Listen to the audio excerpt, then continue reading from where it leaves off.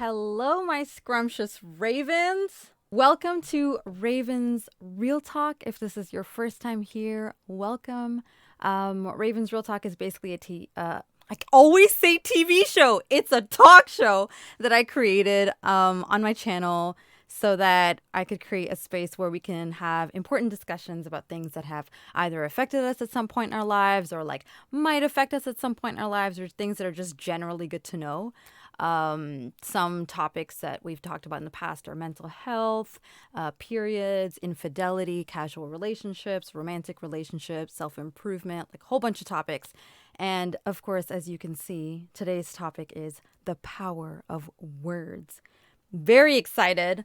For anyone who knows me, you guys know that I think words are very important, and I think that the more our society progresses forward, I feel like we're not as conscious of the words that are coming out of our mouths. So I think that this conversation is very important. It's very special to me.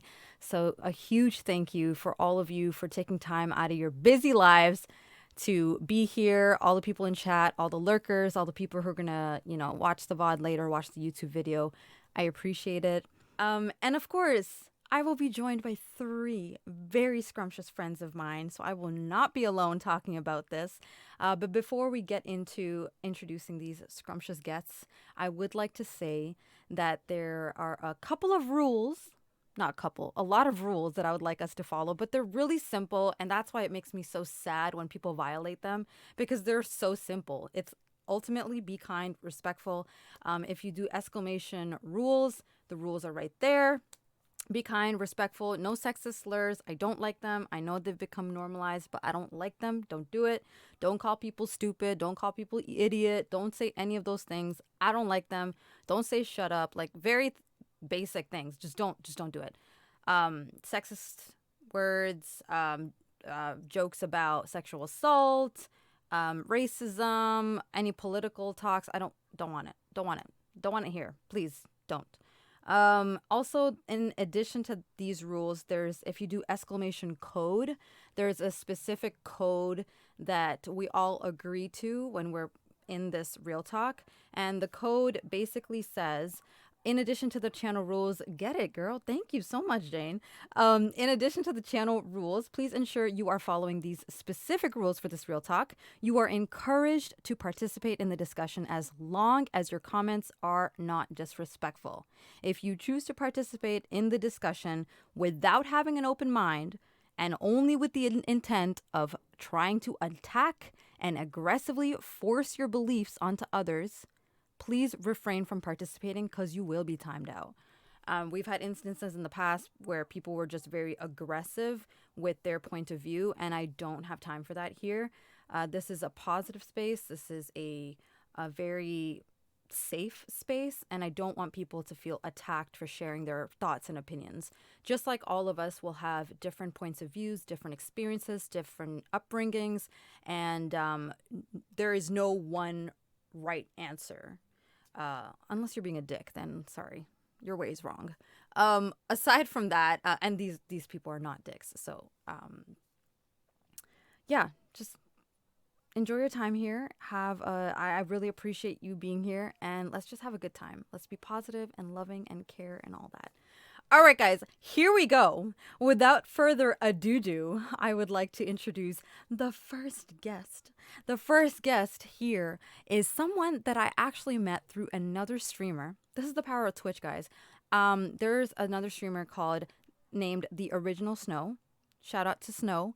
And I think she raided me one time, or she came by my stream. Something like that happened. And through her, I met the wonderful revamped Glint.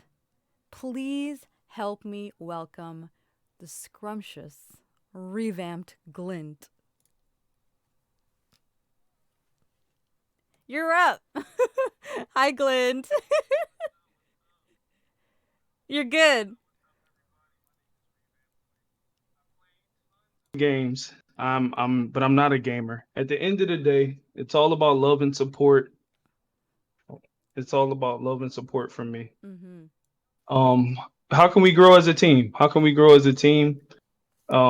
That's my main mission. That's my main mission. How can we grow as a team? How can we grow together? Um, I'm a nobody without all of you. So Mm. that's where I'm at with it. That's how I feel. Thank you, That's me. Clint. Thank you very much. And thank you for taking time out of your busy, busy life to spend time with Oh us. no. Really Anytime, appreciate it. anytime. Thank you. Anytime.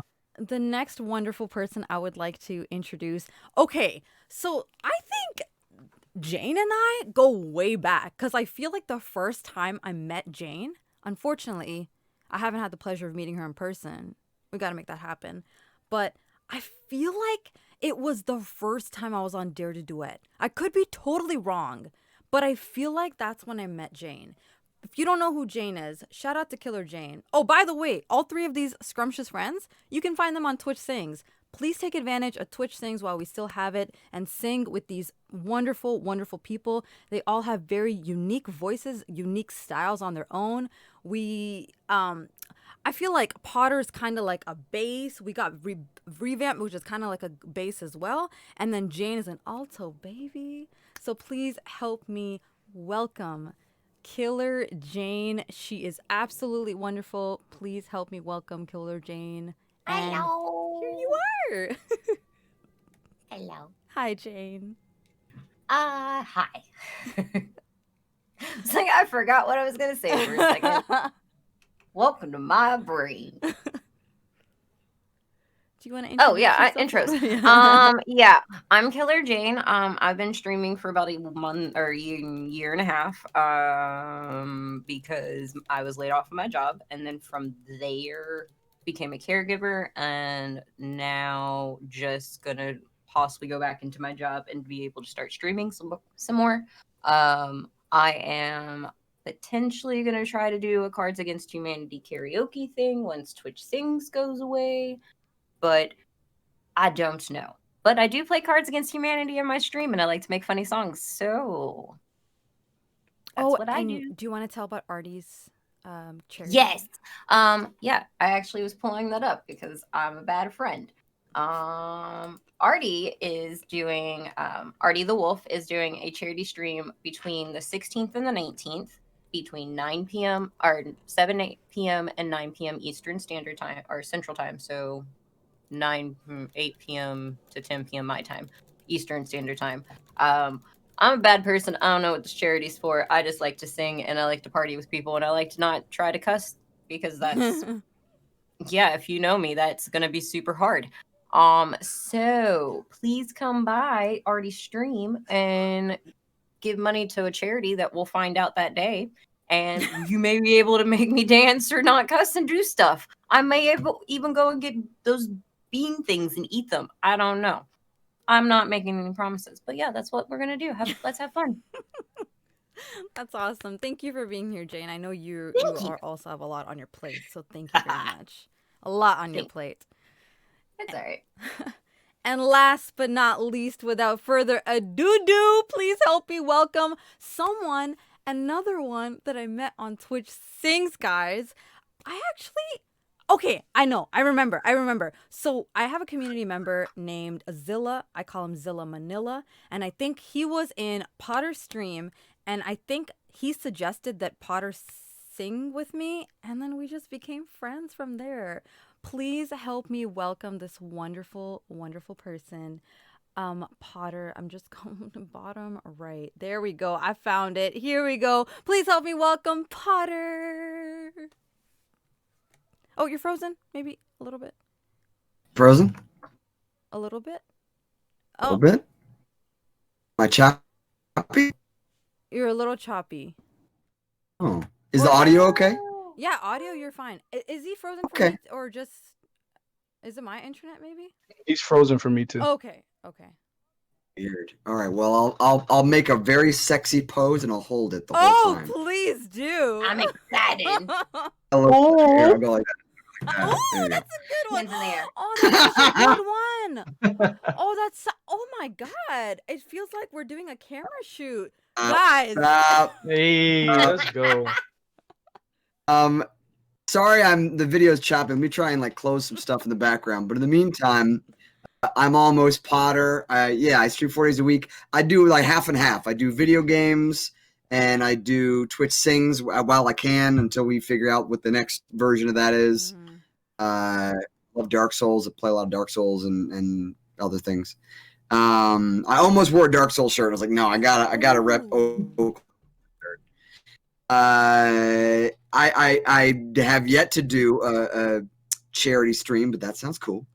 And I lurked a little on you, Solo Raven. My side of the story is I watched you. Okay. Y'all getting the tea right now. Watched you captain a Dare to Duet. That was my first. That was my first instance. You weren't singing, you were captain, but still. But you're right. It was Zilla that started this off. Oh, wow. I didn't know that. Interesting. You know what's so amazing about these, a quick plug for all of the wonderful shows that are out there. Dare to Duet. There's Dare to Duet, Take the Mic, Fam Slam Jam, and there's one more. Party Till You Die. Party Till You Die, and there's one more that I'm Deep Cuts. Sorry, that's what I got stuck on. There's also Deep Cuts. I don't know if they're still doing it, but all of these shows, I feel like enable you to meet so many amazing people.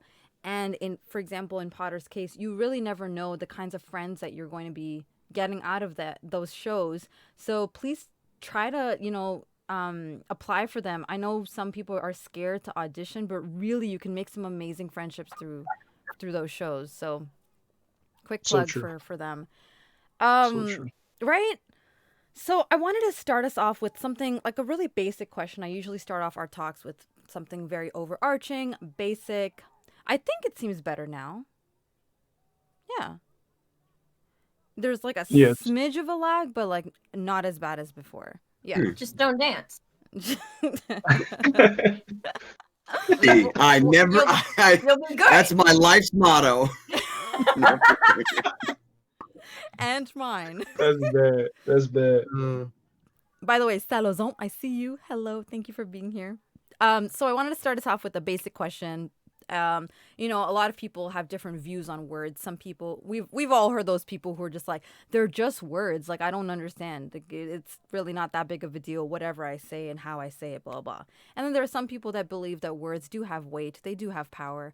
How do you guys view words? What do you think about words? Words are hard. Ain't that the truth? Oh my God. Yep. Words hurt. Words hurt. Words hurt. Words can hurt. Yeah. I think absolutely have power. Sure. Yeah. And it doesn't even matter in the context that you're trying to say it. Like, pretty much all words have power. Most recently, we had Derby at my mother-in-law's house. She had a coworker of hers. She's Caucasian. Had a coworker of hers that is African American and was just going off on her and like belittling her. And she's like, I'm never out of my mouth will state the N-word to you. I don't like to hear it. My daughter-in-law is black. So like, I'm like, I don't like to use that line. What? That's a digression. That's the time, but like, that's a wait. Can you recap? Sorry, what was happening? Yeah. They were having a discussion pretty much about like hours. So your mother-in-law? Yeah, is a nurse manager at a nursing home. Okay. And she was having a discussion with one of her nurses or one of her nurse aides. And the nurse aide was just going off on how like she was racist and how she was like, mind you, pretty much everybody else in the building is not Caucasian. We'll put it that way. Okay. Would you say your mother-in-law is racist? No. Okay. No. So why was this person going on? Because she was trying to make it a race thing. I was about to say, was she using the race card? Yeah. She's like, that's exactly what she was doing. She's like, I'm calling it NAACP and you're going to get in trouble. And she's like, I hope that they can hear what you're saying to me on the phone because at this point, you have no leg to stand on. I've never said it in my lifetime. I will never say it in my lifetime.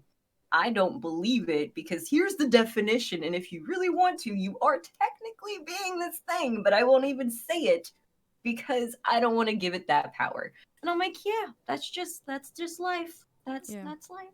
That's how it goes. Yeah. I mean, it doesn't have power, but it does. but it does. And Grandpa Gamer just said words are as important as they are to the person receiving them. So, like, obviously I'm So black or good. whatever, and So when I good. was 17, uh, that was the first time somebody ever called me the N word. Like the the harshness in how he said it, I was taken back. I was like, the way he said it made me like feel for a second that maybe I am this. Right? You You're know what like, I'm saying? And so, I started crying or whatever, and I was working with my mom at H&R Block, and she was like, what's wrong? What's wrong? And she was like, he didn't have the strength to say that to your face. He said it over the phone. And um I was just like, I get that, but he said it. So yep. you get to a point, like I got to a point personally where I don't I don't let anyone take that power from me. I don't let anyone make me feel like that word does anything. Like it's a word, you know what I'm saying? But Like at that you said it, age. that's you. Yeah, right. Absolutely. Absolutely. Yeah. I'm so sorry. Can I piggyback off of that? Yeah, Or go go ahead. for Yeah, it. yeah, yeah. I was We just got gonna to listen to address friends. the raid really quick. Yes. Fel, thank you so I didn't say facility. Fel, thank you so much for that scrumptious raid. I really appreciate it. You could have chosen anybody to raid, and you chose me. Thank you so much. Holy Ghost Gaming, hello. Jaterna, hello. TC. I always mess up your name. I'm so sorry. Maceries? I hope that's right. I'm so sorry if it's not. Please correct me and tell me how to say your name correctly. Mike, hello. Polyrath, 85, thank you so much. Hello, thank you for being here. Hi, Mark. Fal, I hope you had a good stream. What were you doing today? Mocha Feather, 764. Grandpa Gamer, thank you so much for that scrumptious Raven bits. Thank you very, very much. I appreciate that. Almost. Damn it! I'm sorry. Is it Macy? Mace. Macer. Please help me. Just tell me what to do. Just say May. Yes. You're welcome. I will do that. I'm so sorry. I will do that. I'm so sorry. Welcome, fellow Raven. Shoot. Bosco Modern Life, thank you so much for gifting that sub to Fel. Thank you very much. Oh, and of course, as a way of saying thank you and as a way of promoting physical fitness and activity on my channel, I will be doing 10 exercise reps for that gifted sub, 45 exercise reps for that raid, and Grandpa Gamer, thank you so much for that scrumptious sub. I'll be doing 10 reps for that as well. And I wanted to say thank you for spending your hard-earned money to support my channel. I very much appreciate that. And thank you. Welcome to Team Raven. Welcome, fellow Raven. Oh, shoot. Grandpa Gamer, thank you so much for a gifted sub to Mods, can you Thank please help you, me with the GG. calculation? I'll be you. doing them at the end. Thank I you. appreciate you, my dog. Thank Thank you, you, Grandpa bro. Gamer. Yeah, I appreciate that. I'm gonna jump on your back. I'm gonna jump on your back. Oh, shoot. Grandpa Gamer, thank you so much for gifting all this stuff to Sammy Jack. Oh, my God. You're spending your hard-earned money to support my channel. Thank you very much. I appreciate it. Thank you. We good. All done. Kuro Mom. Shoot. Kuro Mom. No. Welcome, fellow Raven. Kuro Mombola. Thank you so much for the follow. You see that, Raven? That is you. You are now under my wing. Welcome. Welcome. And Grandpa Gamer gifted a sub to Bosco's Modern Life. Thank you very, very much. Welcome to Team Raven, Bosco's. And I hope you enjoy the Welcome, emotes. fellow Raven. Thank you very much, guys.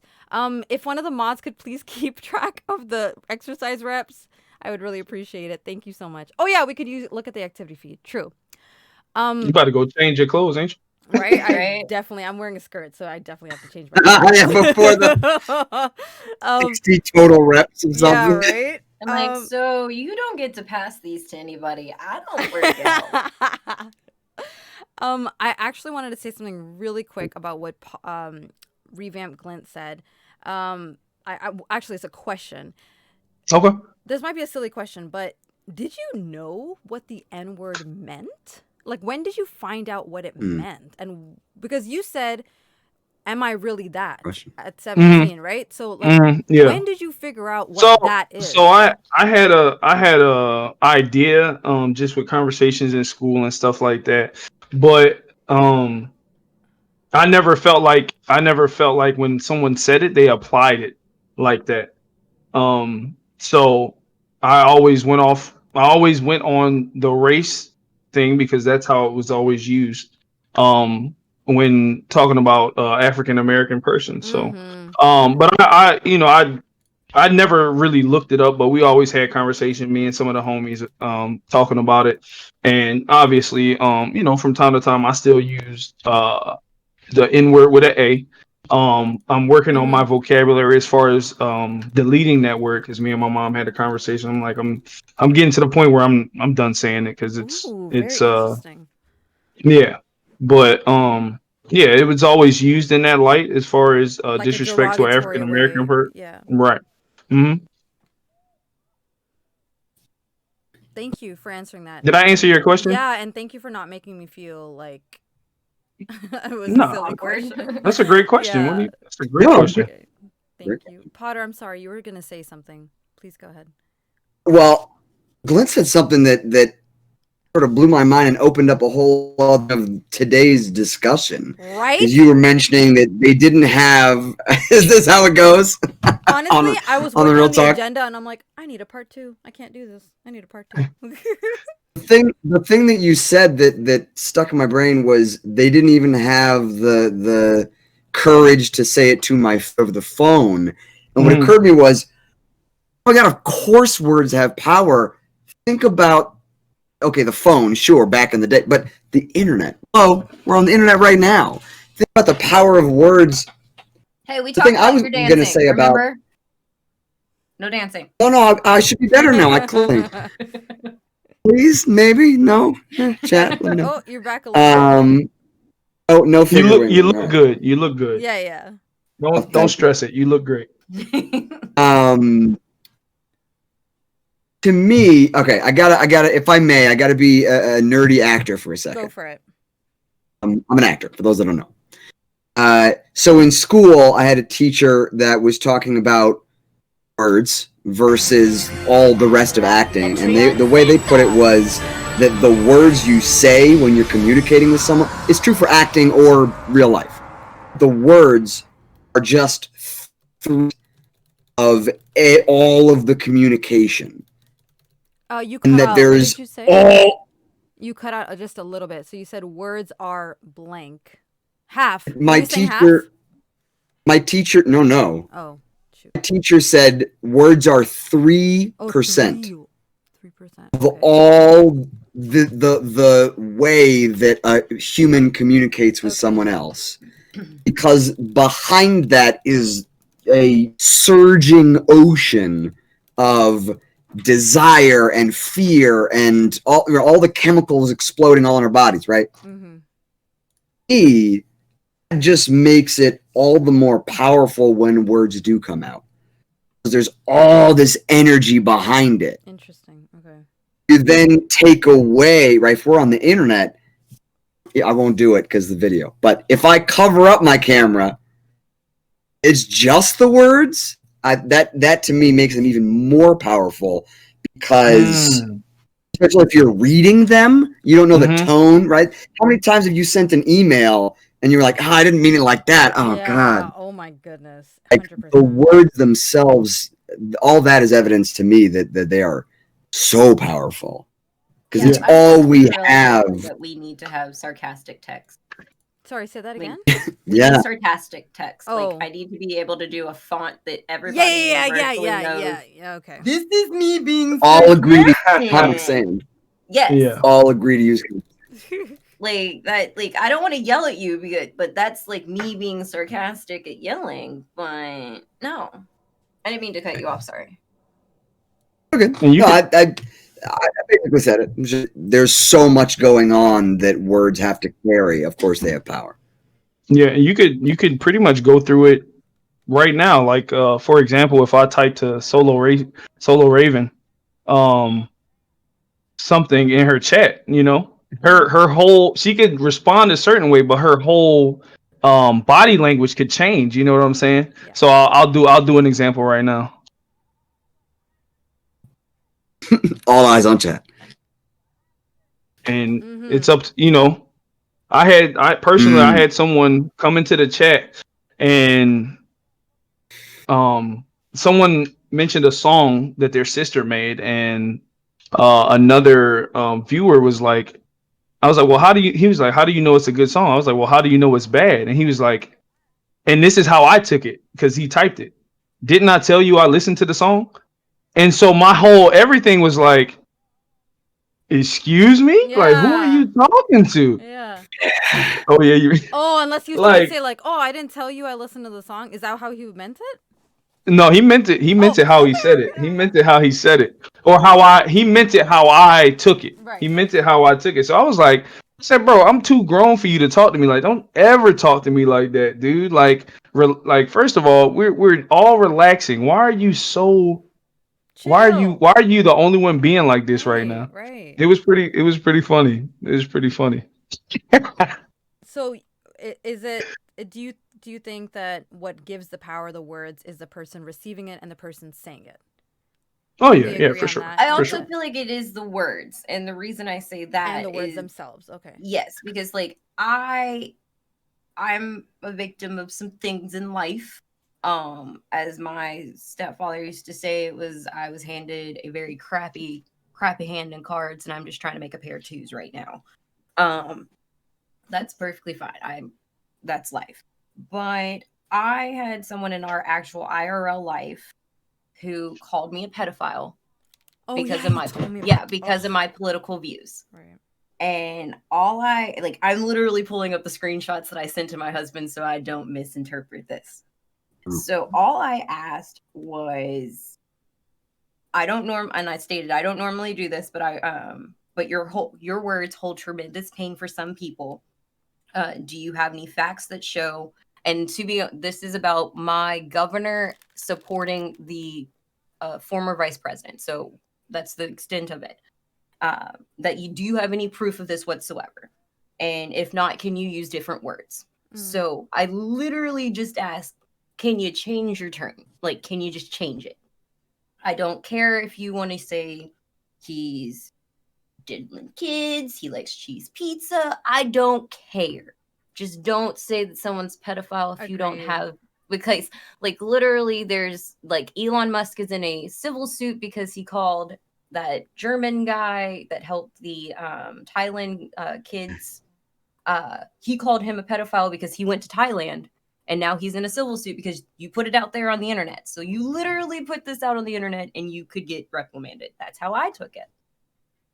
He decided to write back that if you do you not see the way that he touches kids, and if you support someone that knowingly does this on camera, then you are one too. So I'm going to take it by the way that your eyes are and by the way Potter's eyes are. I don't think that's how it works. Like Glenn, like the way that everybody's like reaction is, you will be taken back. So I had called my brother-in-law, I called my husband, I called my best friend, and I was like, I know where this fucker lives. I've been to his house. He called me a nig at his wedding, and he still got to walk down the aisle. He called you what? Oh, he called me an N-word at his wedding. Oh, okay. So he full on disrespects us. Like he disrespects me. This probably doesn't matter, but is he a person of color? No, he is Caucasian. Ooh, he testing. Like, and it was a hard R, not an A. You can reschedule weddings. You can reschedule weddings. Like it was when the bruise goes away, you can just reschedule that. It was like, I'm trying to be nice. I like, you don't want to set a scene because I'm in, like, the way I can put it is I'm in BFE, Kentucky. I don't want to die.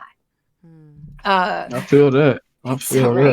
So when he stated this to me, it took my friend 3.5 hours to talk me off the ledge of going and beating his face in. Oh my God. Because that's how much words have power. Yes. Because in my brain, I went from immediately being angry that you said this to me to like re-experiencing my trauma to then questioning, well, I know I'm not, but if the world thinks that I am I?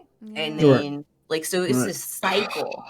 So like it came to the point where my husband went and talked to him, and he stated Like, if you can't see what you said, he's like, I never called her one per se. I never called her an actual pedophile. He's like, if you don't see what you said in your post, then I don't, either you're ignorant or you're just being an asshole. And he's like, well, she came to my page, so she was asking for it. Oh, come and mind you, Oh the my other God. aspect, like in his physical post, I stated, well, I hope no one in your family, because he just had a baby, and he has a 9-year-old. I was like, I hope no one in your family ever experienced what pedophilia is or a pedophile. And he's like, well, if someone did, I would lynch them from a tree. And I'm like, your words, again, your words. Wow. You don't understand your words. Because I would have been like, my husband and I will have these conversations. I am a person of, I will murder a person that rapes someone. I am all for this. You get what you get. If you did something to a child, I'm going to butt rape you like a large inmate, because that is what I feel, because that is what my life has given me. That is my cards. And so other people can say, let's have sympathy and try to give them therapy. No, put them on an island, nuke the island. I don't care. Let them kill themselves. I don't care. But I will never in my life ever say, let's go lynch somebody from a tree. Because I know what that means. And I feel that pain when someone says it, when I see it, when I hear it. I'll be honest with you. I completely honest with you. I was literally listening to you. I wasn't really taken back. There's so much hatred in this world that is not surprising, to be honest. It's one of those, like, I knew he was racist. Right, like you were half surprised, but not really surprised. But like, but it's did one you of those go like there? Like that. And like, as I told Aaron or my husband, I was like, it's the fact that you put it in a public forum. You could have texted me, you could have DM'd me, you could have called me, you could have done all this, but you decided to do it in a public forum. And then your family and your friends are commenting alongside of this and like doing those little emojis of funniness and haha, my stuff is shocking and stupid. And I'm like, cool. Unfriend. Yeah, I know, I know we're not friends. We are only friends on Facebook because of that whole befriend everybody you went to high school with. Right. Like, I purposely wasn't in his wedding pictures because I didn't want to be that person that you looked at. It's like, ooh, she was there. Nah, I'm good. I know we don't like each other. I know that when your wife isn't pregnant, I'm probably going to lay hands. That's just, like, I hold grudges. Okay. 10 to 15 years from now, when your kid is walking down the aisle, I'm probably going to knock her in the face. Why? Because you decided you wanted to call me out my name. And I don't take being called out of my name. Because, again, life has given me lemons. I can't drink lemonade, so I give it off to somebody else. Like, it's... And still, kudos to you for the way you handled it, for real. Yeah. I was like, we don't have money. Honestly. We don't have bail money. Right. The dreams I've had and what has happened to him in The Sims, that is a different story. Hey, Sims is real life. That's what they tell me. That's what they tell me. You know, we all, I'll be real with you guys. I have really, like, I don't think I struggle with, oh my God, I'm going to get really real. I don't struggle with like violent thoughts. I struggle with dirty thoughts. So as long as it's in my head, everyone is safe. Everyone's good. But so like, I don't think that you should be necessarily judged based on the stuff that's happening in your head. So Jane didn't do anything. She just had this isn't a Minority Report where I was contemplating it and then Thomas shows up my head. Like, no, I'm not judging. Hey, look. No, but I'm just saying, if looks could kill, that motherfucker would have been dead a long time ago. I get it. Sims revenge, exactly. Oh, no, that's hilarious. If I could tell you how many people I killed in The Sims, like, that is why I like The Sims. It's not for building houses. It's not for family building. It's literally, hi, you made me mad today. I'm gonna have to write that down. For building an outdoor pool and deleting the ladder that lets people climb out. Building a house, putting wooden chairs in and rugs, then setting fireplaces in there, telling them to light it on fire, and then deleting the door. The fact that you guys Or are my coming up with favorite. these like on the fly is Oh, it's not. slightly Yeah. Oh, that's concerning. My absolute favorite is to build a basement and to like let Flood them it. have. Oh no, just build Oh. the basement, but then remove all creature comforts. So no beds, no toilets, no food, no nothing, and then remove the stairs for them to come upstairs. So you can hear them suffering in your floor, but they're slowly going insane. Wow. Yeah. I'm not a normal person. I know I have issues. No, that's fine. I'm okay with this because I haven't gone and done anything. I'm also a person that doesn't want to kill animals, but hunting people is perfectly fine. But we also know why I want to hunt people. Give me a Dexter list. Let's go. Yes, see, you agreed. Zilla mentioned a really important point. I think that I totally agree with. Oh, and I want to give a quick shout out to Grandpa Gamer, I think it was, who said what Glint pointed out, because I totally agree with that. It was the line about like words have as much power as the person saying them or something. Yeah, I'm looking for it. Yeah, that was a really good point. And Zilla says that happens so much in today's world, especially in social networks. People call everyone such bad names without acknowledging the power of those names have. And that's why I wanted to use today's talk to also talk about sexist slurs that I feel like have become so common in our society. And you know what? I totally understand that there are people who are like, I'm taking back the word and I'm giving it a different kind of power. Power to you. But I'm kind of with Glint on that part where I say if something was created with the main purpose of being a derogatory term or an abusive term or a term of like aggressive name calling and like demeaning, why not just not use it? Yeah. Like why do you have to spend so much energy trying to like change or take the power back? Like why don't we just be kinder to each other and just not use it? Like that's my it's stance integrated into my I life. think it's like, hilarious, honestly. like my childhood was with like my actual non-funeral directing childhood was filled with it. My kind of adult life was filled with it. So I'm not gonna say like changing isn't hard or easy, or is it something that you should do, but I am that person that's like, hey, I like to take that word back, because when you have a person towering over you calling you a slut and a whore, you're like, well, nah, I'm not. I'm good. I'm gonna own that when I do girls' night, or when I have a person that wants to call me out of my name. I get very offended. What do you mean by that, by the way? Calling me out of my name, like when you call me a bitch, don't call me a bitch. Oh, like I will call something that you're myself a bitch. not. Yes, is that what you mean? I'm Okay. not a bitch, because I've had like literally I've had jobs that tell me you're too excited, you're too aggressive, it can come off bitchy. And I'm like, well, would you like for me to do my job and then tell people to do their job? Or would you like for the job not to get done? Like, this is also like, can you say it? Like, one of the things is, can you say something straightforward to a person and not sound aggressive? Yes. I am of the mindset I don't care, because I was raped by a coworker. Like, that's me getting real. I was raped by a coworker, and the way I see it and the way I look at it now is because I was extremely nice. I laughed at his jokes. I smiled when I thought I should. Like, I smiled when I thought it was okay to smile. And he misconstrued all of what I was doing as, she wants me, she wants to do this, let's do this. So it happened, and then I kept getting sexually assaulted in the workplace because he knew where cameras were and where they weren't.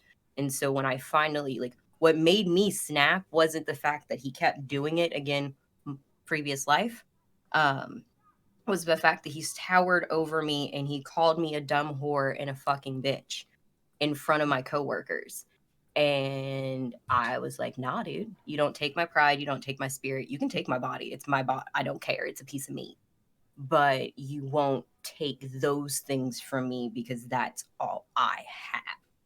So I will call my friends bitches, because I don't have that many.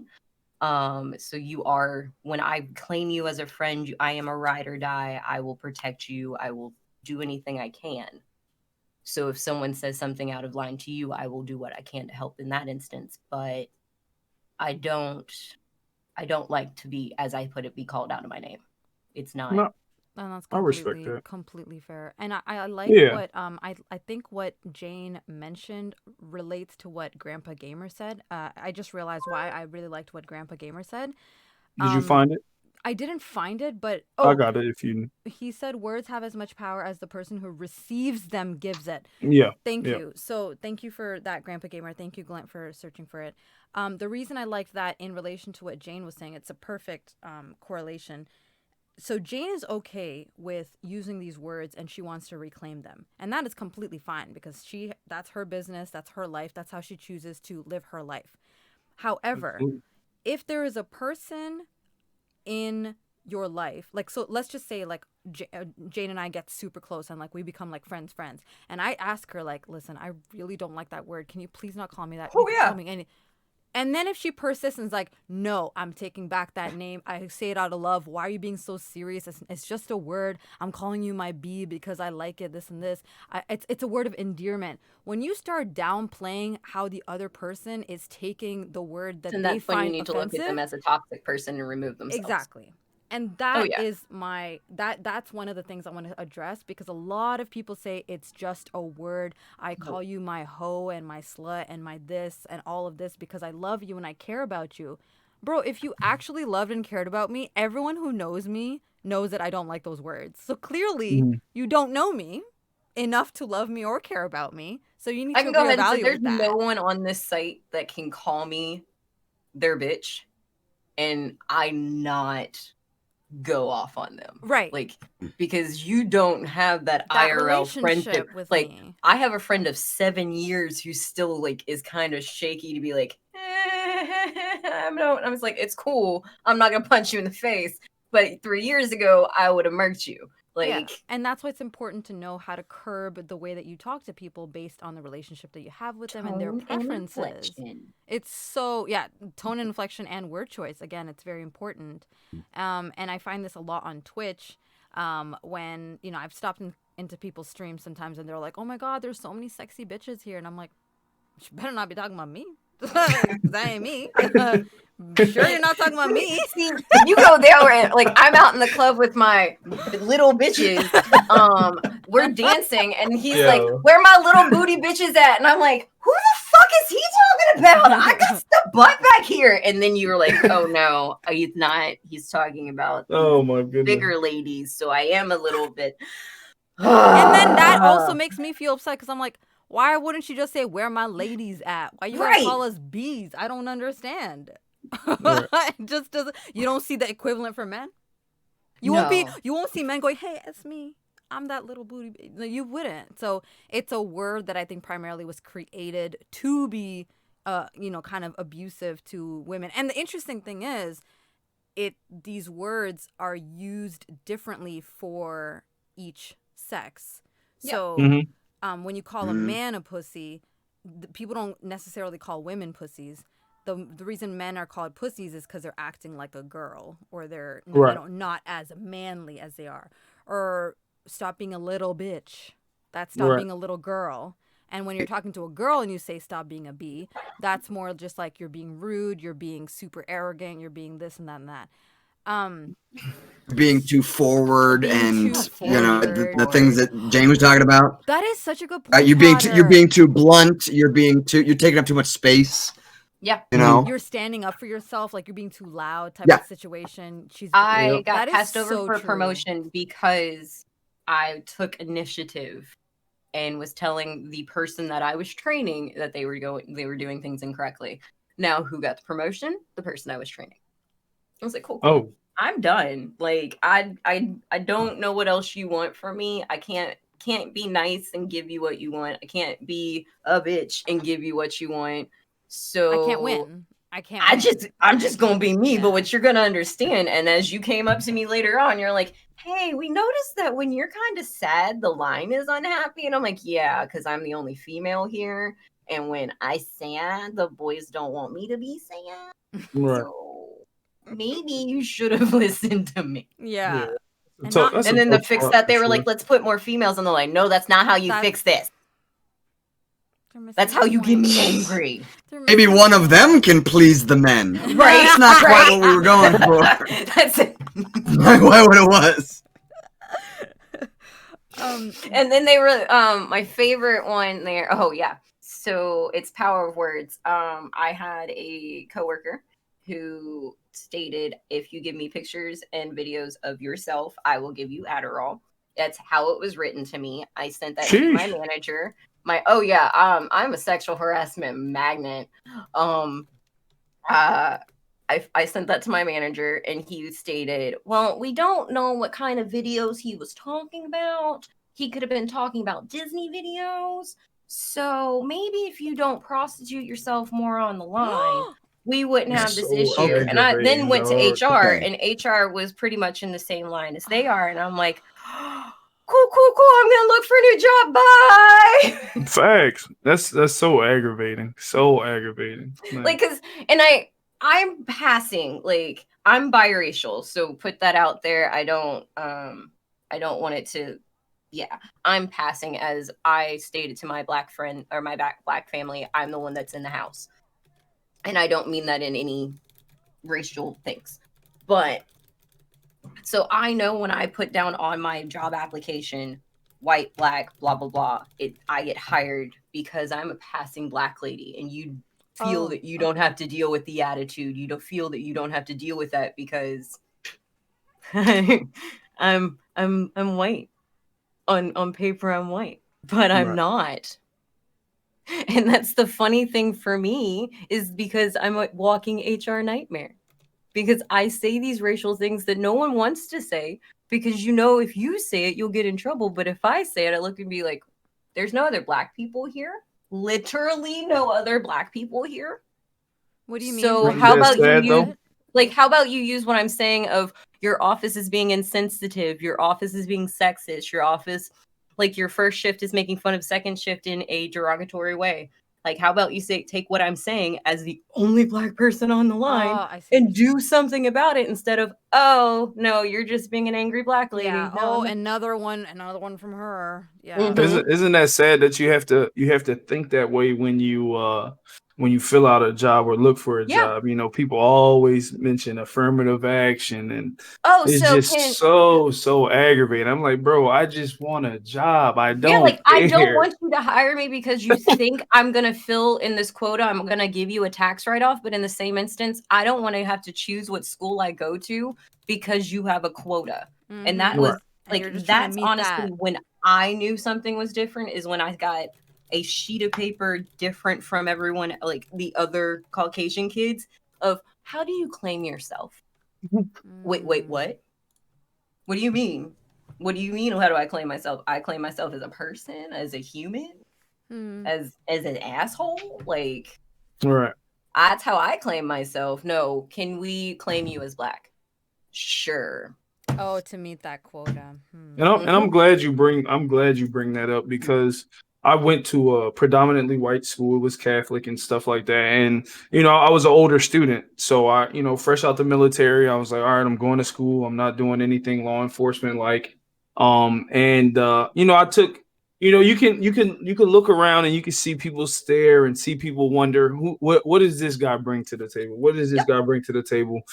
Is he going to be the quiet guy? For a quick second, I almost got labeled like the angry black guy. Like, so my teacher, he called me up, and he learned quickly that he could use my name because I wouldn't take it any type of way. So he would say, Eric did this, Eric did that. He did such a good job doing this and that. And he low key, like, kind of pushed me up. Like he kind of uplifted me. And I would always take the opportunity to show these young kids that, one, I could speak. Two, the first thing out of my mouth isn't fuck or shit, anything like that. I wear what I like to wear, but my pants aren't sagging, and whatever it may be. And I'm intelligent, you know what I'm saying? I could keep up, I could do the work. So I took it every day. I took the initiative to let people know that, I talked about my wife and kids constantly, you know what I'm saying? And I had a conversation with a girl whose dad was in the military. He was in the Air Force and my dad was in the Army or whatever. And so she was like, well, how many years did your dad do? And I was like, he did 22. He absolutely loved everything about the military.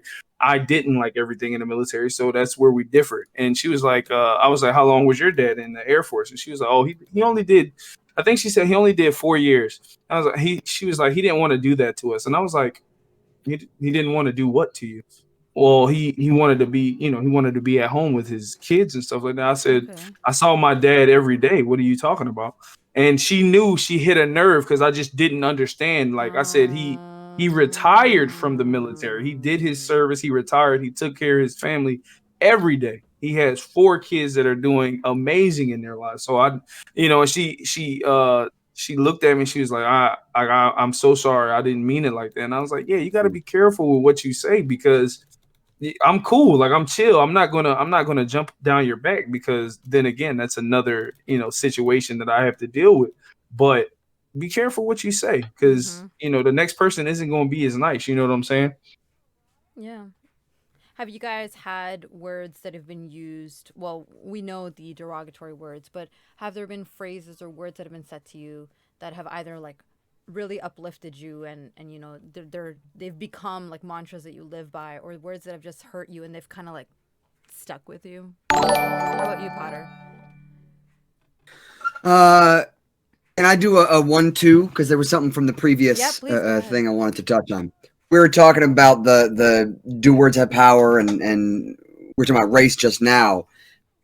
Especially on Facebook, in the conversation I've had, the number of times that I have seen, this is going all the way back to when we were all talking about, can I call B or my B or whatever, and how they feel about it, how it's received by them versus how if I'm trying to reclaim it or whatever, not me, but someone, right?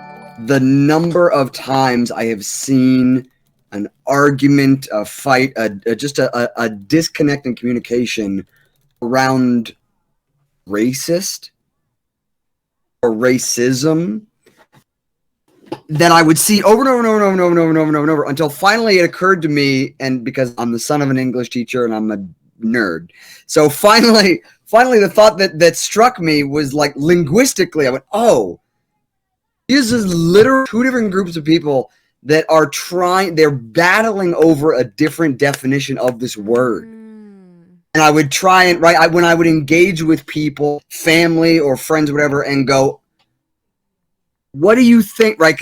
And I think the biggest example of it is reverse racism.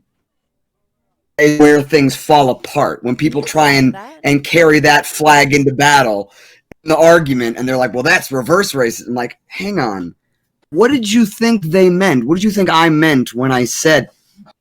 Because forgive me if I'm rambling right now. No, please. I think that is an example of 2 different generations literally being raised, like open the dictionary, literally being raised on a different of that word, because to one group of people it is about systemic racism, and to other people it's just a pillowcase over my head. Yeah. You know what I mean? Yeah. But exactly. Because they didn't understand later on in the conversation, we're not willing to try and understand, because they were not willing to understand a different context for that same word. It never progressed. It never progressed. Can you explain what reverse racism that's from the previous thing that I wanted to throw in. Yeah. What's reverse racism? Because I've seen that. I'm so sorry. I don't know if you can hear me. I shouldn't be the one to speak on that. Oh, okay. What's reverse racism?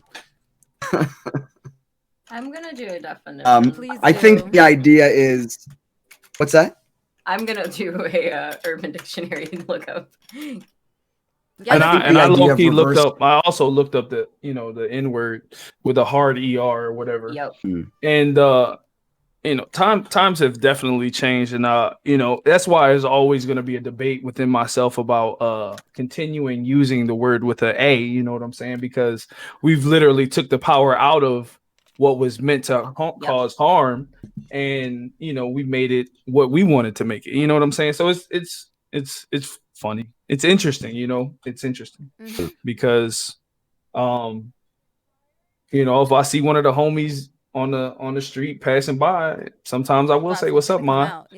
Yeah, and like I didn't used to, and it's just because I was predominantly raised in a single parent white home. And then when I stopped speaking to her when I was around 18 and started speaking to her, what I call my adopted family, I felt more comfortable to say it, even though I still got looked at by them because they're like, "Ayo, you never what?"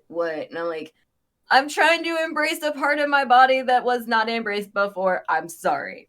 Right. So part of it for me is to try to feel comfortable with saying it and having it said around me, because I know that there is people in my life that will, but I'm never going to in my life ever call anybody a hard R. I've had it in my face. And that goes on with the different time. Like my grandmother has Alzheimer's and dementia, and I can see how she was raised because of the time period she was raised in, because I got called a house bitch. I got called a hard R multiple times. Our caregivers have been called hard Rs. And it's not, part of it isn't because she's racist in general. Part of it is because of the time she was raised in and the schooling that she got, in the lifestyle that she had. So I'm not mad at her. I'm just mad at the time that we had to live through, and I wish that it was different. Because it's taught. It's taught. Yeah. Hatred is I'm taught. like, do you know how hard it is for me not to throat punch you right now? Like, Right. And honestly, listening to you, I have much love and respect for you, because it seems like you getting pulled by each leg and arm. Like one day you're looked at as white, the next day you're looked at as black. It's almost like when it's negative, you're gonna be what we want you to be. You know what I'm saying? It's that's the best way I put it is my ex's brother got married, and he got married in BFE, Kentucky yet again. And I called my adopted sister at the time. I'm like, "Ayo, I count 1.5 of us, 1.5, and I can't say anything out of order, or I might not come home." And she's like, cool. Stay next to your hubby. Stay next to him, because we at this time we thought we were gonna get married. Stay next to him because he's not gonna let anything happen. This is also the same. Like, I played the game of let's count the black people, because again, it's a small fucking town, and what else am I gonna do? Because I'm tired of feeling like the only black person in the room. But my favorite thing for her is his mom, ex's mom, was fixing our stove, and she looked at her son and she's like, "Well, why can't you niggerize this?" And I looked at her and she looked at me and she's like, "Oh, I didn't realize you were in the room." And I'm like, that's what she's saying. Cool. Oh my God. I would have snapped. I would have snapped.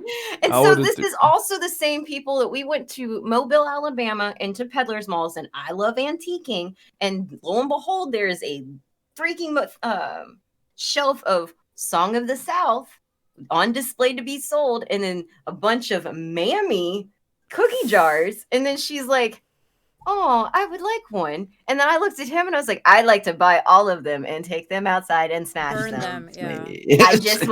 I want to office space this so bad. So like my husband now, this is what we enjoy to do, is go into Peddler's Malls and like, "That's racist. That's racist. Let's buy it all and kill it."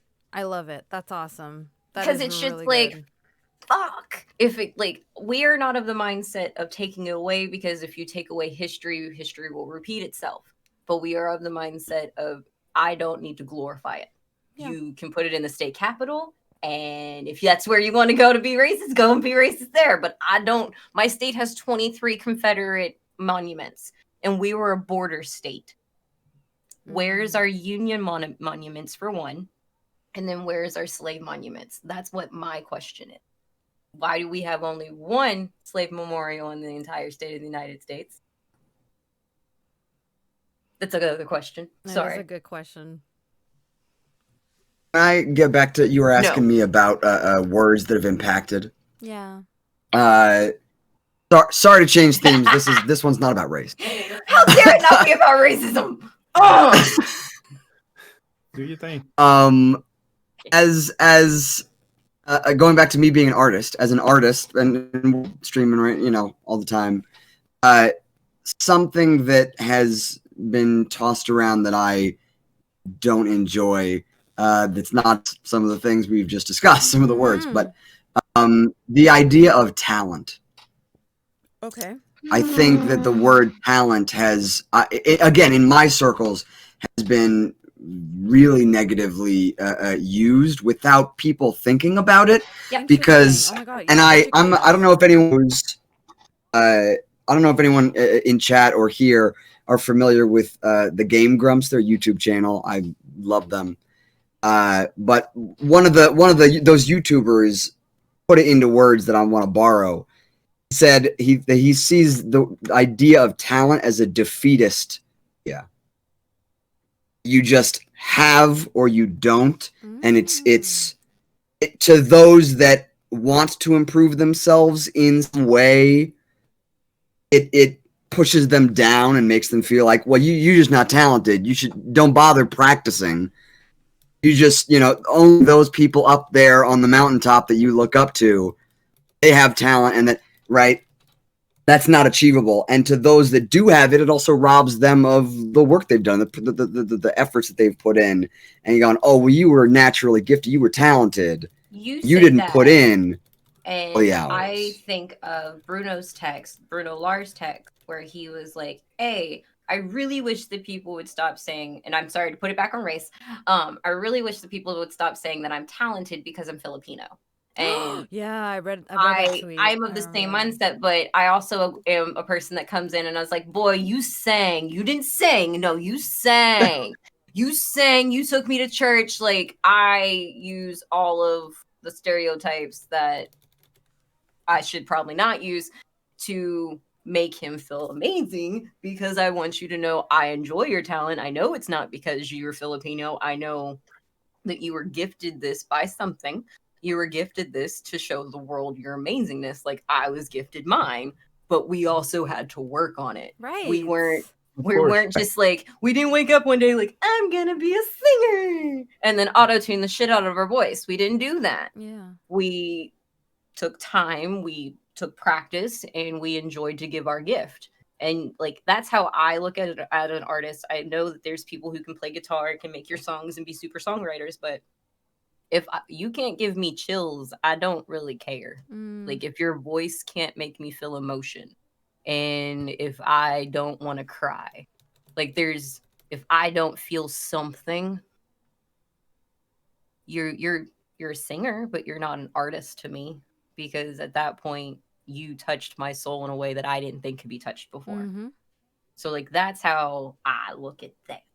I think that talent comment is really interesting, Potter, because I think I've heard people mention it before, but I never really internalized it. But I think I understand that right now. So are you saying that when people say you're talented, it kind of defeats people who are like possibly trying to work on something, because it's either you have it or you don't, and it's not something that can be learned or taught? Yeah, it's about the way that I've seen it negatively impact people, and then it's negatively impacted me, is people praise and idolize talent and define it as something that you have or don't have, and there's no affecting it. That it is the primary means of having ability at something. A talented guitar player. And as opposed to praising and doing skill. Got it. Practice I is understand. skill. You are skilled, but no one is, no one gives out and they come out playing guitar. Got it.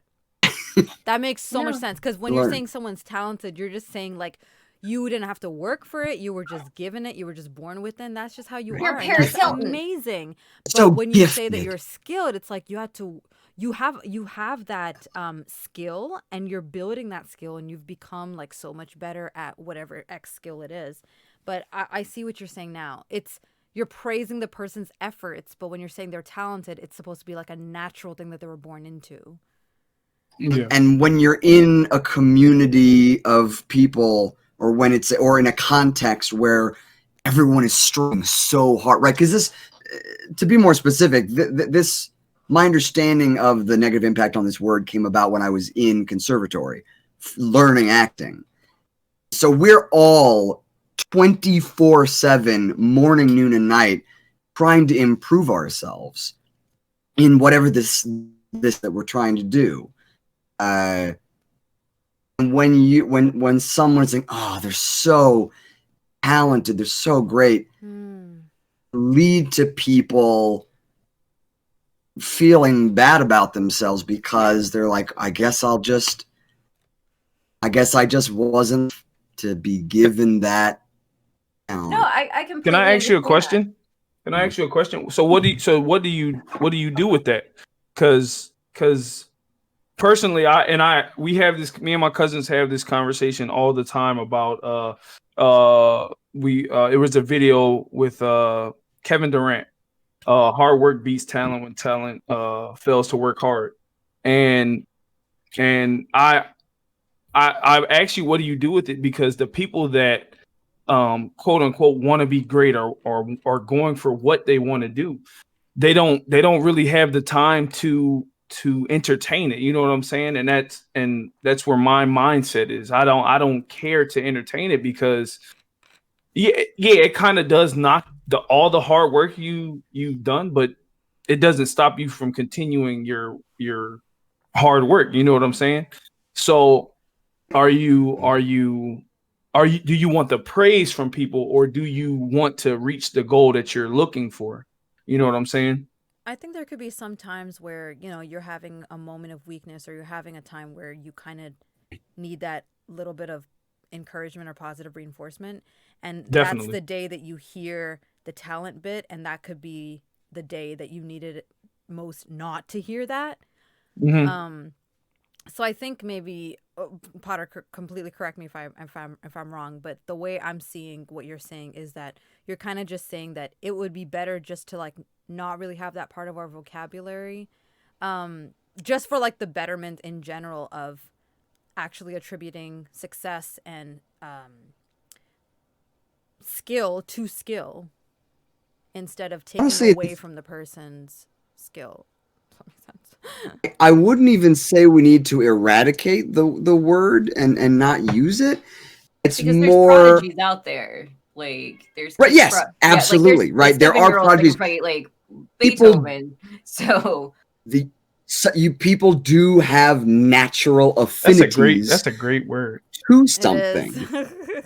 That's a great word. But to me, I think it's a culture that obsesses and idolizes like how many singing shows greatness do we to have? the You're right. point where we fetishize something so much that if someone achieved it without effort, a capitalist society that's all about pull yourself up by your bootstrap, pathetic, right? All of that going with that context.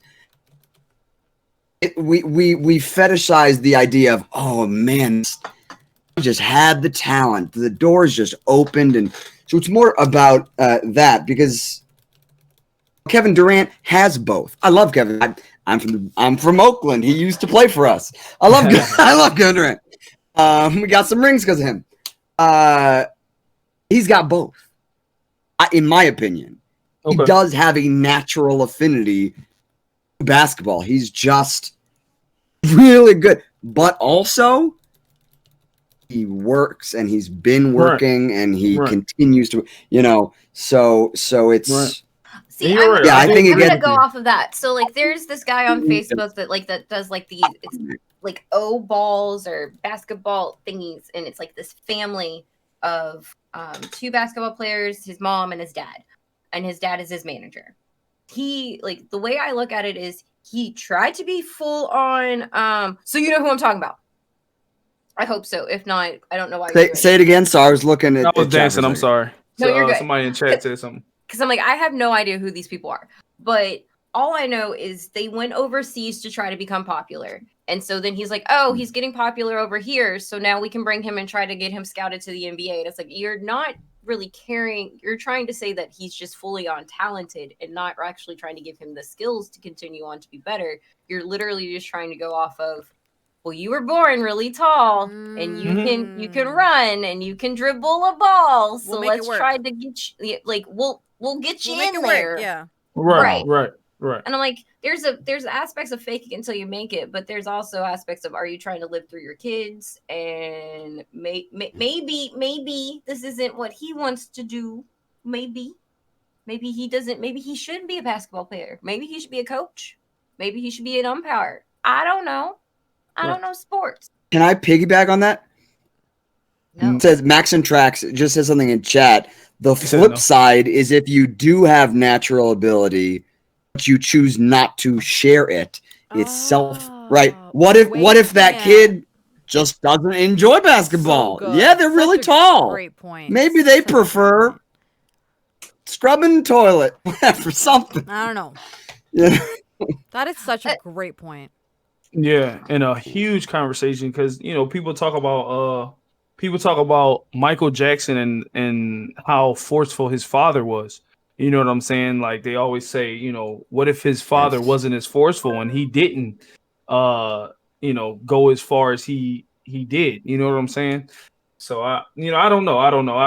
I think in today's world there are videos that motivate me. I watch the videos of like LeBron James working out, and so I'm like, oh, I want to do that. So I do. You know what I'm saying? So I don't really.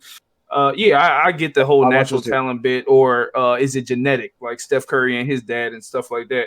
But Yeah, because I definitely pull that. I can sing, but it's only because of like the bottom half of my body. But I also did, like, as I say, I can dance, but I dance like a white girl in a speaker box. Like I agree. I look at the world, and we've just discussed it. Like I look at the world as black and white and gray. I know that there's colors out there. I know I don't fit in anywhere, so I'm awkward to be on purpose. Because again, as a white person, you're never going to be able to say this, but I can say this and not feel awkward about it. And that's just how I like to look at the world now. I think one of the things probably not the best way that was interesting that kind of was brought to light when I was in school is my teacher. I can't remember what grade I was in, but my teacher asked us to think about think about all the mean things that people have said to you. And she gave us a couple of minutes, and then she's like, think about all the nice things that people have said about you.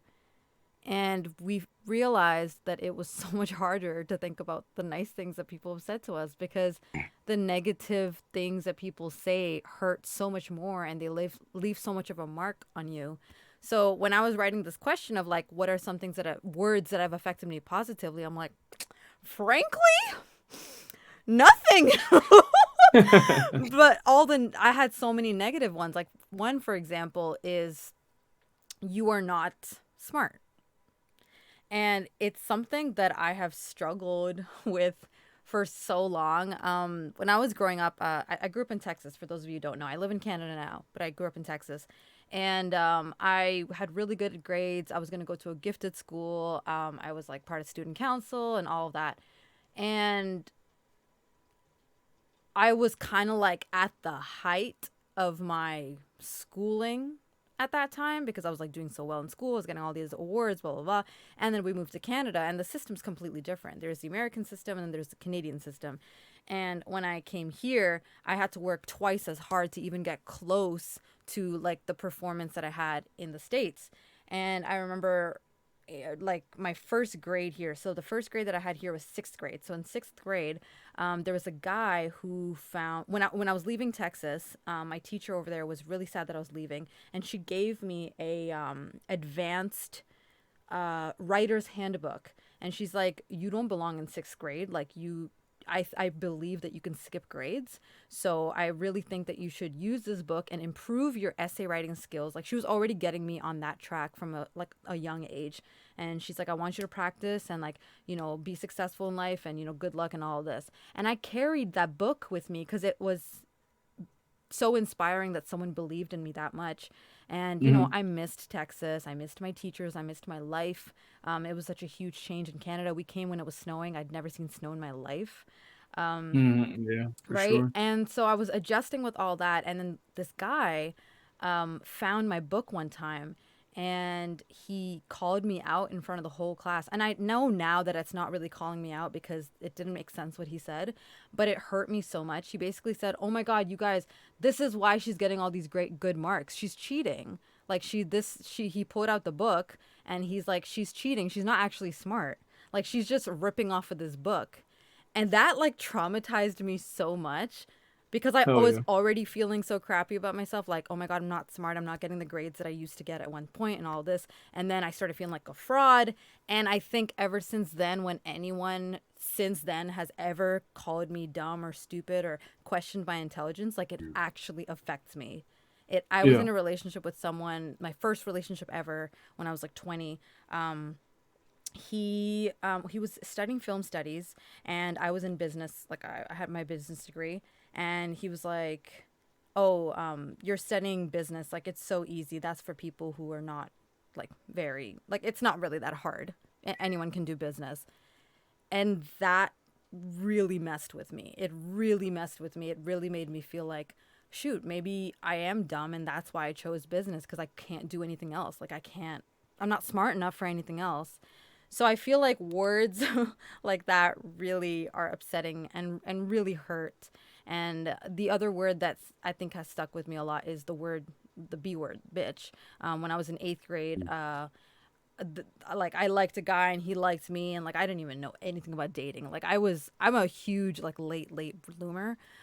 So, and I always had the mentality, like, I was like a one type of person, which is like, I kiss one person, I marry one person, everything with one person. So I had no plans to kiss this guy. Okay. It was just like, we were hanging out, like, going to the park and going on bike rides and stuff. And this man tried to kiss me, and I was not interested, not into it. 8th grade, I'm not interested.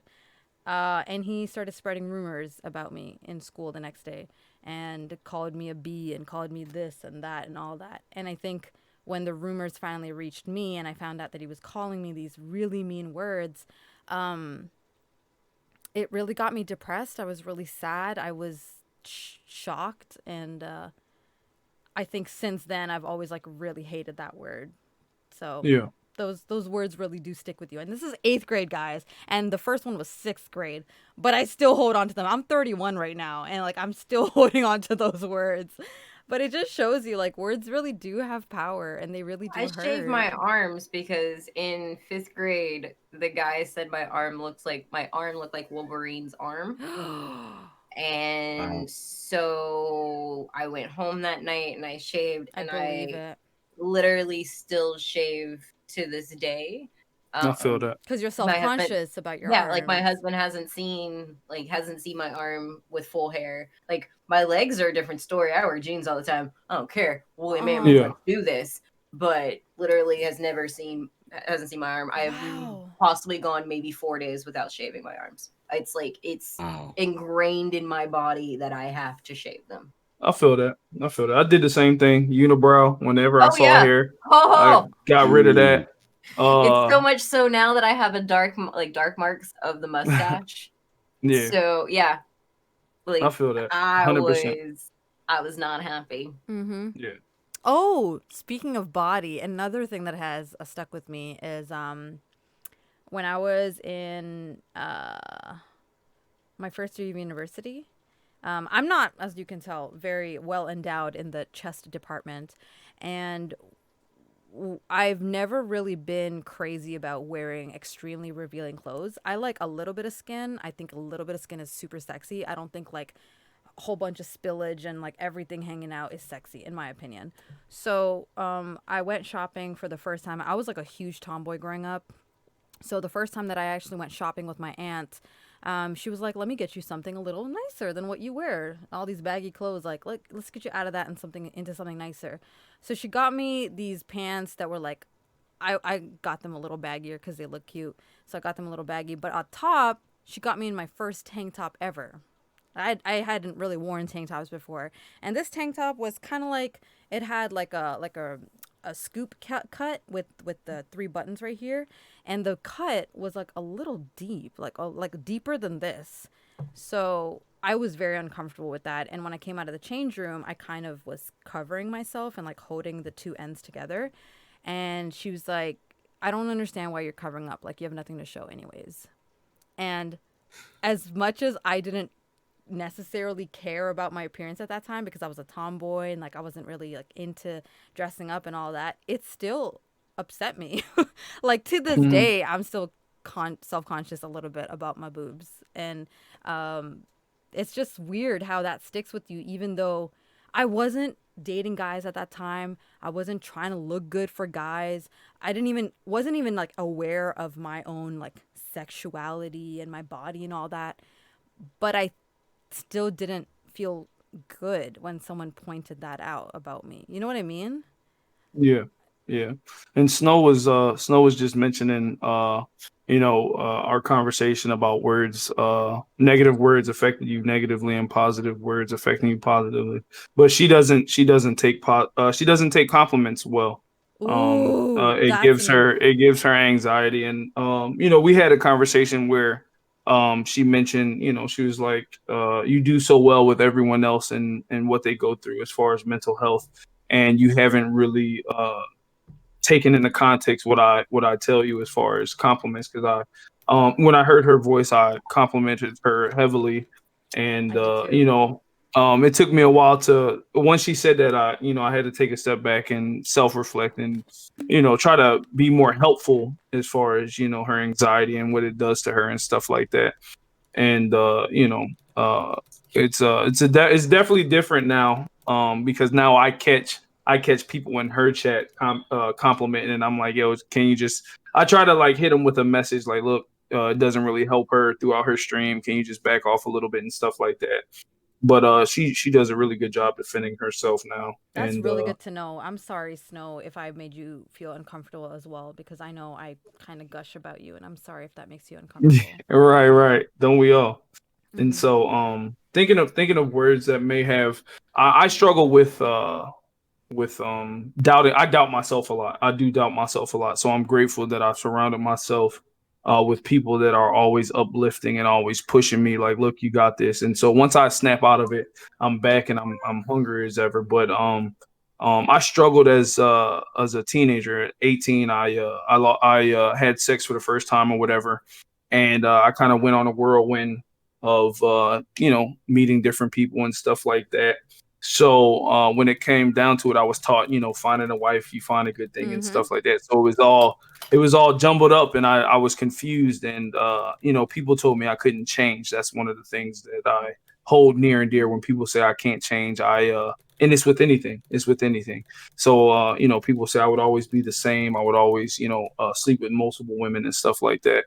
But I don't. I'm happily married. I take it personal, and I like proving people wrong. I like proving people wrong, but for the most part, I don't know. I get a lot of positive words. There's a lot. Better than I was yesterday. I try to do better Hmm. because tomorrow isn't promised. So I try to do better every time I wake up. That's a big thing that I exaggerate, because I exaggerate the process in waking up, because when you're asleep, your body is at rest and stuff like that. So it's when you think you're gonna die. I had an issue where I thought I was gonna die, and it kind of changed my perspective on certain things or how I live. So Yep. I kind of like exaggerate life because I might not be here tomorrow. I love No, that. I really like yeah, I the way that. completely get that. Yeah. And for a lot of people, even the act of getting out of bed is a struggle. It's like you need a talking to yourself to be like, today's going to be a good day. It's okay. You can do this. Like, get through it. So it really is a blessing when you get yourself out of bed, and celebrate the small victories. I always say this on my channel. Celebrate the small victories. If you get out of bed, you did Hmm. something good. You did something Yeah, good. like we were at a friend's house like pre-corona, And I made myself a plate, and I was like, I ate bread, and I did a happy dance for eating bread. And his friend looked at me and he was like, what's up with you? And I was like, I don't eat bread. Bread and I don't get along. So happy dance. Yeah, And I was celebrate those able small to do victories. it. 100%. And he was like, what's up? And I was like, I don't celebrate big victories because they don't really fucking come. I celebrate small victories. Yes. So the fact that I got out of Preach it. bed, medicine. I went to work, medicine. I went to, like, I'm hanging out with people, medicine. Like, I celebrate tiny things because, like I said, happiness is a moment. Like, for me, the people who are constantly happy are faking. And I 100%. hate to say that, but like literally, you're never fully always happy. Yeah. Because if you're always happy, you don't know what depression is, you don't know what sadness is, you don't know what anger is, and literally, I don't think you know what life is. At that point. But then there's always the other aspect of you may not be able to sympathize or rationalize with what the situation I'm going through. And it's taken some years to get to that point of not being angry and yelling over people to be like, this is what my argument is and this is what I want it to be. Which, yeah, I think that just comes with growing up, honestly. Mm-hmm. Yeah, I kind of forgot what I was saying. It happens. Happens to me too, actually. Welcome to Can my I brain. can I ask y'all a question? No. Yeah. Dang. All right, everybody except for Killer Jane. What do you guys say mean and nice things to yourselves? Oh, very much so. All the Wait, time. say that again? Wait, say that again. I said, do you guys say, like, you said, because you asked what do people do you remember the nice things and the mean things that people said? Do you say nice and mean things to yourself? Me personally, yes, but I'm going through PTSD. So I will have the bad days where I wake up dirty and I wake up feeling worthless, and like I will literally look myself and be like, I'm a piece of shit. 100%. And then those are the days that 100% that I feel that way. Not that. No, I understand. I know, like, you're a piece of shit. 100%. No, I completely get it. No, so like when like you guys say that you don't like compliments, I shit on myself all day, every day. I am my worst critic. Yeah. I know this about myself. So it is constantly, I know I need to go to therapy to figure out how to deal with this. Yeah. How do I deal with my anger issues? It's not that I know I have anger issues. I'm always going to have them. I know I'm always going to have PTSD. So how do I fix that and how do I address it? But the way I like, that's just how I look at it is I want you not to shit on yourself because I don't see that when I look at you. So for Snow, I apologize if I've ever made you feel this way, but it's literally, I will defend this one. It is literally because I don't want you to shit on yourself as much as I shit on myself. And no one can do that as much as I do. So when I say shut your face, you're amazing, it's because I want to shut those fucking demons in your head up and say, you don't get to say this about this person. You don't get to tell them that they're a negative person. You don't get to be that negative, toxic source for them today. They get to enjoy the happiness because I'm here. That's what I've had to tell myself now. Because if I tell other people that I'm going to slay your demons and I'm going to make you feel 100% about yourself, then I have to live by the words of RuPaul. If I can't love myself, how the hell am I going to love another person? Amen. Really. So constantly, that's what I tell myself. Shit happens because you can't, you don't know if you're going to make it home. You don't know if somebody's going to take you into a back room. You don't know what's going to happen to you. So shit happens in the world. But at the end of the day, it's pretty much like the golden rule. Like I said, if you can't love yourself, how the hell are you going to love somebody else? True that. And I want to acknowledge how difficult it is, what Jane is saying, to, because it's something that I struggle with too, like constantly berating myself. And I think a lot of it stems from just stuff that I've been through in my life. Like most of us, we've been through some shitty things, and a lot of it stays with us. The negative stuff stays with us. So when we hold on to those things, whether consciously or unconsciously, it is so hard to fight against those thoughts and be like, no, I am worth something. No, I am My husband and I have amazing. like we've been together for 7 years, and there's times that we will argue and I will flinch. And it's because of a partner 3 to 5, like 12 years ago that hit me. Or like, I used to be in the BDSM lifestyle. So would do some things and tie people up and then be like, let's have a conversation about what happened at the grocery store. And you're like, wait, what? That's not what's supposed to happen I here. don't mess with that. That's messed up. So, that's a breach of trust.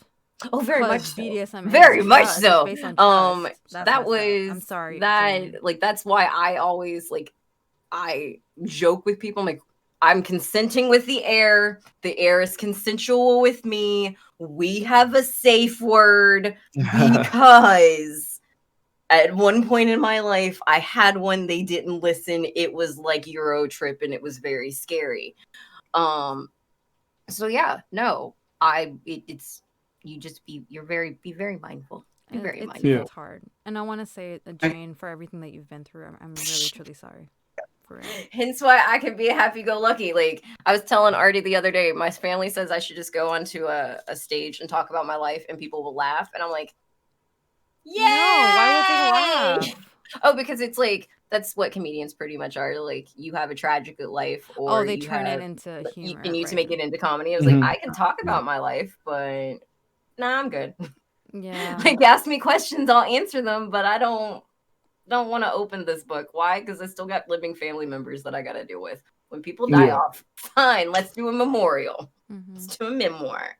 Yeah, I used to punish myself for having both parents in my life because so many of my friends would, some would tell me like, my dad, I haven't seen my dad in this, and so when I was in high school, I wouldn't vent about what I was going through because I didn't think it was worthy of being talked about because someone was always going through something worse. So, I understand that one. But I play the who had the worst card because I used to be a cokehead. Again, lifestyle, and when my friends now are coming into you're not important. But my friends now are coming into that lifestyle. I was like, so why are you doing this? Oh, because I had a bad conversation with my girlfriend and she kicked me out. And I was like, okay, you want to lay those cards out? Let's lay your life cards out. Let's do this. Because I promise you, the reason I got into what I was doing is nowhere near where you are. So your poor woe is me lifestyle, you can get off your goddamn high horse and go back to your girlfriend, go wash the dishes, go take care of your kids. Because I promise you never had to sell ass to get what you wanted, love. And you don't want to know what that feels like. So how about you don't do this? So like I don't like playing it, but I feel like there's always a time and place of being like, here's my cards of life, and lay out your full deck and let me show you my pair of twos. And I promise you I will win this one. Yeah. To go to the not being able to accept compliments, I 100%, everyone in chat, I wanted to like arrow all of those comments. 100% have been wanted to arrow all of that. I've been there. I had an embarrassing moment on the stream the other day. Is like a lot of people, I had to give someone a compliment channel point thing. But then someone in my chat turned it on me and was like, compliment yourself. I have fucking dead air on my stream for like 2 minutes. Like, can I come back? Let me get back to you. Oh God, I'm still alive. But what I wanted to say was I've had a particular learning experience with myself because my girlfriend and I are both like that. But she has an eating disorder. And it has been, which we've discussed. I've checked in with her about that. It's been a learning experience, learning how to talk to and try and support, compliment, use words, right, to empower someone who is literally not capable of seeing them in the way that I do, right? So going back to the stuff with Snow and right, me, they have people lives who are trying to be supportive and go, but you're so skinny, but you're so beautiful, and oh, Yeah. you look like so and so from the movies. You know, I saw someone on Netflix the other day. You should be on Netflix. You're great. You like it. And so trying to learn a way to trying to unlearn that it doesn't matter how many times and how many ways I say you look good today. That's never going to compute. Because they just literally aren't seeing what I'm seeing. What's that? That might not be her language of love. Like, yeah, right. That's the other aspect of this is some people just like that they don't know how to take a compliment because that's just not how they receive love in their life. I give love by giving you shit because that's how love was given to me. Oh, you need to do this thing. Here's money.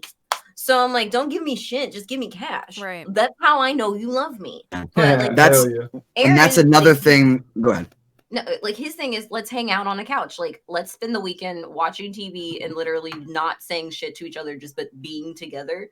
That's his language, and I love it. It's the most amazing thing. It's funny you mentioned that because language of love is the next Ravens Real Talk.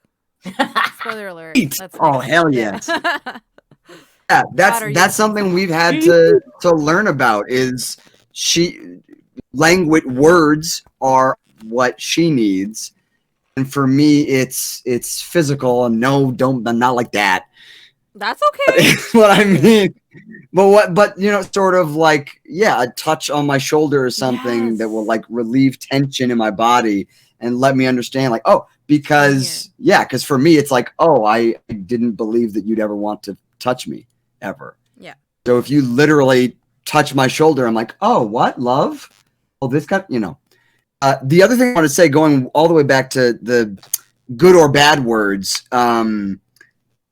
Jane, you mentioned therapy just now, and that I was like, wait a minute. Because I didn't have one. I do an example of a word that impacted me positively. Because I guess not a year ago, been almost a year of COVID at this point. My God.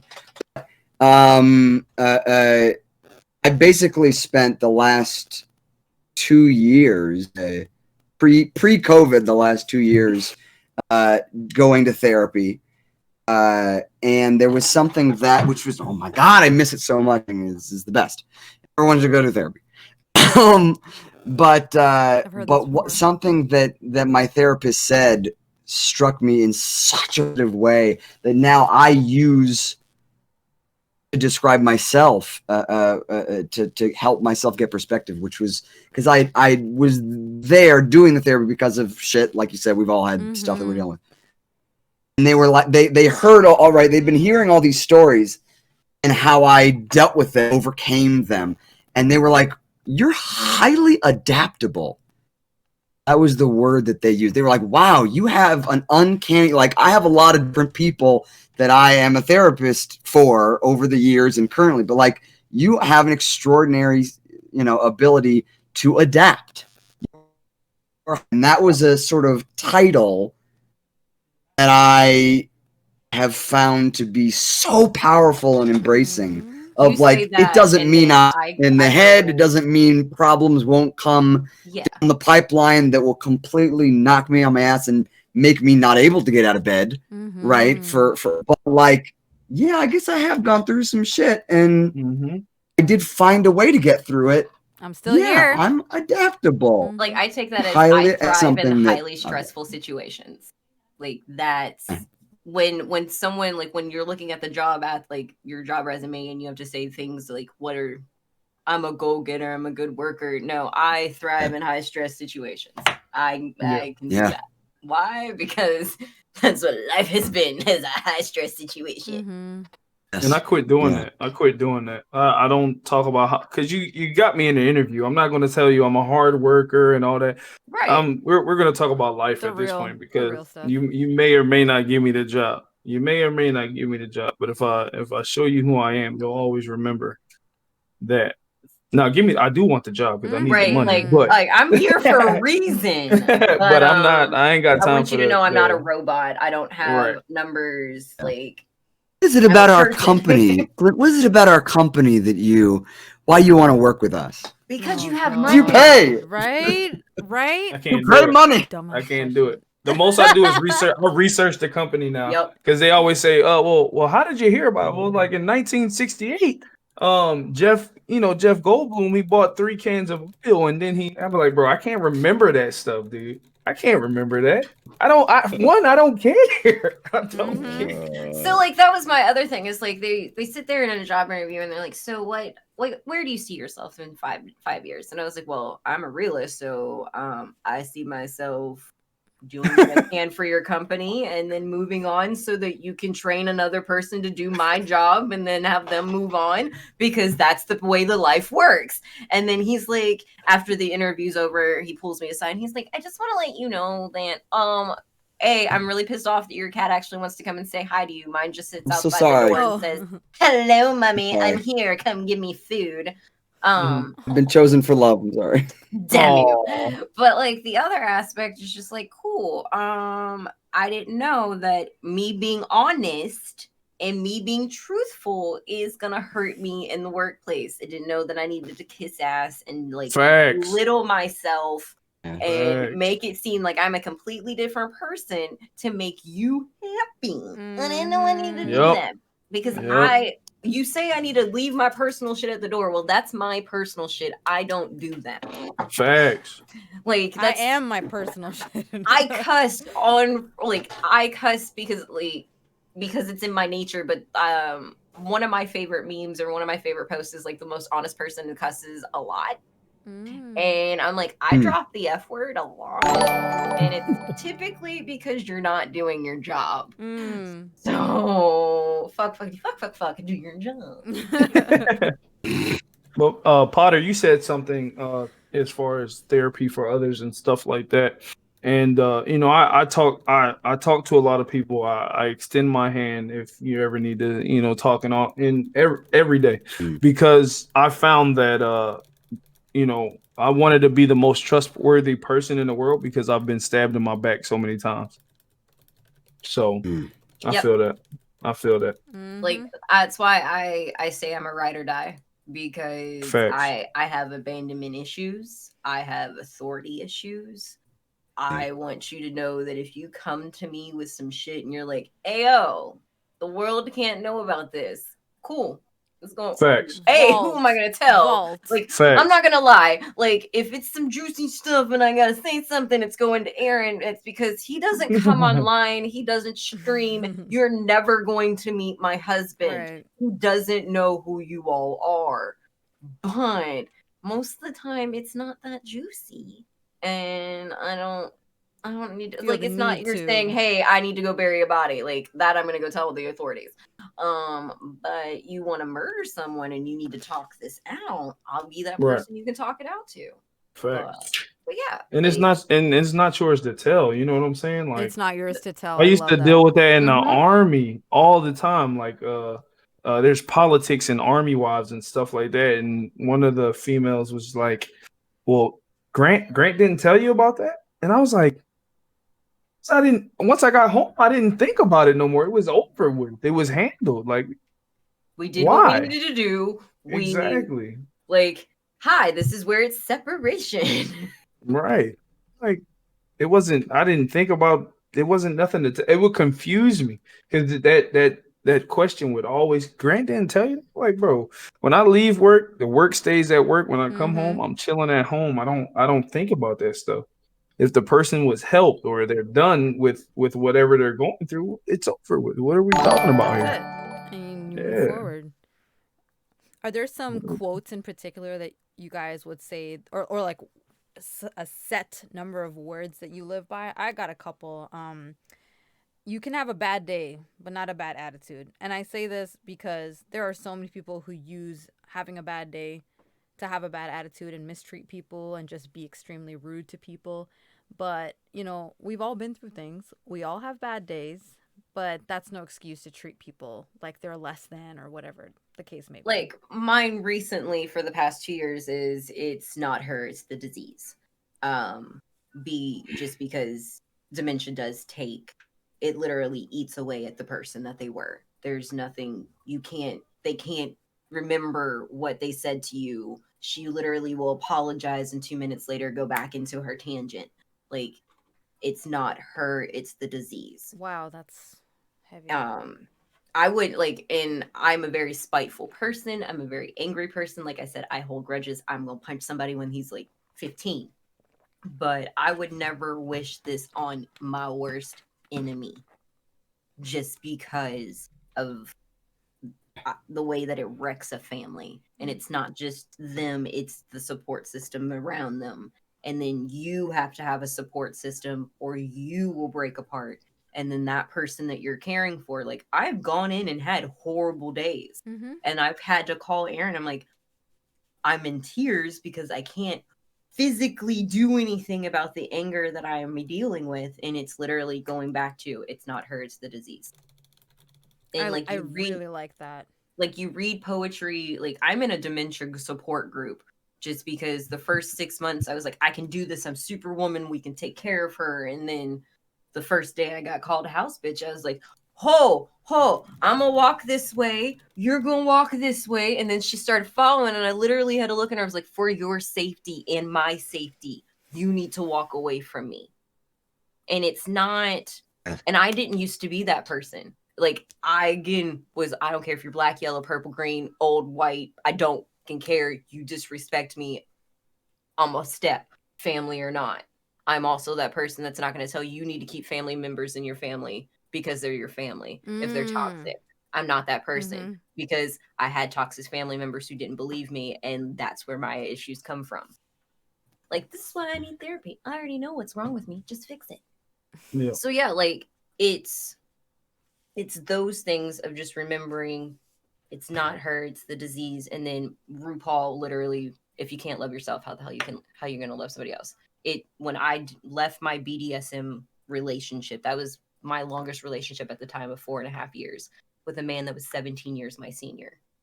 I was with him from 20 to 24. So it took 8 months and a group of coworkers to be like, you are better than this.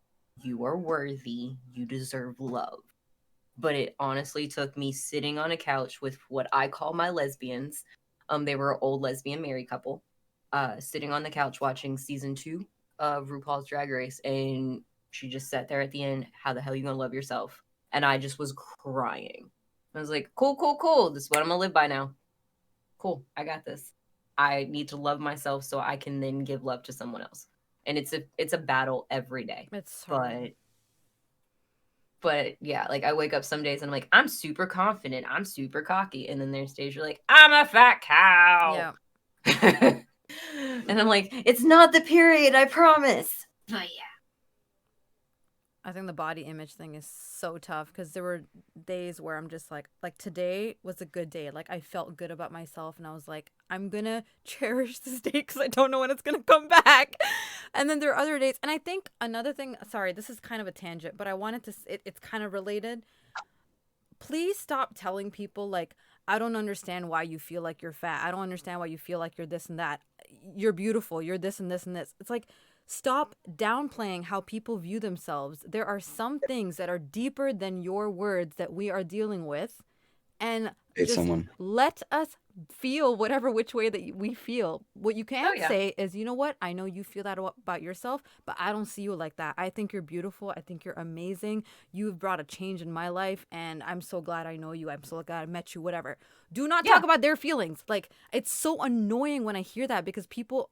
and I'm sorry if there's someone in chat who has said something like this to me. Please don't think I'm attacking you, but, like, we need to be more conscious of our words because when people tell me things and it's beautiful, thank you, and people say, like, but you're so pretty, I don't understand, like, why are you single, and all these, it just makes you feel 10 times worse about yourself. And it's like, that's not what I want to hear. I don't want to hear about more shitty things about myself and more things that I'm doing wrong to myself. I don't want a person to be with me because of my body. I want to be with me because of my personality and my soul. Right. Like if I know that you like me because of my body, because that's why part of you're here with me. But I want you to know that you want to spend years with me because I'm a funny motherfucker. Yeah. Not because my boobs are up here right now. Because they're gonna go. Or if I'm just having a bad day where I'm looking at myself and I'm like, I don't look good, I'm fat, I'm this and this. I don't, the most insensitive thing that you can say is, why do you look at yourself like that? Clearly you're not fat. I'm going to tell you, you need to find a person that will go and get you your ice cream, go get you your chocolate, go get you everything True you need that. to Right. True do, that. and then True that. literally sit on the couch and let you bawl your fucking eyes out, Right. and doesn't ask you what reason you have for doing so, Right. other than, I don't know. It just, True. it's my cry day. I just feel this way, and just like let me have that day, you know? Mm-hmm. And I wanted Yeah. to say that because there's so many people out there who, like, we talk a lot about fat shaming, but we don't talk enough about skinny shaming, which is also a thing. I know I've gotten that a couple of times where people are just like, they think I'm like asking for attention when I say I feel fat. No, I'm not fishing for compliments. I actually feel fat. I literally cried 2 days ago because I genuinely was looking at my pictures of 2 years ago and I was like, I'm so fat now. And I was like crying. And like, that's real. Like, I'm not asking for attention. This is not your opportunity to like be like, oh, she wants a compliment, I'll give her a compliment. Like, that's not the point. The point is I'm having a shitty day. I need to fix my life because I feel really bad about myself. And the best thing that you can do is just be empathetic. Yeah. And Potter, I am so That's it. sorry for what I'm about to say because I did not know your girlfriend had an eating disorder. But like literally when people do the why are you so skinny? I literally do say it's because I have an eating disorder. I fast for 17 to 18 hours a day, and then I eat what I can eat, and then I don't eat for 3 days because I have a weird relationship with food where food is disgusting and it fuels my body, and I don't want to fuel this body because I don't like to poop. It's a weird thing. So that's what I say. It's like I have an eating disorder, so that's why I'm so skinny. So if you want to get as skinny as I do, you know what to do. But it's like I'd stop saying that I'm skinny. I'm not skinny. I'm fat skinny. You want to know why? Because I jiggle in places and it's good. I like jiggling. It's amazing. But sometimes I want to be able to wear my goddamn skinny jeans and not look like a goddamn muffin coming out. Like, so just let me have those days. Right. And I made a video about that the other day where I was saying that we talk about, which is beautiful, we talk about empowerment and all these videos about love yourself and it's okay if you have roles and this and this. But then I shouldn't be shamed for the days where I don't like my roles. I have a right to say I don't like my roles. And that doesn't mean I'm like fat shaming or anything. I just don't like the way I look, and that's okay too. As long as I don't wallow in it and it like destroys my life, of course, that's a problem.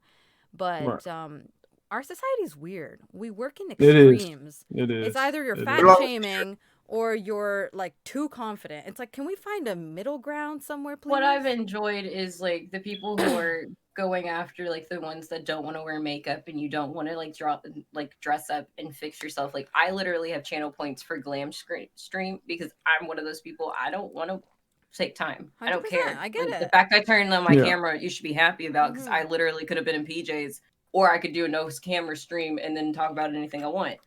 But that's just I don't feel like it's something I should have to do. But when I put makeup on, you're so gorgeous, you're beautiful, you should do this every day. Nah, dude. Do you know? Do you know how long? Yeah. Do you know how long it takes for me to do this? I don't wear makeup. I learned makeup in the 90s, which now means I gotta watch YouTube tutorials to figure out how do I do these flicky bullshits. So what you think takes 30 minutes takes 3 hours. And nah. There's a reason I wake and just don't do jack shit. There's also days that I just seed in my PJs. Why? Because I'm comfortable. And that's what singing's all about, is being comfortable. Yeah. And I dissect myself a lot. I dissect myself sometimes, I'll notice I'm like, man, look at this gut. But I try to make a better effort of changing it for myself. I'll go to the gym, do what I want to, you know what I'm saying? I just don't wear that clothing on stream anymore. Like, I literally have seeds where I'm like, that's a belly. I got a belly in this one. So we're not wearing these anymore. And that's perfectly fine. And then there's days I'm like, hey, you sexy and thick. Woo-wee. That's what I try to focus on. Sometimes being a better leader I read a lot of books on leadership and stuff like that. Mm-hmm. And whether it's leading a family, where it's a stream or anything like that, I try to be a better leader. I saw something in chat. Sammy Jack was saying, I got to the point where I don't want to say anything when I hear someone vent what they feel. If they don't ask for advice or help, do I why feel obligated to do it? And I done something I want to talk about, which was when not to say anything, right? This is the power of word stream. When to shut up and listen, right? Maybe that person just needs to vent. Why are you crying? I don't know. It's just my cry day, right? Maybe I just needed to get it out without someone fixing it right away. Yes, that's Potter. literally all I think about. Yes, Potter, keep it up. And that was something I had to unlearn in a big way, because that's my instinct, right? I care so much about this person. I want to fix it. We're gonna get to the solution immediately because I've got to stop this pain. As opposed to feeling, I had to learn that your too. feelings, and I think it helps to communicate with that person so that hey, sometimes I do this. Sometimes I just need.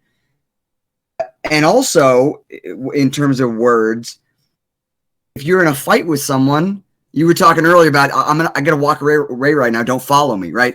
If there are many times, it sounds weird to say, but I love this about my relationship. There are times when we know to just leave the room. Mm-hmm. Maybe we're not going to talk for like 5 hours because I need to cool down so that I can my words. So I'm not saying something I don't mean, or so I'm not right, because I need to, and we have talked enough to know I'll always come back to the room.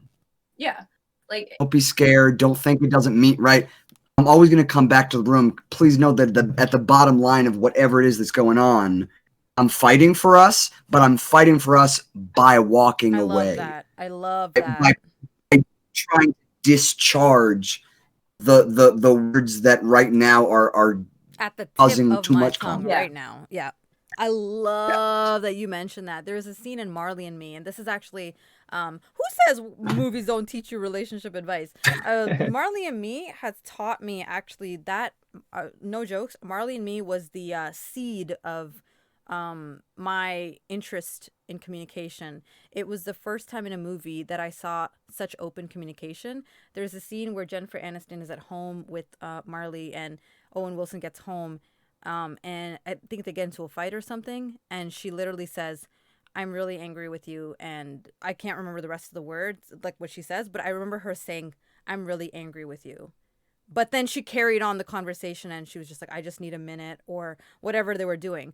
But it was the first time I had heard such like transparency, and I was like, oh, do people do that? Because I've been a passive aggressive person. I'm not that person anymore, but that's how I dealt with anger. I would just be passive aggressive. I'd be that person that would like ignore your texts, not like talk to you for however long it took you to come around. I still do that sometimes, but now it's more observation. I'm kind of like, if I'm just getting to know someone, that's how I test them, because I want to see like, how do you deal with anger? Because I already know you messed up. So I'm trying to see, do you realize you messed up? So this is my observation, but I'm not doing it out of being passive aggressive. I could not give two shits if you come around.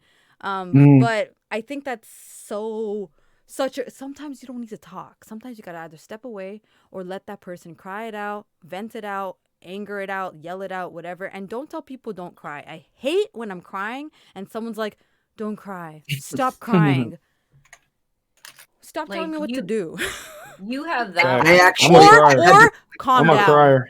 Or Like, calm I'm a down. crier. Ooh, Yeah. if you tell me to calm down, baby. Ooh. I have two Oh, things. she said, "Baby, it's over." My first thing is, don't tell me to calm down. Don't tell me to stop crying. I literally will start crying some more when you tell me to don't cry. Right. Like that's just where we are there. 100%. But I'm of the mindset of again, my stepfather, he was a gangster, kind of awesome. He's like, I talk to people two ways. I talk to him with my hands in my pocket, and I talk to him with my hands out of my pocket. And like, we can have a conversation with my hands in my pocket, but don't come out of your spirit, don't come and don't, in my instance, don't call me out of my name. Because as soon as you say something that makes me want to say and do an action, then my hands are coming out of my pocket and you're going to know why. Like, my mouth will write a lot of checks that my ass can't cash, and I'm cool with getting my ass beat. I'm perfectly fine. But I am also the mindset that sometimes words don't just fix an issue. Sometimes you need to get your ass beat. Sometimes you need to know that I'm not going to take this shit. Mm-hmm. And that's, again, because of my life of I let someone take it and I let someone take it away from me. Now I won't let you. I don't care who the fuck you are. Like, it's not going to happen. But like my favorite scene is Pulp Fiction, where John Travolta and Uma Thurman are sitting in the theater in the restaurant, and she's like, my favorite thing of a conversation or my favorite thing of love is being able to have a moment of silence in between two people. And like, that is how I define every relationship. If I can't be comfortable enough with you just to be in a room with you and not say anything, and you can't be comfortable enough with me just to not say anything, or for me to be able to vent and you just take it, then I probably don't need you in my life. I mean, that's one of the basis of what I judge a relationship on at this point. If you can be comfortable with that silence. If I can be comfortable with you in silence. And that's, some people need to fill it with conversation, and they feel awkward. It's like, I don't need to fill you with conversation. I hate small talk. Mm-hmm. I've done it most of my life, so I don't talk about the weather. I don't want to talk about politics. I don't care about your car. I don't care what you ate. I don't care. You want to know what I care about? I care about your life and why you're so fucked up. Let's figure that out, and then let's fix that. Mm-hmm. That's what I care about. And I think sorry, go ahead. Go ahead. I'm sorry. Go for it. I was just saying, another one that I really, really live by is when it's another movie line. When someone shows you their true colors, believe them. And I think that hit me so hard, because I've always been like trying to be the as it's unfortunately it's a stereotype in women, but the fixer, trying to fix people, your project. And when we make everyone does this, but I've noticed it's predominantly women. We make excuses for bad behavior, and the excuses we usually make are, he's just having a day, or they're just having a day. They had, they've been through so much in their life. They were never taught any better, or maybe I can change them. Maybe things will get better. Maybe if I give him a kid, things will get better. Maybe if we get married, maybe if I have a sex with him. All these things, it's like, if someone is being shitty to you, or they're doing, like, trust your gut. I feel like a lot of, and I've said this before in Real Talks too, that like, if we really, like, most of us, if we think back to all our failed relationships, there was always something. We can never say, like, I did not expect that at all. There was always something, no matter how small. There was always something there that was like flicking you in the back of your mind, that you were like, shh, just let me be happy. Like, this feels good right now. Like, let me just live, right? Those are people showing you their true colors. Those are people doing things that are questionable to you, that kind of take you back and make you feel that was strange. That was not right. That felt weird. That was kind of mean. Like, he hurt my feelings and he didn't even say sorry. And we keep, like, overlooking. But if someone shows you their true colors, like, now I definitely know better, that I don't give chances to people, because you just, like, I'm a very transparent person. I always say that it is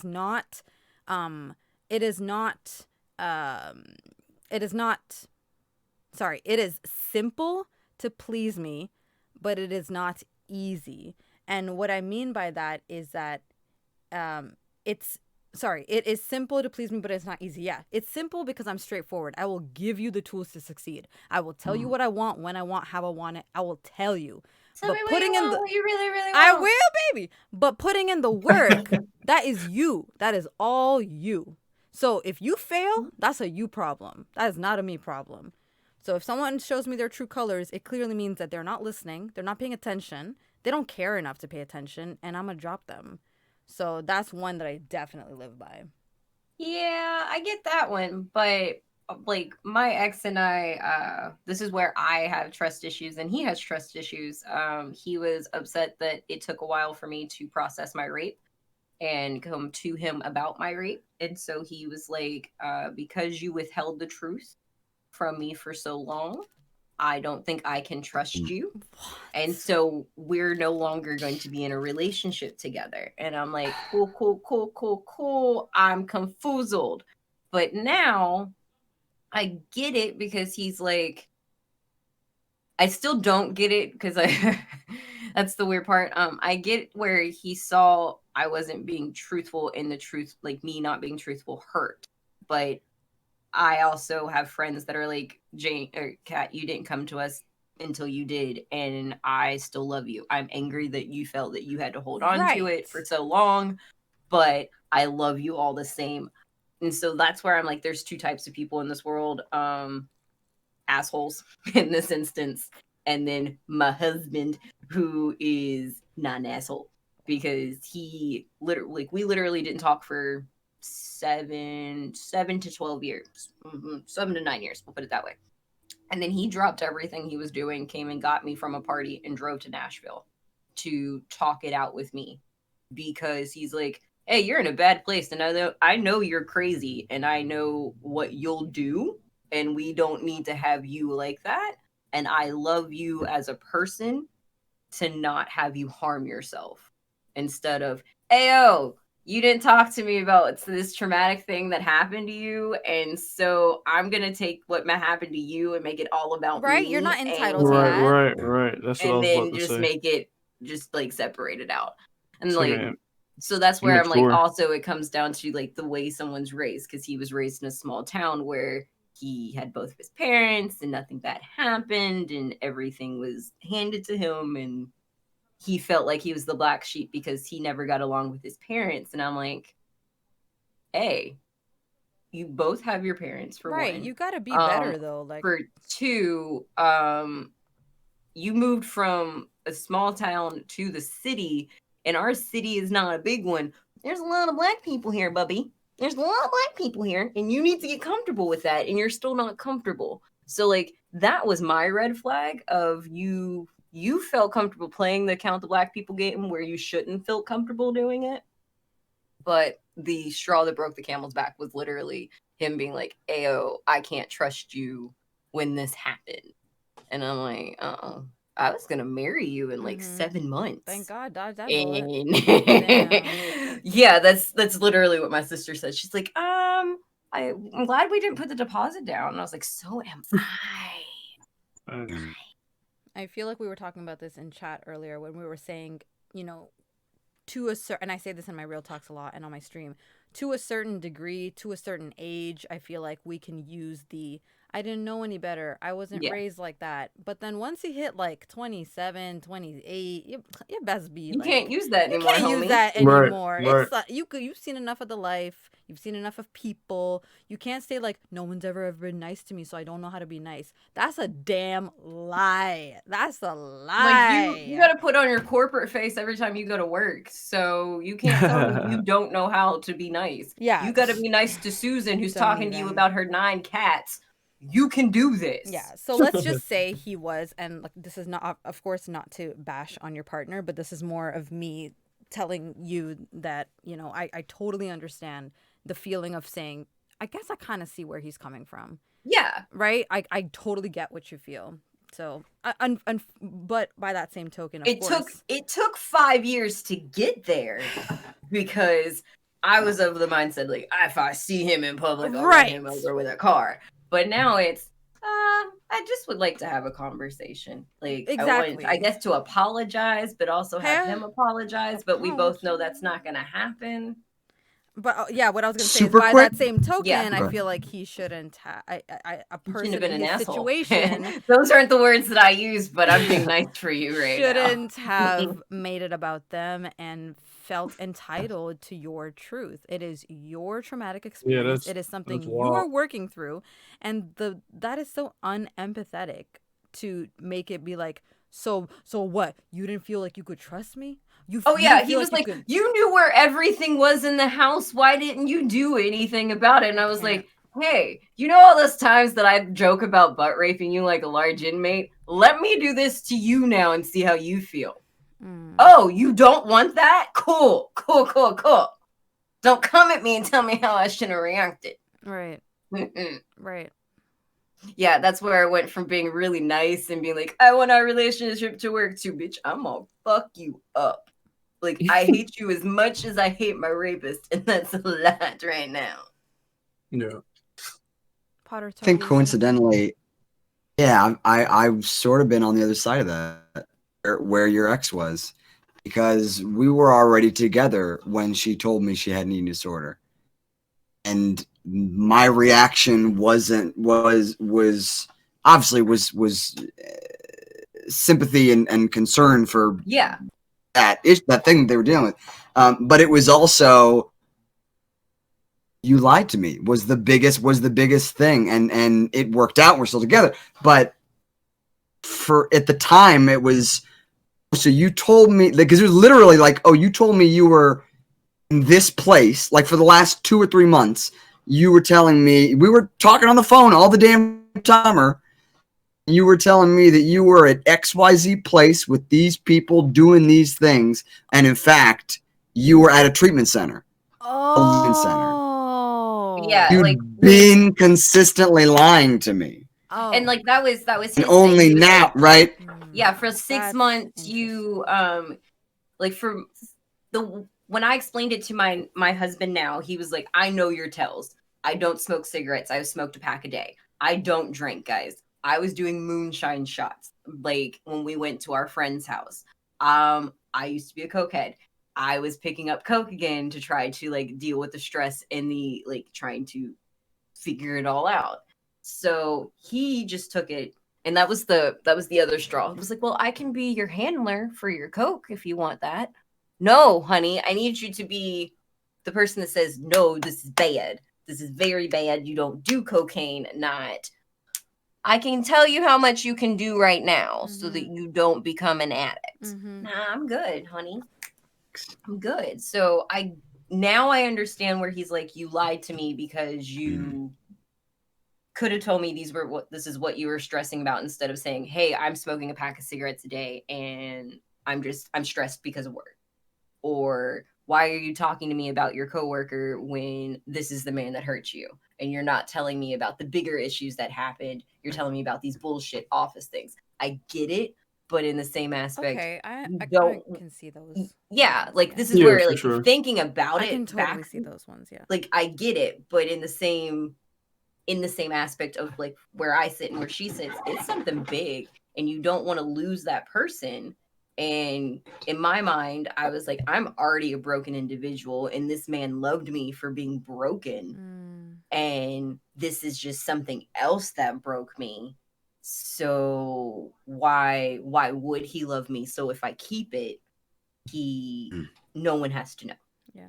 I'm not saying that's how she is, but I can say from my experience, that's one of the things that that made me hold on to not saying it.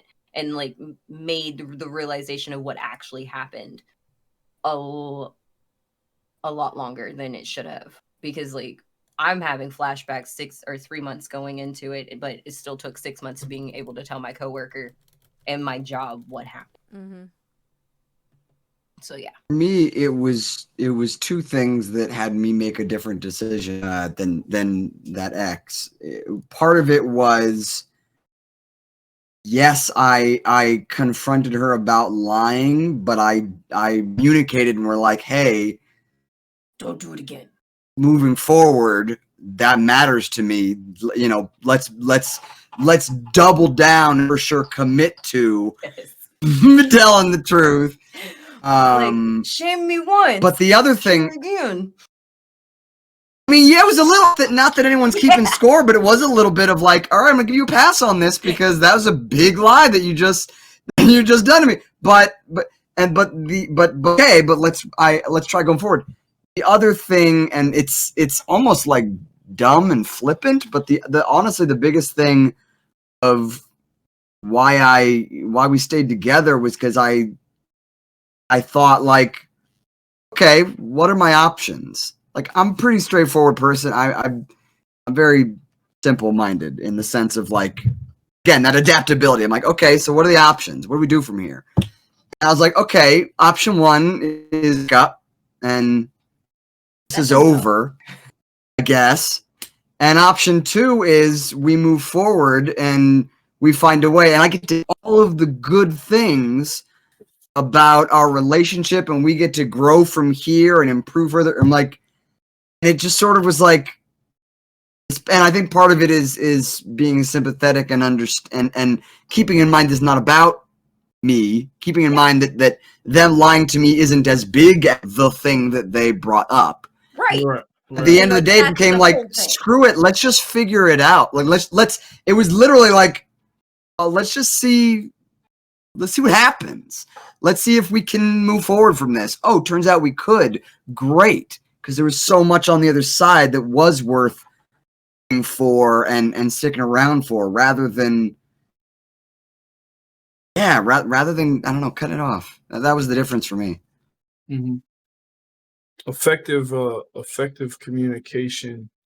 It can work. I haven't been through anything with my wife as far as like addiction and stuff like that. We've talked about the differences between me receiving love from my parents and her not receiving love from her parents and stuff like that. And she always says, she appreciates how affectionate I am with her and stuff like that, because she says I taught her how to love and stuff like that. But that effective communication piece, it works because, I personally, I feel like I was force-fed conversations where you were told that grandparents were together for 80 years. You know what I'm saying? You were told, like, my parents were together for 26 years before my dad passed, I believe. So when hearing about grandparents, they were never really realistic in the sense of the times they were separated. Or when I was 17 or 18, that's when I learned my parents were separated. So I appreciate my wife because she always left that door open for me to talk to her. She was like, look, there's pretty women everywhere. Tell me how you feel. Tell me. So guys are thinking like, man, she doesn't want to hear that. She doesn't want to hear how I'm feeling and stuff like that.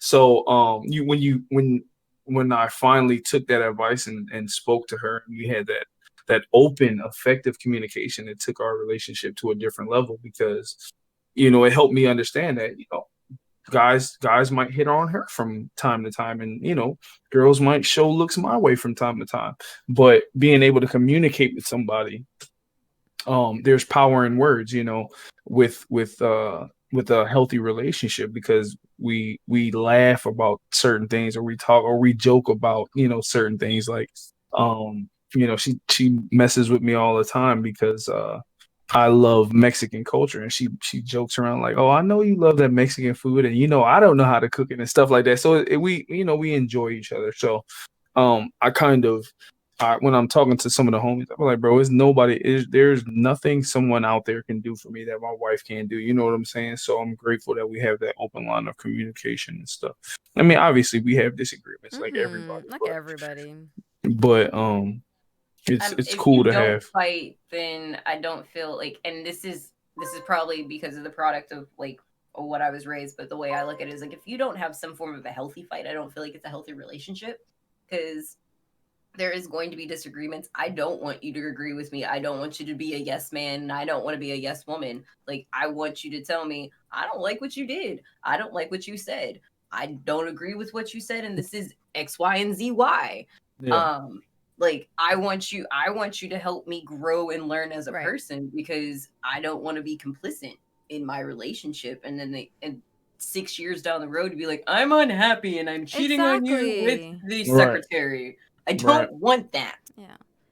And I think once you fall in love or you're in a relationship, you don't stop being human, right? Like, you still will check out other people. It's just, are you going to act on it? Are you going to start like massively flirting, start texting them back and forth, develop this like emotional cheating relationship? So No. I have a friend, like my best friend and I are best friends because his wife, like his baby mama, thought he was having an cheating emotional relationship with me, and I'm like, we are both off at the same time. We both work the same shift. We are literally the only two people that we know at this moment in time. It is 3 a.m. in the morning. Do you really want me to call my parents at 3 a.m. in the morning? Do you want him to call his parents at 3 a.m.? Nobody's awake. So we're having a conversation. Well, you're cheating on him with me. Nah, I loved my homie. My homie is my homie. But I would never, ever be with him. Why? Because he's like a brother to me. That's awkward. But no, there's no emotional cheating. So, but like now, I have friends that I've made because of Twitch Sings. I show Aaron the conversation so no one can come to me and be like, "Ayo, you emotionally cheating?" Nope, nope. I ain't emotionally cheating. I ain't physically cheating. I ain't spiritually. I ain't sexually. I ain't nothing. Mhm. Why? Because I am blatantly honest. This is what was said. This is how it was said. This is how I meant it. If they took it out of context, that's on them. And I will explain this context, but I will never ever be like, I'm going to do you in the butt. Nope. Why? Because I know how that can be taken. I love how what she mentioned, what Jane mentioned, because there are so many people out there that feel like they can act shady and then get mad at you for assuming something, not assuming, being skeptical about something. You can't, I always say that you cannot act shady and then get mad at me for asking you a simple question like, are you talking to somebody else? I haven't been in that I was situation also before. like, back in the day, I was one of those people who's like, don't accuse me of cheating because I'll go out and cheat. Like, don't tell me I'm doing something when I'm not doing it, because then that just gives me more. But of an were issue you to go acting out and get- shady? No. Like grabbing the phone, like, don't look at my phone. You can't act Mm. shady and then not expect me to think something. As secure as someone is in their relationship, you can make them feel insecure Oh, yeah. by acting Definitely. strange. So So don't much act so I left strange. my phone in his car and I was like, hey, let me use somebody else's phone to text my boyfriend. And he was like, hey, I saw the text messages that you were doing to this person. And I was like, oh no, we were just study buddies. This is a conversation study buddies has. I was a hoe. I'm not gonna deny it. But I've learned from that A, cheating hurts. Yeah. B, you need to watch what you do and clear your phone history. And C, don't put a password on that you share with other people. Well, I Facts, feel like facts. once you've cheated or you've cheated a couple of times, not you, but like generally No, I know.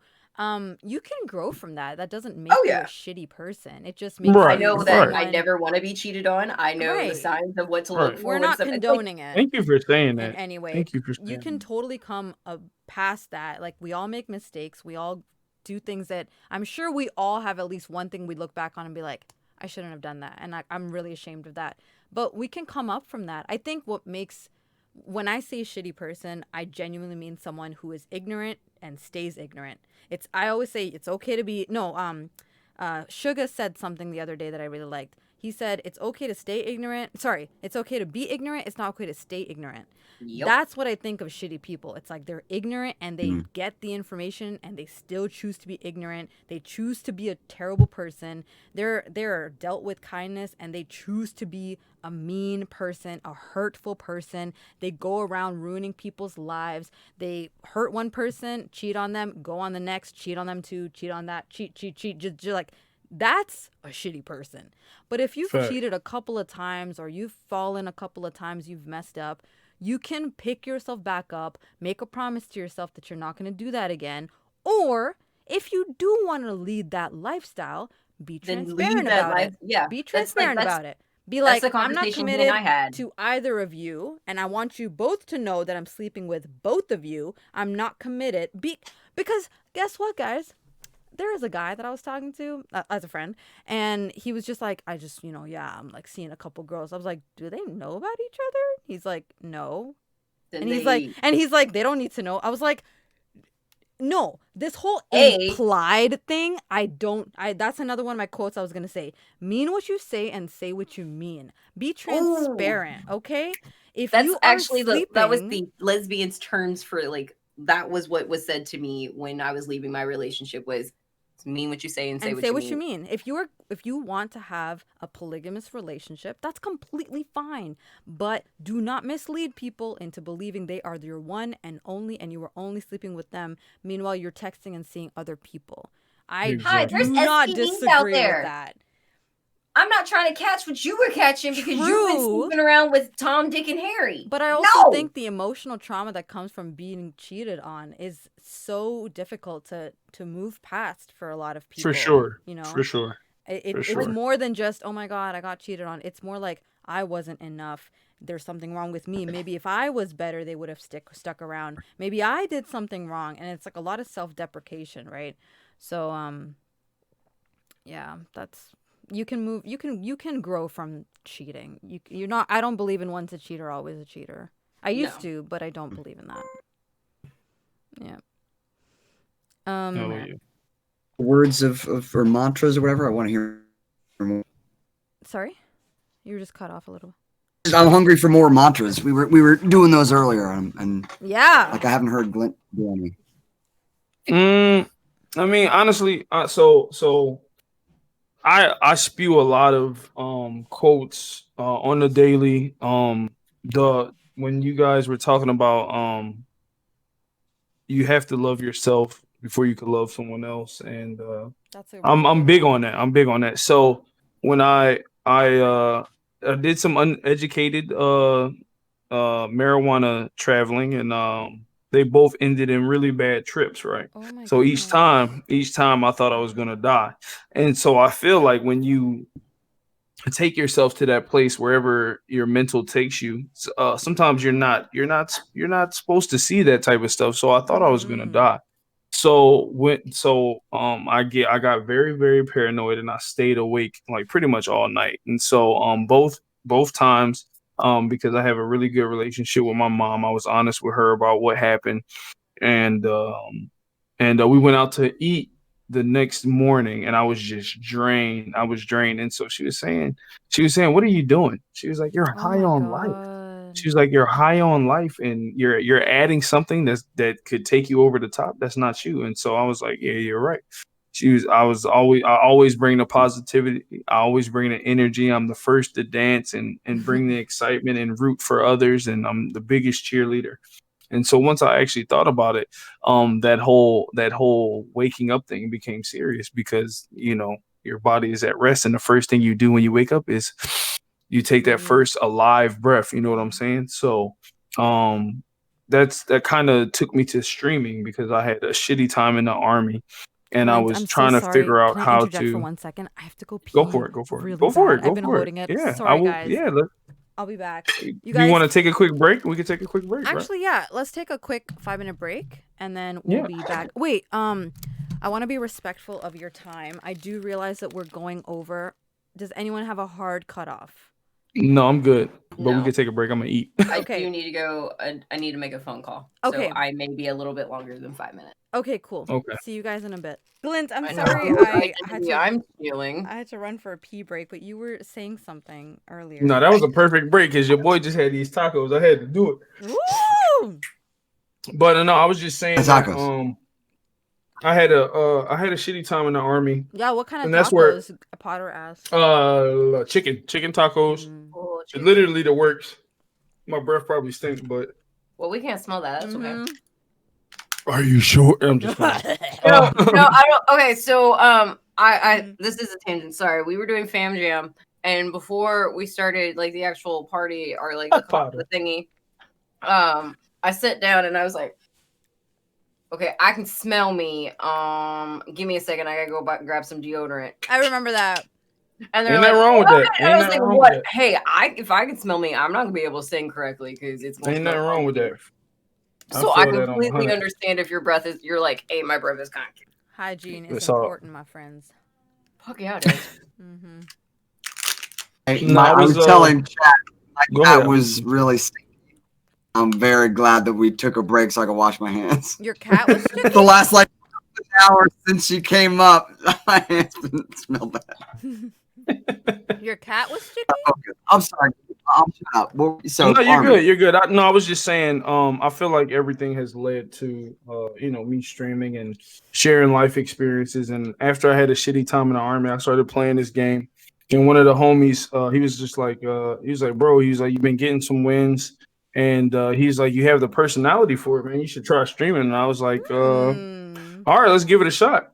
And it became a thing where once I dealt with the marijuana situation and I kind of went back to my roots and foundation, that self-love piece hit so different. It hit so different. So I just wanted to share that with everybody. I wanted to share that there are times where you're gonna go through some things. And me and Sammy Jack, that's where I know Sammy Jack from our time in Korea. He's literally been with me since day one of streaming from different platforms and everything. So when it came time for us to do something different, we were just about that action, like certain things.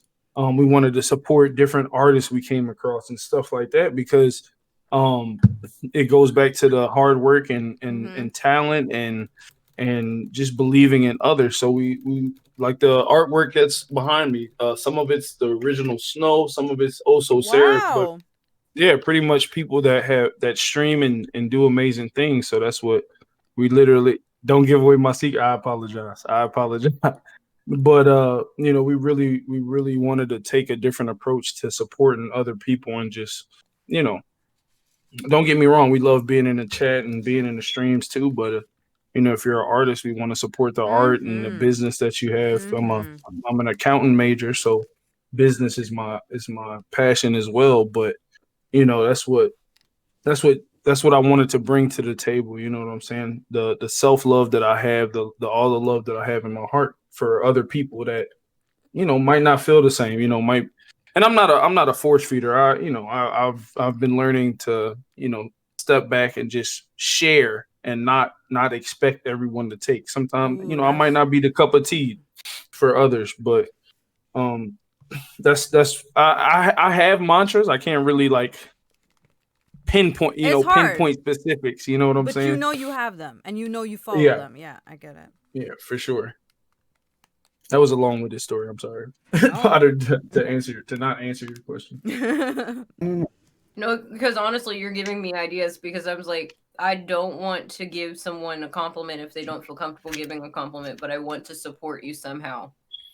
So me supporting Skadoozy was like, hey, homie, I'm going to buy your show shirt, and then I'm going to wear it in seeds, and then I'm going to make commands in my channel, and then I'm going to see if I can steal your little pop-up thing, because I love your show so much. I love that. So I want to support, which also pisses me off that I was like, hey, Twitch Sings, people, I got an idea for a command.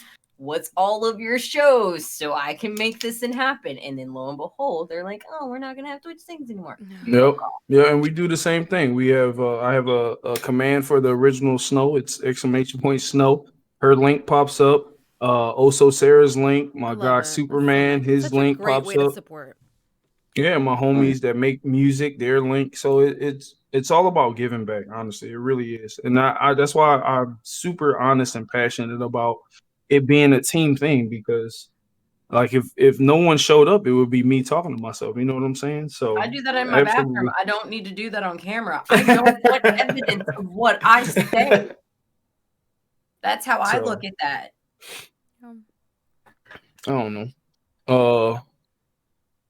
My one thing that I do always say, Potter, I will give you this before I end stream. I say, make sure you tell somebody you love them. Make sure you tell somebody you miss them. And most importantly, make sure you tell somebody you forgive them, because the forgiveness is for you. Because if you don't forgive, you might go through a little bit. And if I've offended anybody, it's never my intention, ever. I really like that. That's a lot to go through. I'm gonna need you to shorten that. I got you. I'm gonna make it into a command just for you.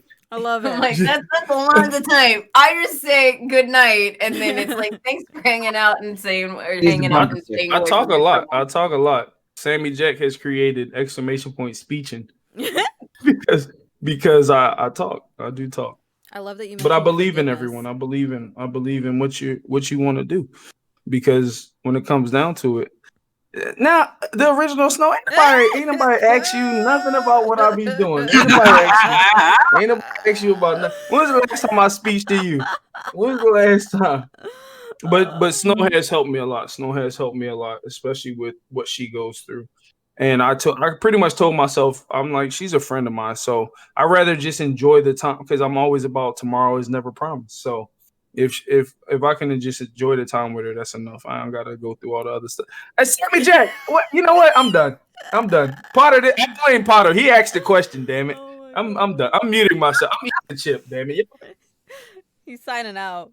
I love that you mentioned forgiveness, because I actually did a YouTube video about this a few months back when I was going through something. And we're always taught, forgive other people and forgive others, but we're never taught to forgive ourselves. And that's something that we're not taught or told enough.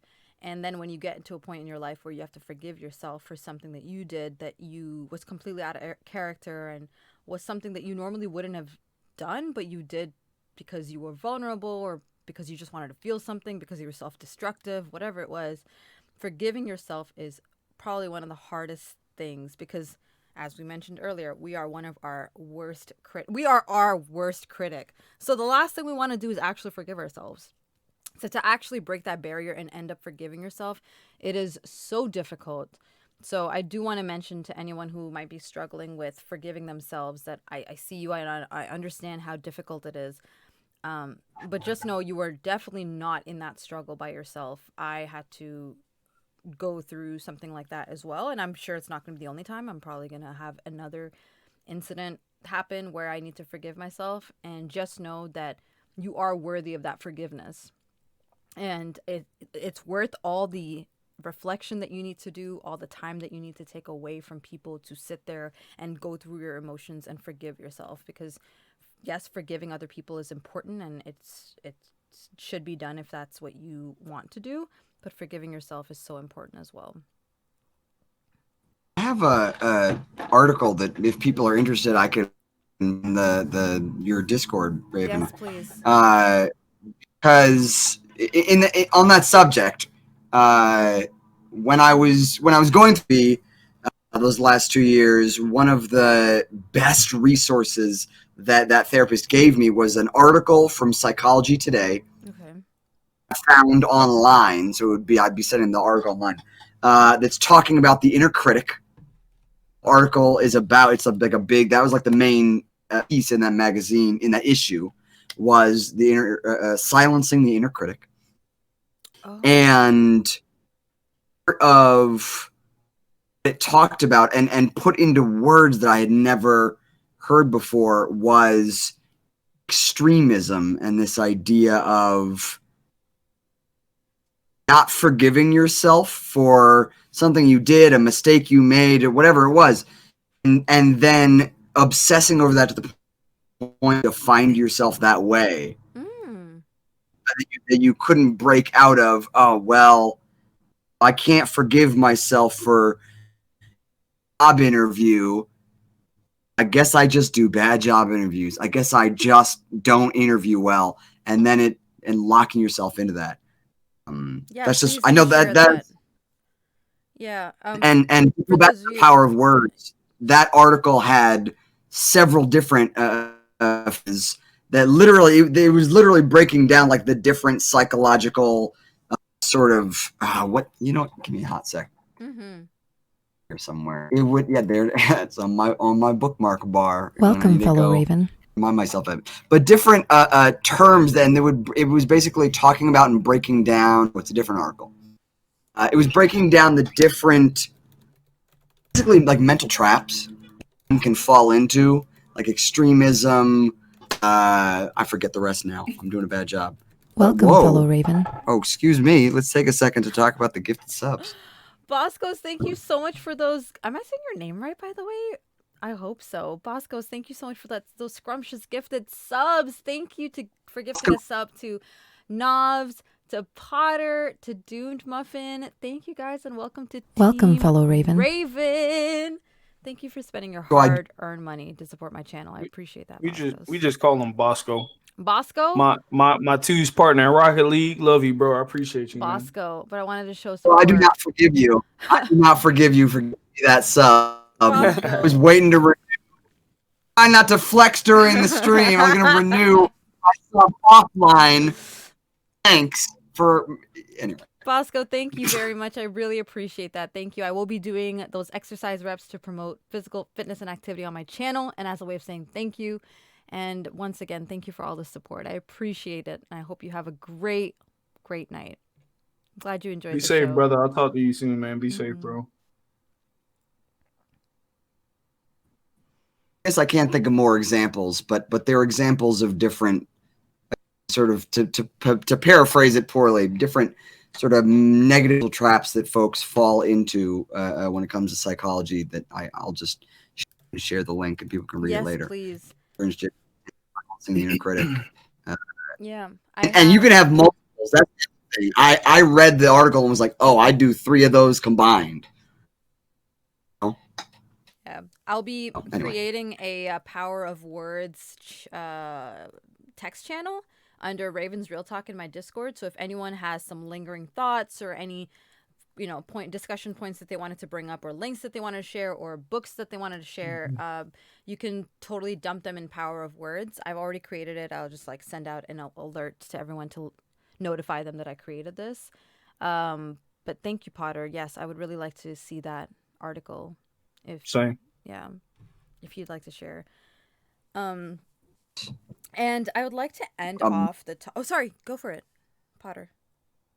I can just rapid some mantras that I've been brainstorming this week. We'll go fast. We gotta wrap it up. Don't fast. Don't go fast. One. So first of all, I have an aunt. She's retired now, but I had an aunt who used to teach young kids, elementary school. I don't remember what year. Young kids, and they teach kids practice makes better instead of practice makes perfect. Ooh, as they literally were having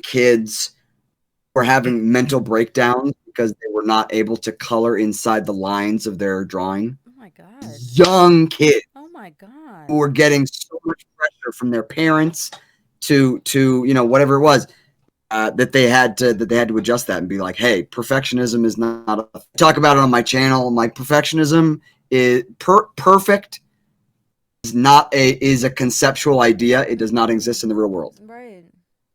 The idea of infinity. There's not infinite of something and there's not perfect. Mm-hmm. Just a conceptual idea that we can't actually achieve. There's that.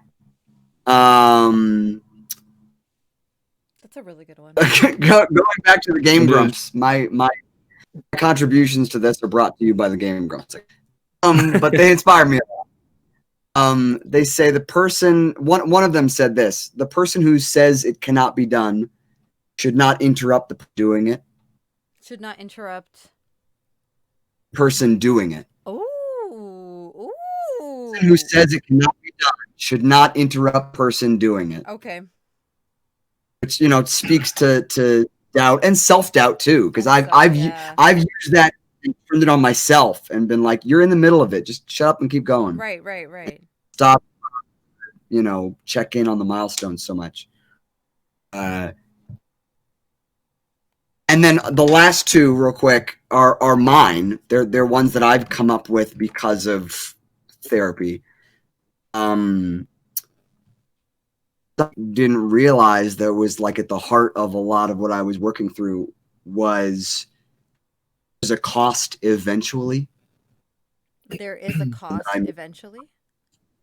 Cost eventually, because I had been the point being I had trauma that I adapted to work around.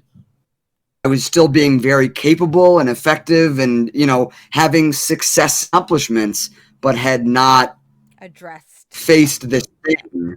And then later it bit me in the ass and I fell apart in a major way. Because it had never been addressed.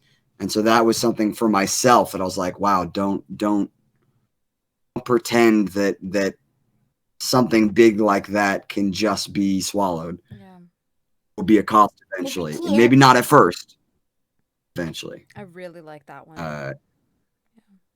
And then sort of similar, the other thing that I to believe is going through what you're dealing with. This sort of idea of don't bury down. You have something in front of bury it down. Don't try and just quickly get over it, but try and work your way. It's always better to work your way through whatever it is. Embrace it. Yeah. Kind of linked to your previous one. 100% linked to it. Yeah, that imagery is what helps. That's all. Those are my. That can actually be applied to relationships as well. Instead of finding the easy way to go about things, or some people have angry sex to deal with their situations instead of addressing the issue at hand. They just like deal with it with physical intimacy.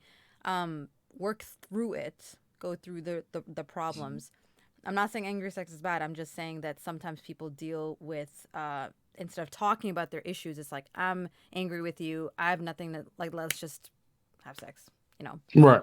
And I think that's really unhealthy because eventually it will come and bite you. Like those problems will pile up because they're not being addressed. Right. So I really like that, working through it. And it puts accountability on yourself as well to face your demons and face whatever you're dealing with. I like that. And not kid yourself. And not kid yourself. Shoot.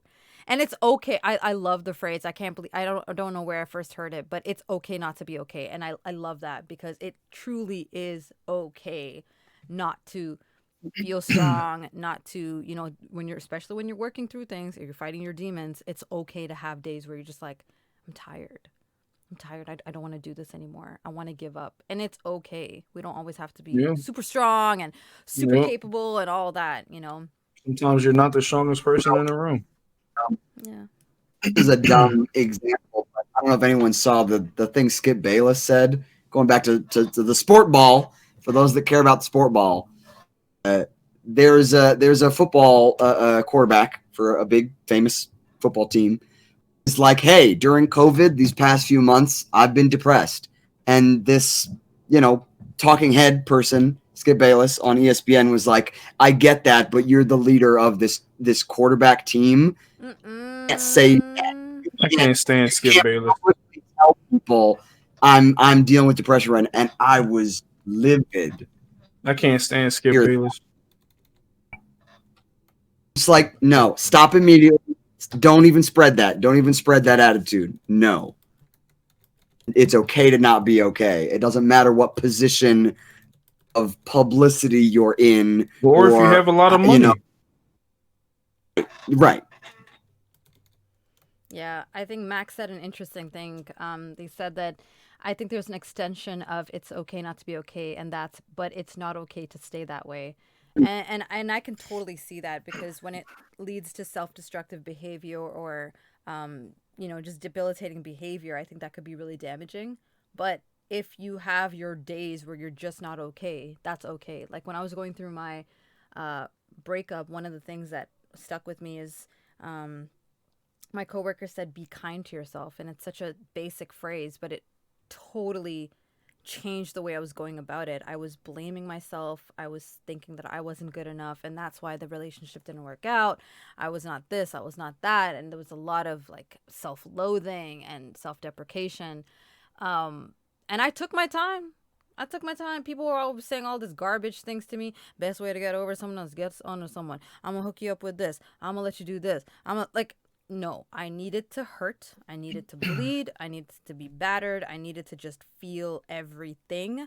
I don't care that it took me like however many years to get over the relationship, heal and healthily move on. But I definitely do think with Max on Trax's point, if I would have stayed that way for, let's say, the next 10 years of my life or next 5 years of my life, I think that would have definitely been really unhealthy for me.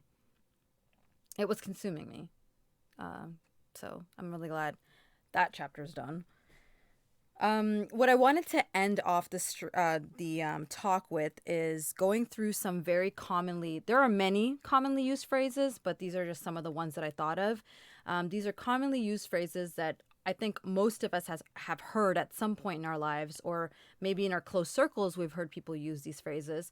And we kind of want to work through what the implications of these phrases are, of like the people saying it, the people they could be saying it to, what the meaning behind these phrases could be, and better ways to rephrase some of these things to have better and more healthy implications.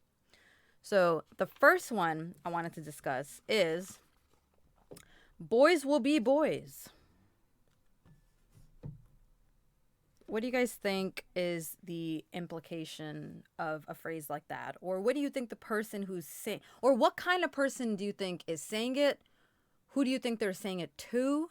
And what do you think the implications are that they are trying to convey by saying that? And then what are the actual implications? Usually boys will be boys is brought on when you have a young man who's entering the lifestyle of having sex or whatever. And when guys, the stigma behind it is when guys have a lot of sex, with multiple people, they're a stud, they're a beast, they're a player. And then when women do it, they're a hoe or a slut or something like that. And I lived that life.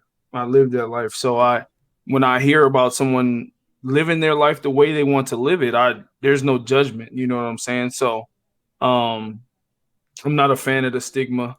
And I'm grateful that you said, that you don't believe once a cheater, always a cheater, because people can definitely change. But usually that's the implication that when girls have a lot of sex, they're a hoe, smut, slut. And then when guys have a lot of sex with multiple people, they're a hero. I've heard boys will be boys a lot last few years when it comes to sexual harassment or sexual assault or things like that. All the Me Too stuff that's going on. I block all that crap. And to me, I often hear boys will be boys, and quite frankly, it translates to deal with this.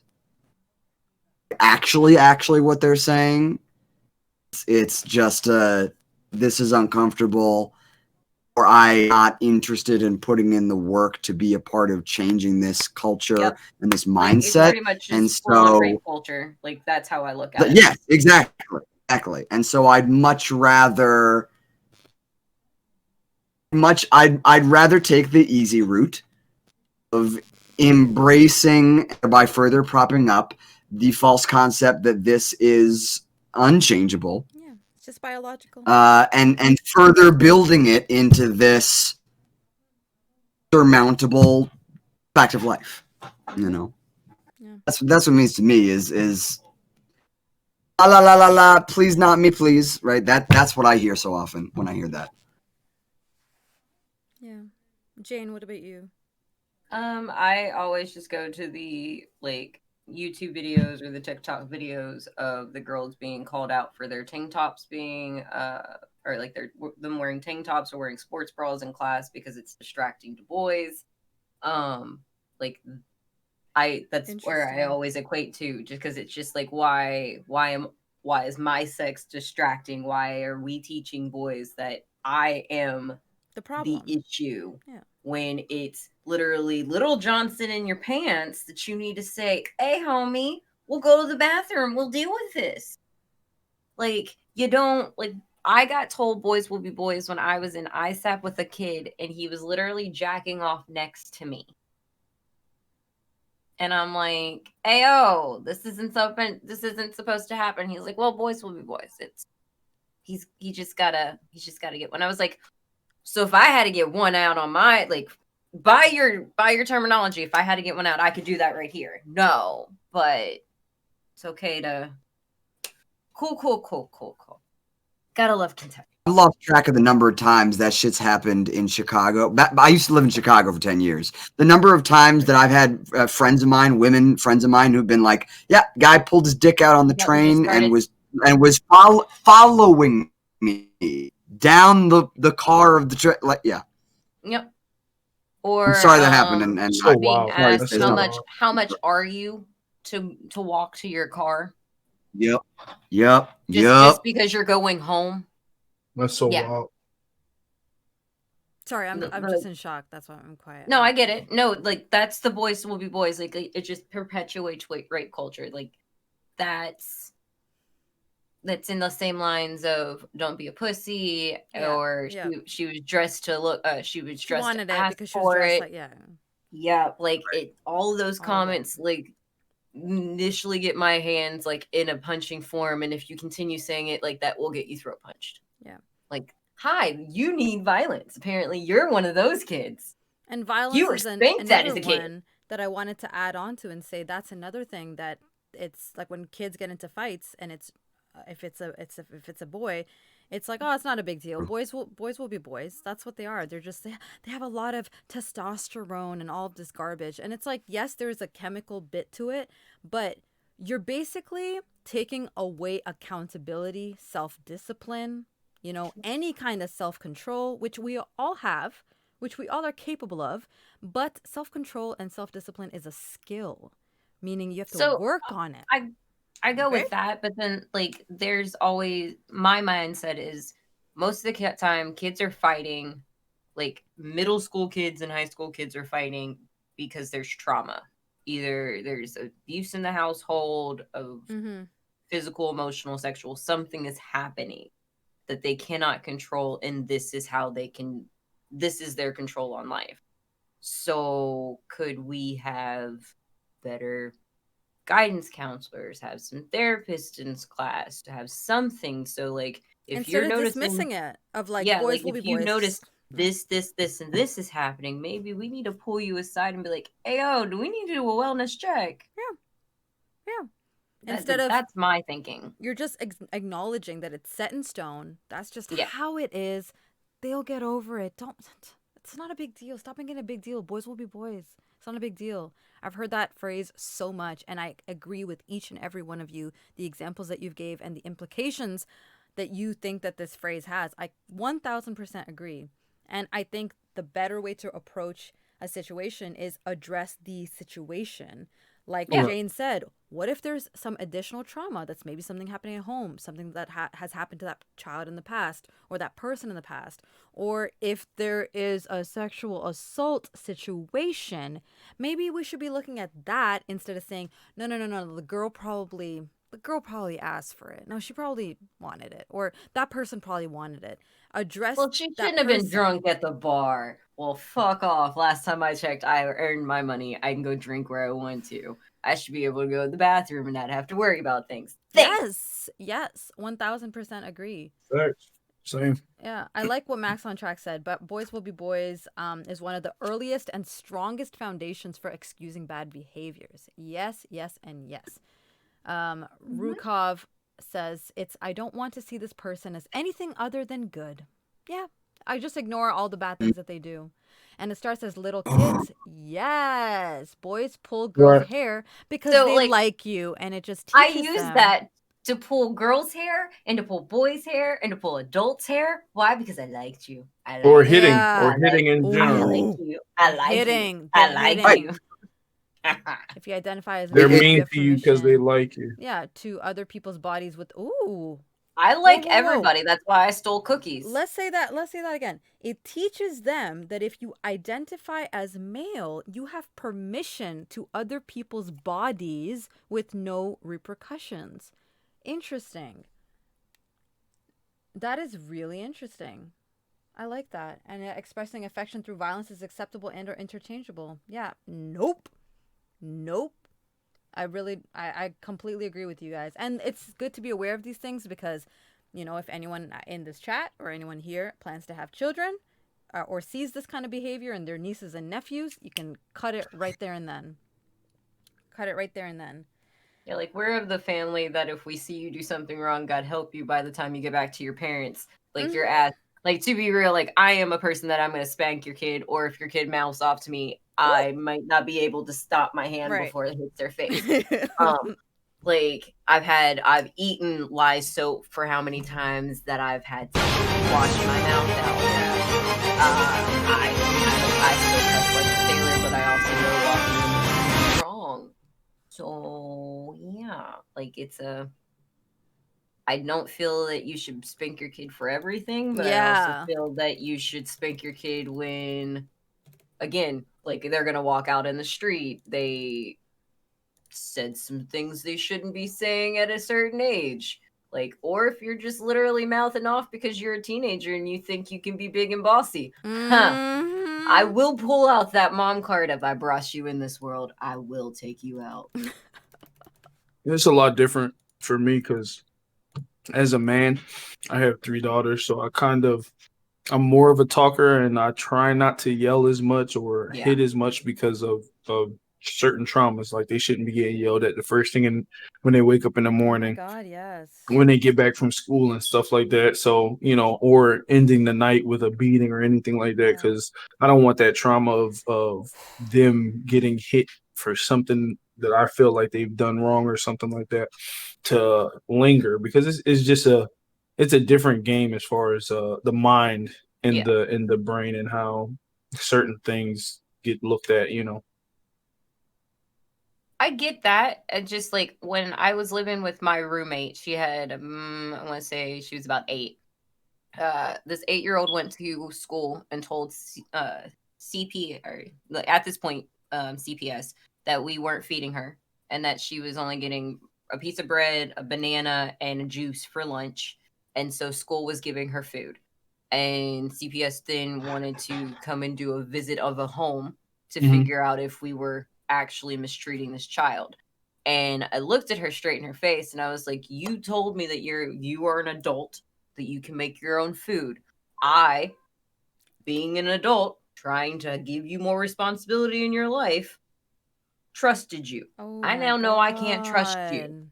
because you almost got me put in jail Little for a devil. lie. Oh my So God. I looked at my roommate and I'm like, my mom beat me. Like, black and blue beat me. I know what abuse is. I'm not going to touch your kid. And she also raised her voice, so I know what yelling is. So your kid thinks I'm yelling at her right now. I promise you this isn't yelling. This is me raising my voice because I am angry. And I should be mad, but my emotions are weird. So when I get to mad, you need to get your kid away from me. So I sat down with her as angry and I was like, I'm taking all of your furniture away. You don't have a door. You have nothing. You have no privacy. Why? Because you lied to me and you lied to other adults and you felt that it was okay. Know that if you were my kid, I'd beat you right now, but you're not. All So right. I'm going to yell at you to make you understand that this situation right here never fucking needs to happen again. All right. All right. And she's like, oh, I'm so sorry. And I'm like, Oh. don't apologize to me. Go apologize to your mom. And then stay Right. away from me for about 2 weeks. Mhm. And you took what you took the situation and what you were given with someone else's parenting. You know what I'm saying? So Yeah, because I as looked at her you and I was like, I know what I want to do. Oh, right. Yeah, oh. mine stops at the door. I say exactly what I mean. I break it down. We revisit, and when things need to escalate past certain things, then we go up there, and when they need to be brought down, we bring them down. Mhm. But I can't complain. My kids are good. I'm just going to ask any children out there, please don't lie on your parents. Like, CPS is no joke. Don't lie on your parent. It's bad. Oh, that's how words have power. You Yeah. may or may not go to jail. Yeah, it's true. It's Yeah. true. It's very true. Yeah. Very true. I wanted to say thank you to Danny89 for that raid. Thank you Thank you, so Danny. much, Danny. You could have chosen a raid, anybody, and you chose me. Thank you very much. Thank you for sharing your community with me. And I will be doing 5 exercise reps for that scrumptious raid Oh as a yeah. way of promoting physical fitness and activity on my channel. So thank you very much. I hope you had a good stream. Bandersnatch ride. Ooh, rider. Thank you for being here. Hello. We actually watched Bandersnatch recently on Netflix. There were more people in here than 2, but Twitch is a liar. Oh, that's totally okay, Danny. That is totally okay. I'm just glad that you chose me. So thank you very much. Well, how was your stream? What'd you stream today? We're just doing a real talk about the power of words. Yes, I'm with Almost Potter, Revamp Clint, and Killer Jane TV. Hey. Hello, Jane. The next one I wanted to discuss is please forgive me. So, what are the implications of that phrase, if any? What do you guys think? Well, my rapist told me to please forgive him. So, yeah, no. It really is by the person that's telling you. My mother and I have a very weird relationship, and she most recently asked for forgiveness, and that's one that you can give because that's blood, and you need to be able to see past certain things. But I will never. I want to be able to. I want to be able to say I will forgive him, but I honestly don't think I can until the day. And like it's really situational. So For like sure. I will forgive to an extent. Like I forgave my grandfather, but he also died, so that abuse got to end. This one I will probably never forgive or forget, and that's perfectly fine. But my mother, I can attempt. So like it really just depends on who's saying it. That's how I take it. Okay. I like that you made that differentiation. That's true. I mean, like now that you mentioned that, I think I'm the same way. When I wrote that phrase down, which is a very common phrase, which is a phrase that I would use often as well, like when I would mess up. But one thing I've realized is when you say please forgive me, you're basically telling that person like I need to feel better because I know I messed up and I'm feeling really uncomfortable right now and I know I messed up and I just need to fix it and I just need you to be okay. Like just get over it, please. And just forgive me, please, cuz this is making me uncomfortable. I need us to be okay again. It's kind And I of feel like it's one of those like I don't want to ask for forgiveness. I want to just talk about the situation. I want to be two grown right. adults. We figure out what the issue was and then we go on. Yeah. Like if I need to apologize, I will apologize. But then it's But I up don't to the feel, other person to forgive yeah, you but I or don't ever not. feel like I want to ask Definitely. for forgiveness. Definitely. Like Yeah, Definitely. like you're not that's entitled to people's yeah. forgiveness. You messed Right. up, right? I Right. messed up. I lost my privilege or like my good place with you, good standing with you. I messed that up. So Yeah. I need to be held accountable. I need to hold myself accountable for my mistake and realize that oh my god, this could be over as I know it. And I can't even be Right. mad at the person cuz I'm the one who Right. messed it up. Right. And so That's why, like, where I that's was gonna literally go why with I'm it. like, if we can have a grown ass a conversation and be like, okay, then we agree to disagree, we part our separate ways. Then let me start grieving the relationship Right. instead of sitting here and be like, are we still friends? Nah, I'm good. Yeah. That's the point I was gonna take with it. I think about people that I've asked for forgiveness. I don't really think about people that have asked me to forgive because I don't hold their feelings hostage. I forgive and allow them to move on. But sometimes going back to punishing myself, I do think about the mistakes that I've made, and I think about me asking for forgiveness and understanding that they may or may not forgive. So, but I'm okay with once I do that, moving on and allowing them to do with whatever they want to. Because you're right, I absolutely agree. They don't have to forgive, but I'm okay with that. I'm Yeah. okay with that because after a while, I can't keep punishing myself. I'll just do better. That's it. Yeah. We got to go into it knowing that I messed up and it's okay if the other person doesn't forgive me because I mean, I deserve it, but also not like berating yourself to the extent of like just making it an ongoing thing. Going back to forgiveness. Forgive yourself eventually. Eventually it's okay to, forgive yourself. Mhm. It'll For take sure. time, but yeah, I think that Max said something interesting. I think it can be used to put the onus of emotional labor on the other person, but I agree it depends on who it comes from, what they're asking forgiveness for. I think the only person or people I could be okay with that phrase from is my family, but anybody else would be like, "No, you messed up. Let me deal with it the way that I think is best for me." Like you kind of don't have a right to tell me how to deal with this, For sure. right? I'm not that hot on it. on that phrase. I feel like if there's an opportunity, if there's a situation where someone, you or this is going to want to say, please forgive me, that's instead the opportunity for you to be apologizing more, or are you taking a Bryan Adams like aspect digging of it, like, deeper into me? Again? Are you taking a Bryan Adams aspect of it, of like the "Please Forgive Me" song? He doesn't know what he does. Sorry, I don't know. Yeah, I don't think you I'm don't know this familiar song. Cool. I'm just gonna say it like that. Are you saying that instead of saying that, they should be saying something else? Jane, for the record, every time I hear "Please Forgive Me," I think David Gray, which is a different song. Okay. So my pop culture brain is also like, weird. Yeah, exactly. It's when I can't think of a time that would be the instinct, or that would be the right that necessarily, because it does often. It doesn't compute for me. When I try and think of what that means, the best I can come up with is what you said about, and what people in chat are saying about, oh, will you please make me feel better? I don't feel that way. Yeah, I don't feel that way. Times when "please forgive me" might be said, I think it might be better to either that if that is pause for a sec.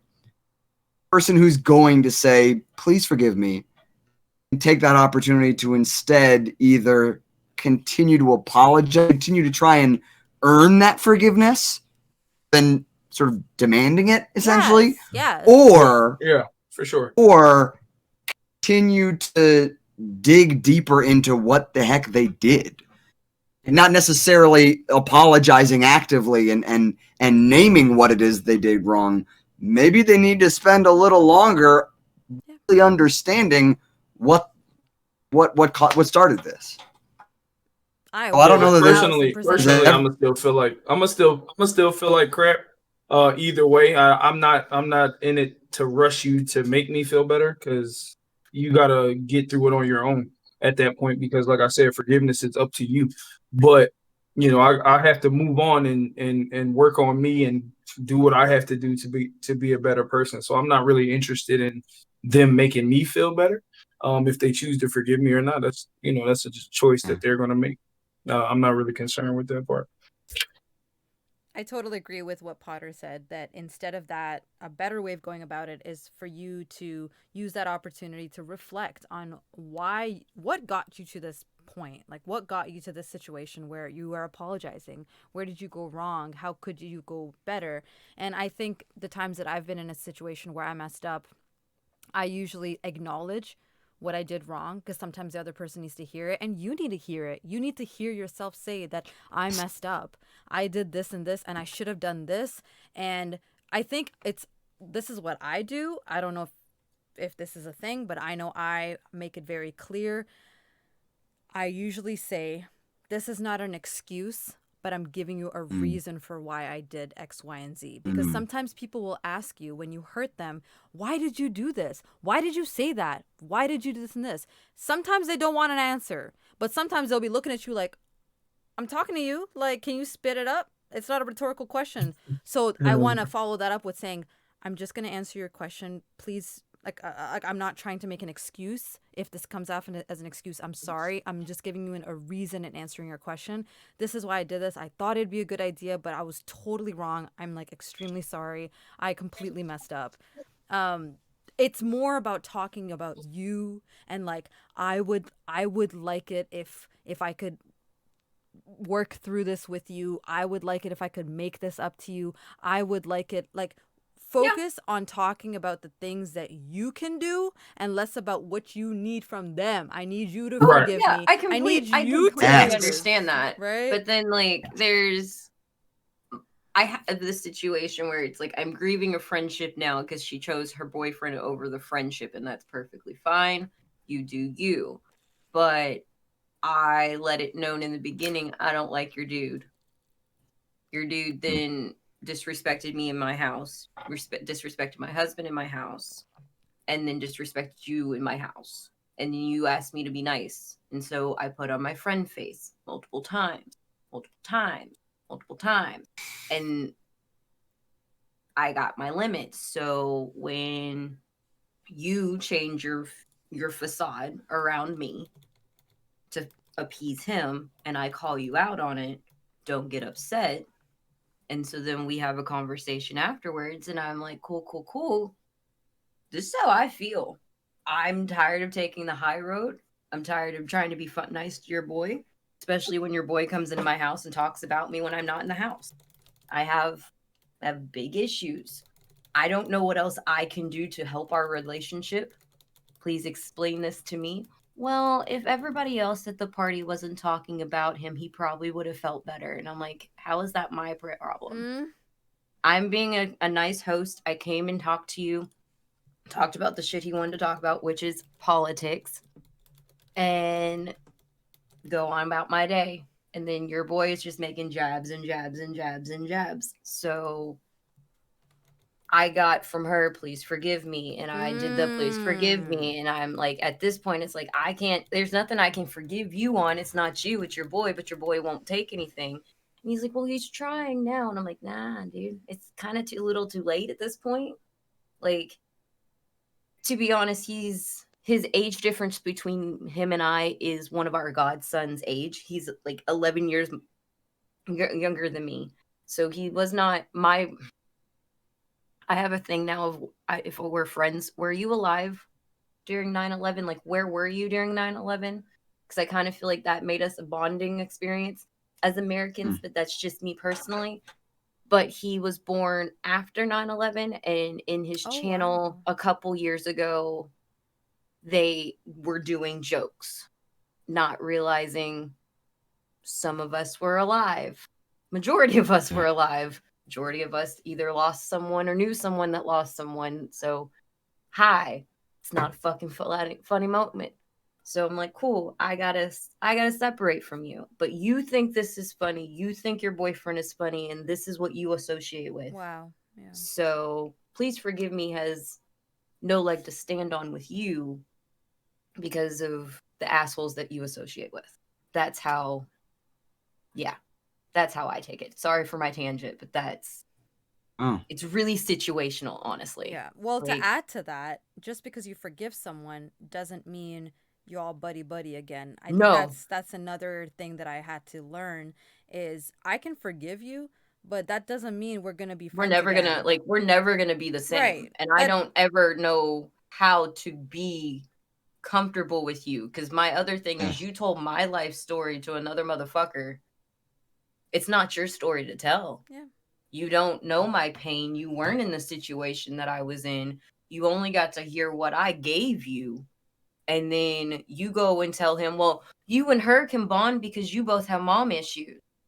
I'm like, that's none of your business. Oh my God. I'm sorry. That's not yours to say, dude. That's but why I don't tell what people tell me. We friends, and so I'm trying to let that go and sweep it under the rug. But here you are still telling my business. I'm like, you do know when people put my name out on the street, like I'm not that bitch. I will show up at your house. Sorry, Raven. Sorry. No, it's like okay. That's where I take that word back. Like, I am that one that will come and be that crazy girl knocking on your door at 3:00 in the morning because you said some shit about me on the internet. Hi. Or are you gonna say that to my face? Nah, you're not. Jane is the one who knocks. I am the one. Hey, who knows that? That. Breaking Bad. Yeah, so like that's how I feel. Yeah, it's a good lesson to learn though for all of us, that just because we forgive people or they forgive us, the expectation isn't like, so we cool now? We good? Oh yeah. No. It doesn't have to be that way. And it's such a great lesson that I had to learn, because I would often pressure myself to try to like mend the relationship or the friendship, but let's be friends again. No, never worked out. Or let's be friends with my ex. No, there's a reason we're exes. There's a reason we don't no more. There's a reason we ain't homies. Like, we good. Dodging them bullets. Yeah. If I do a bad thing, I get in trouble, becomes if I do a bad thing, people won't like me, becomes if I do a bad thing, the world is the worst. Yep. If I do bad things, I get in trouble, because I forget who came up with it, but there was an old philosophy who came up with the idea of stages of moral understanding. Oh. If I do bad things, I'll get in trouble. Lawrence Kohlberg. And then when you get older, it's if I do bad things, people won't like me. I do that. Oh, interesting. Oh my god. I've been through all of those stages. That is so true. Cause then when I look, I'm like, I'm not actually like doing like my sins or like my really bad things that I'm doing are not like killing people and actually actively hurting people. I'm not murdering people and making furniture out of their skin. Right, right. So then you're like, the world is worse. I'm good. I'm like, I'm also like, I compare myself to Hitler in my head. I'm like, I'm not Oh my murdering like God. millions of people. So like, I'm not this bad of a person. I need you to understand, like, you have your bad thought, like your sexy thoughts. Right. I'm gonna snap one day. Like, I literally had a coworker look at me and he's like, so I think I'm gonna see you on the 5 o'clock news one day. And I was like, I wouldn't put it past me, to be real. Wow. I wouldn't. Just, I think it's gonna happen, hence why therapy is needed. Right. But it's not a scary thing. It's gonna happen. Well, it's something that you acknowledge and you're working through it. So there you go. That's important. The other And again, like we touched on earlier, head different than things you did. Right? No You minority go into the bathroom, report you here. feeling extra fucker. horny, deal with that in private. Did you actually go murder everybody? No, you did not. No, I just Good job thought today. about it. Exactly. I had it planned, and I may have bought some supplies, but I didn't do anything. Another one, this next one is really important to me. And the phrase is, I'm sorry you had to go through that. It's pretty straightforward. I don't like it when people say you had to. No one has to go through, traumatic experiences. No one has to go through hurt.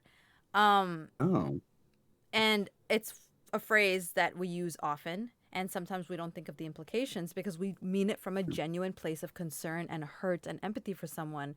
But the phrasing of had, we can easily shift that to, I'm sorry you went through that. And it completely gives it a lighter, like, I'm sorry you went through that. It is a fact. They went through it and you're sorry that they went through it.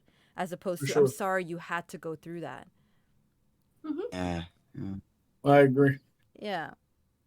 I've actually heard a lot of people say that, and I try to use those opportunities to be like, try to phrase it like this because it sounds better. And I know some people might be like, no, you're just being too sensitive. I meant it. I said what I meant, and I actually meant it. It's not my fault that you're taking it in a negative way. Although that might be true, why not rephrase or learn to speak in a way that you can convey your empathy better? Why not? I guess more of a spiritual level. Oh. Spiritual, eh? I'm not sure if yeah, go for it. attention to whether I used that phrase, but I can't remember a time that I have, as I'm not religious. I don't believe in any fate of any kind. Like that, the had part I'm like, yeah, what's that about? Feeling that are destined to occur. Like, I don't know, but it's very common. People use that all the time. I'm religious. I still don't use it because as soon as someone begins to describe something they went through, I start thinking about how not to sound like a dummy, not a dummy, but not sound like I can't like I'm pointing blame on them. You know what I'm saying? Yeah. I'm like as soon as they start mentioning something, I'm like, okay, what is your response? And not to point blame or not to point blame or like, how do I not one up you? Oh, you went through this. Well, I went through this. Yeah. That was a lot of my childhood. And then literally, I'm so sorry you had to go through this was the other aspect of it, just because, hi, you're helping a family mourn the loss of their dead uncle or their dead aunt or their grandma. And my favorite thing is when they're like, "Ayo, you're sleeping." No, they're not sleeping. I promise you. They are dead. They're not going to wake up one day. So, like, it's not a phrase I like to use now because of how many times I've had to say it as a child. Yeah. Like, it kind of gives me a bad taste in my mouth. I feel that. Yeah, death in the family is one of the ones where I kind of think I still don't take any accountability away, I kind of like, if someone says they lost a parent, I'll be like, listen, if you need, I try to give them their space so they can deal with it the way they want to. But I just try to remind them, if you need me, I understand what you're going through because I lost my dad. And I leave it. I don't say I lost my dad. I just understand what you're going through. And I leave it at that. Oh yeah, like I will give you your space. I will be a shoulder for you to cry on. You can give me all your pain. I will do what I can to help you, but I will never be like, "Hey, you lost your parents? Well, I Well, never guess had what? a dad." So like that's how I feel. So I know exactly how it feels to have your loss. Like, nah, like let them have their pain, let them do their grief.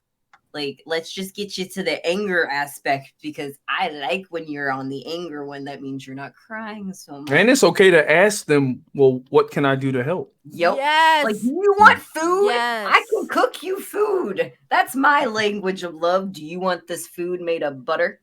Glint mentioned something so important. I used to feel ashamed of asking people what they needed because I used to be like, I should know. I should be the fixer. I should know everything, how to heal everybody. But it's okay not to know. It's okay to literally ask that person, listen, I've never been in this situation before. I don't know what you need from me. How can I help you? What do you need from me? And then just let them answer. And if they say, I don't know, Lesbian 101. say, okay. Okay. If you have any ideas, hit me up. Yeah, If or not, just ask I'll them, be do around. you want me to sit here with you? Mm-hmm. Then like start giving them, do you want me to sit here with you? Can I stay? Do you want me to come over? And like try to help them that way. And if they're just like, I just need to be alone, then you let them be alone. But if they hit you with the I don't know, you can try to help them without being pushy. But I feel like it's okay not to know how to fix things or help them. You're absolutely right. Just ask. Yeah. I'm often on the other side of it. I'm often not. I need to get better at asking for help. Ooh. Yeah, it's a skill. Like I do the post of go check on your strong friends because they also need a shoulder to cry on. Like, I don't mind to be the person you call at 3:00 in the morning to talk yourself off the ledge. I don't care. That's why I'm your friend. That's why I love you. But that's why I love the relationship with my best friend right now. Because he a month ago did that. I need you to talk to me. And I'm like, cool, let's do this. And I called him 2 weeks later and I'm like, I need you to talk me out of doing something real stupid. And I don't need to talk to you every day. I don't need to check in with you. I don't need to do that, but I am that homie that you can literally call. Yes. Like, you stuck outside in the BFE, Kentucky. You need me to drive 2.5 hours to come get you? Do know I'm going to bitch at you on the way back. Why are we here? But I will come get you. Mm-hmm. And I'm not going to leave you stranded. Yeah, like, it really just depends on your relationship. I'm going to make them drive while I sleep. Why do you think you don't ask for help, Potter? I'm stubborn. Oh. Very stubborn person. Yeah. Because when you're able to adapt, you're like, I can always. You feel like you can adapt to anything. You should be able to fix your own. It becomes I'm gonna muscle through. I'll figure out. It goes back to the thing of there's a cost eventually. It goes back to because of the time I was dealing with horrible shit that I had, that I was alone and had to adapt to get through. Then you like. I end up depending too much on those muscles, those skills, and it becomes I can figure it out. I can figure it all out. I do the same thing. I struggle. I'm usually the one people rely on. It's hard for me to be the person that relies on others. I'm used to it. I'm used to being the shoulder to lean on. So. It's always been like that. So I've gotten a lot better. I'm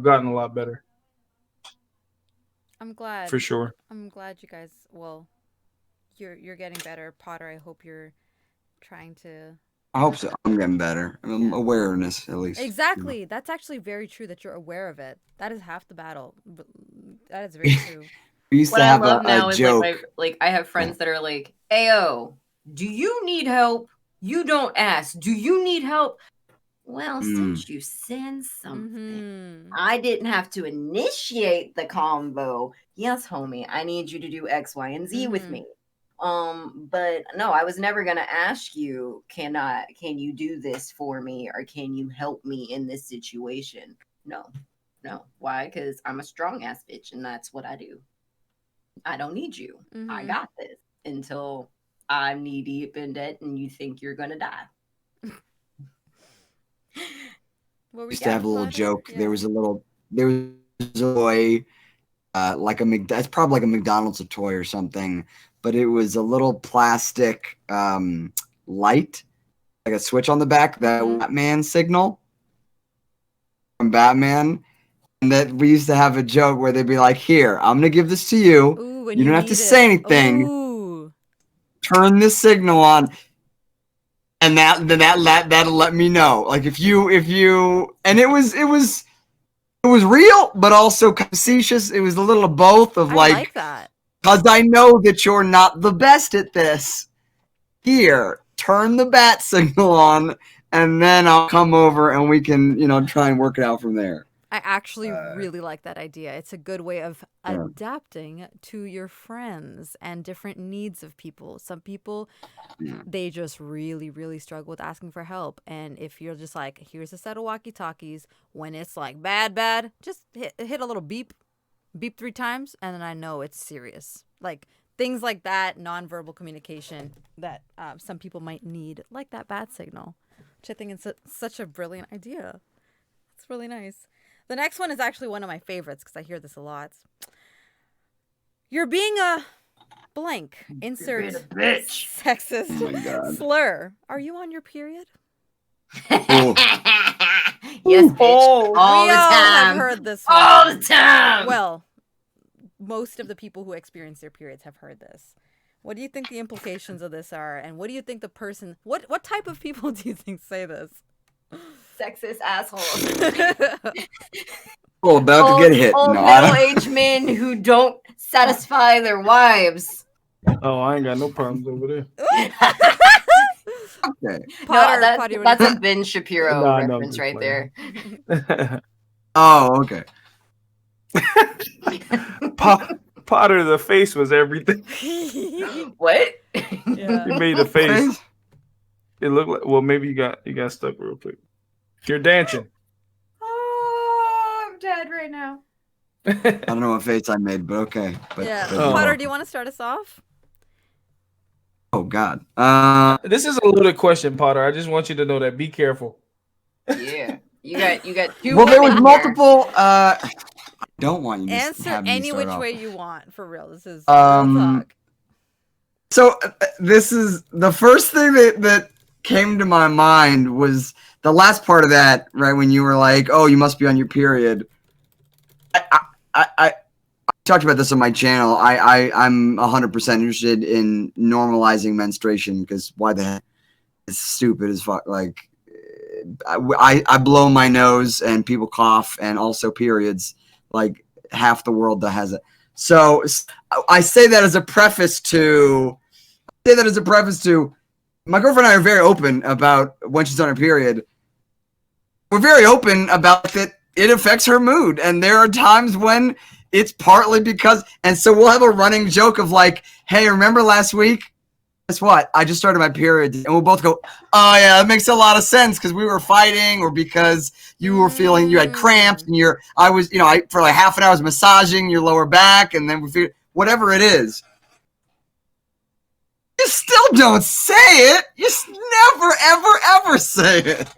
And I don't think Even people if it's use the sex, I like think in the sexist truest of slurs, true man. senses, right? People that get their period are affected in different ways. I've been with who had it affect them not at all or in a huge way. Like never.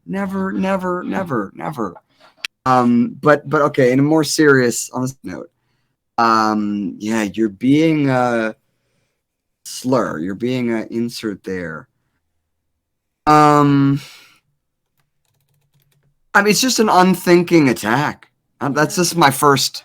That's just my first. It's just insensitive, and it's. It's cheap. You're not communicating, you're attacking.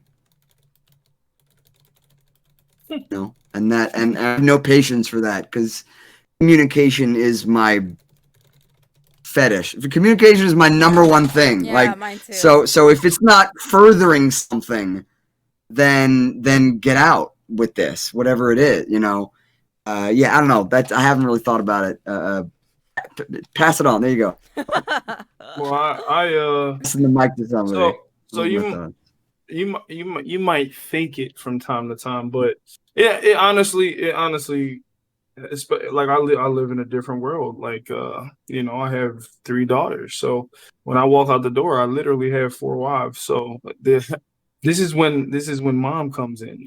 This is when mom comes in. We joke about how important it is. Like I always get the daddy's little girl. I'm like, look, yeah, I'm daddy's little girl until they don't want to deal with me, and then you come into play seriously, especially with what's going on. But those conversations, I honestly we don't get to that point. I start, most of we're very very intimate. So I get told when her cramps might be coming around and stuff like that. And honestly, when it gets to a point of a little bicker here, a little argument there, I just go the opposite way. Honestly, I just go upstairs. I'm like, look, I see what's going on. I'm gonna just go upstairs, and if you need anything, just hit me up. I just go in the opposite direction. Honestly, it's because it's not honestly, it's not too much to talk about from that standpoint. I don't really understand what you go through when that happens. Yeah, sometimes hormones are different, and you might feel some type of way. I got that. But there's no point in fueling the fire. You know what I'm saying? There's no point into just aggravating somebody when you're trying to talk. Sometimes you need to step back and walk away. That's usually what I do because I'm the only man in the house. So I just go the opposite direction and jump on the game. And when I'm called upon, I say, hey, what's up? What do you need? And then it's over from there. Yeah. But that's just where I live. That's what happens in my house. I'm just reading what Jane wrote. Oh. Lost both of them. Oh, shoot. And they're back. Yeah. Okay. Hey. Hopefully back. See you guys, though. Hold on. Welcome. I'm Revamped Glint. Oh, now I'm Killer Jane. And Jane is Revamped Glint. And Glint is Solo Raven. I'm good. Oh, no. Did we move on the stream? Hell yeah. I like this. Oh. I don't know what just happened. There we go. Oh, Jane, what do you think? That was cool. Yeah, I believe it is a different time, like a different generation aspect. Just because I heard it a lot during corporate America. Not so much once I went into the like small business aspects. Like at that point, it's just, oh, you're a girl in IT. That's kind of fun, isn't it? But most of the time it's like middle-aged white men who don't know how to speak to you because they think you're being too aggressive or being too pushy. And oh, so you're eating all those sweets, you must be PMSing. Nah, or you're really grouchy today. Why don't you put on a smile? Like, it's all of those conversations, and it just goes back to boys will be boys to it's just literally the rape culture. Like, it's, hi, I bleed from my vagina every 28 days. There's nothing I can do about it. If I wanted to do something about it, I'd get something to put in here to make that stop. But I can't yet, so leave me the fuck alone. Yeah. Or deal with deal with Aunt Irma. Like, I can't control the anger that I'm about to have on your ass, but you can control the words that are coming out your mouth. Yep. Yeah. I've had 2 real talks dedicated to periods and trying to create awareness about it because I do understand it's a taboo subject and a lot of people don't feel comfortable talking about it. But it's something that a lot of people go through and it's important to talk about it. And the best way I can describe it for people who don't experience it is that y'all ever see the show Vampire Diaries? So basically, Vampire Diaries, when you become a vampire, everything that you were before you turned into a vampire. So if you were like super horny, if you were an extremely angry person, impatient, whatever it is, that's heightened. And having your period is like becoming a vampire. Everything that you are before your, well, this is how it is for me. Everything that I am before my period is just heightened. So I'm already a very loving person. I will go like extremely loving. Like I just want to be around you all the time. I'm just like all over you. Or I'll go the extreme other route, which is also part of my personality. I can get sad very easily. So either I will get extremely loving or I'll get extremely sad. I'll be crying. And it's literally like you cannot control your emotions. You cannot I get control really yourself. farty. Sorry? Like I get really farty, which was really Oh, great when I really? worked. Yeah, when I worked on a line of dudes, Yeah. you're just like crop dusting everybody, and then you sit down and no one knows it's you, and then you're like, "Yep." I get diarrhea. I don't know about other people, but like I get diarrhea, bro, when I'm on my period. nah. It's Mm-mm. terrible. So it's just, it's something that I don't think You may want to look at getting a Marina then. Oh, an IUD? Yeah. Yeah, I was thinking about it like when I'm in like a long-term relationship, I'll probably get one.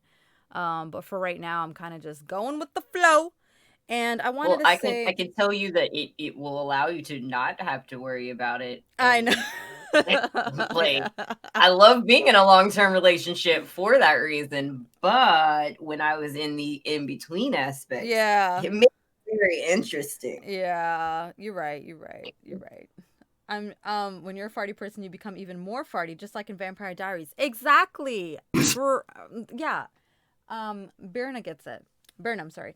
So what I was saying is, the thing that I don't like about this phrase is the whole sexist slur. I feel like you can be empathetic when someone is going through their period because they cannot control it. And by that same token, the onus is also on the person who is experiencing their period to not be a completely terrible person. I think that you can be in pain and you can go through all the feelings and all of that, but the onus is on you to not be a terrible person and the other person to not instigate and do annoying things to you that will get you angry and like fired up. And This I just know makes me think of myself. Alicia. The what? Go ahead. And when I'm on my period and I'm in a lot of pain, I literally sometimes can't get out of bed. I can't get up. I literally feel like the soul is being sucked out of me. So I just sit with a heating pad quietly, and I will communicate with my partner. Anytime I've been in a relationship, I've always communicated to my partner, this is how bad my periods get. This is what I need from you. Download the app if you haven't already so you can track my period and know when's coming, what's happening with my body. I think that's a great thing to do if you're in a relationship with someone. And if that partner is amazing, they will take initiative and do the things for you before you even need them. So if they know my period's coming in 3 days, they will get the heating pad ready. Okay, they'll get the snacks ready. They will get socks ready or whatever they need, whatever I need, so that when that time comes, it's just like, here you go. What else do you need from me? And I think that there are a lot of people who like panic and like they don't know what to do in a situation when there's partners going through their period. Talk about it. Be like, I don't know what to do. What do you need from me? Or be the person on the other end who's experiencing it and tell your partner what you need from them. And if they are being upset or they're being snappy, I don't think that warrants calling them a sexist slur. I don't think any situation warrants that, but that's just me. Especially not in this situation. And I hear it a lot, especially in schools. We've heard it in schools. Hear it in middle school, high school, university, all the time. And I think it's a very insensitive thing to say because it's not a fun experience. I don't think I'm very excited when I get my period. I dread it every time I see my phone app and I'm like, oh, it's coming in 2 days. So for you to make fun of me for that because of this terrible thing that I'm going through, it's just pretty shitty. It's not a nice thing to do. So please don't do it. I throw a quick thing on that. Yeah. Because not everyone has consistent periods and a consistent cycle, and the app may not be effective. True. Right. I know for me as the other side of it, you can tell. And I don't mean that socially, like they're being a real jerk to me today.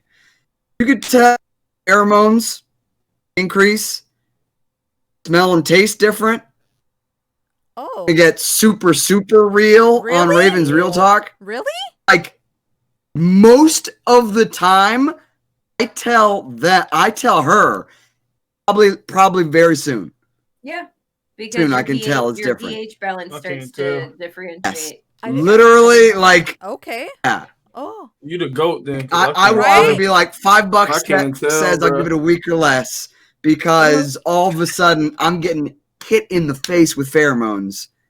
Okay, and what's the pheromone? you taste a little different. Sorry. It is the like you're very attracted. You're very attracted. No, it's like the chemical smell that your body gives out. Okay, do you remember the show The Dinosaurs, where it's like the puppets on Disney? Like they're really okay. Well, there's this we'll continue then. There's this episode where the girl dinosaur, like teenage dinosaur, she's like, I smell like burnt tires, and I don't know why. And it's because that's her body's chemical smell that she's putting out in the world, and it's attracting one particular dinosaur. And he's like, I don't know why I like you. Well, I like you because you smell like burnt tires. And that's because they're about to get their period. No, like that's just her pheromone. Like that's just the smell that you put out in the world. Like when you are aroused and like wanting to get the punanis, there's a smell that you put out in the world from my skin or my nether region. Both. Oh, okay. But nether region way more. I'm learning. Way more. And then some people may like your smell, some people may not like your smell. That makes sense. That makes sense. And it's not just a thing. That's just a thing in nature as well. Yeah, like I'm looking it up right now. A secreted chemical factor triggers a social response in members of the same species. It's capable of acting like a hormone outside the body of the individual secreting it. I'm getting real scientific now. It impacts the behavior of individuals that receive pheromone. It kind of goes down to the aspect used by insects, plants, humans. Yeah. There's some guys you may like the taste of. There's some guys you may not like the taste of. It's not. Oh, so it's for guys too. It's like like there's part of this that like part of it is their diet, part of it is their genetics, and part of it literally is, ayo, I don't like the way you're chemically, genetically put together when you go interesting. So I don't think this is gonna work, and you may not find that out until it's oh damn, that makes a whole lot of sense. Like I've had my body was dodging bullets too. Yeah, like I've had ones that taste like cigarettes, and you're just like, hey, I don't like the taste of cigarettes. And when you stop smoking, they start tasting like this drink that they're drinking, or like, and then when they drink just water, like you can taste like just a salty, a salty bitter taste. And then there's the people who are literally just drinking water, and they may have like a sweet taste behind them, and it's just literally their chemical balance of how they're made up. My mind is blown. Wow. You can thank my grandma. Crazy. Yeah. Crazy. I did, by the way, Potter, we can't see you. Okay. My sister was telling me about this experiment that was conducted with, now we can see you. Yeah. There were people that were ovulating and people that weren't ovulating, and it turns out the people were attracted more to the people who were ovulating. Is that this whole pheromone situation? Same thing, because your body, like your physical body, like us are getting ready to produce our eggs and get ready to be like, baby, give me them baby goose. The guys out in the world are like, ayo, do you see that chick over there? It's kind of like a dog. Like literally male dogs will start humping other male dogs because there is a female dog in heat that they can smell. Yeah, they can smell her. They smell her sexiness and was like, I want her, but you're not her. I'm not saying that's what happened to gay guys, but I'm just saying that's what happens to dogs when dogs are near each other and there's no other female around. That is really interesting. Thank you, guys. I learned something new. Wow. This is also like if you have a smell in your hoo-ha, you need to go get it smelled or checked out because you may have a chemical misbalance. Like it may not be it may not be a yeast infection. It literally could just be your body is pH is just off. Too much acidic food, too much salt. Very cool. Yeah. Thank you guys. Learned something new. Does this mean you have your red ring, sir? Like, is this what you're trying to tell us? What? Potter, does this mean that you have your red wings? There are. I'm not answering this question. I turned my face. I believe there are people in chat that are watching that I'm not confirmed. Hi, my mom's in chat. Please don't make me answer this question. On the other hand, hopefully they don't understand. So Raven's just like, what the fuck are you talking about? Yeah, I don't understand red wings. we'll chat in Discord. I got you. Jane, we'll chat in Discord. Unless Okay, it's a side action busy no sus. Maybe. Hey, have you ever had somebody go down on you right before you're about to go start and then they come up with a red face like a cherry pie? Oh, is that what's happening? Okay, Yes. got it. Okay. Sweet cherry pie. Very interesting. New meaning for that song. You're welcome. Power of words. You were talking about the power of words. The power of words. It's kind of a piggyback off of the boys will be boys. What did you expect? Guys are just like that. I've heard this often when I'm venting about relationships and I'm venting about men in my case because I'm straight. Being emotionally constipated. Potter, is that emotionally constipated? And I got fired up. I'm sorry. Okay, you definitely look like you had to poop. Sorry. A lot of people. No, I That makes you mad. I'm gonna shut up now. Victim blaming 101, exactly. I hear a lot you. of people kind of blame it on me and say, well, you're expecting too much. He's a guy. He's obviously not going to know. He's obviously going to forget special days. He's obviously not going to know how to deal with you on your period. He's obviously not going to know how to say nice things to you. He's obviously not going to know da-da-da-da-da. And I completely understand. That's a complete valid, not that wording especially, but expecting people to be mind readers is definite. Like, yes, I'm at fault, 100%. Y'all know me. Do I look like I'm treating you to be a mind reader? No, I tell you everything. So if you do not deliver, that's just you choosing not to deliver. That's not you. People can't use that as like, oh, I'm a guy. I just don't know how to be a nice person. I don't know how to treat you with kindness. I don't know how to be a gentleman. No, that's just you choosing not to. Hi, I'm a chick. I don't know how not to sleep with multiple people. I don't know how to not be a hoe. Apparently, so yeah, like I'm just gonna go do that because that's what my race does. Yeah, basically. No, it's like I could use this in the same card, dude. Like, you don't know how to be a nice person. I don't know how to be a nice person.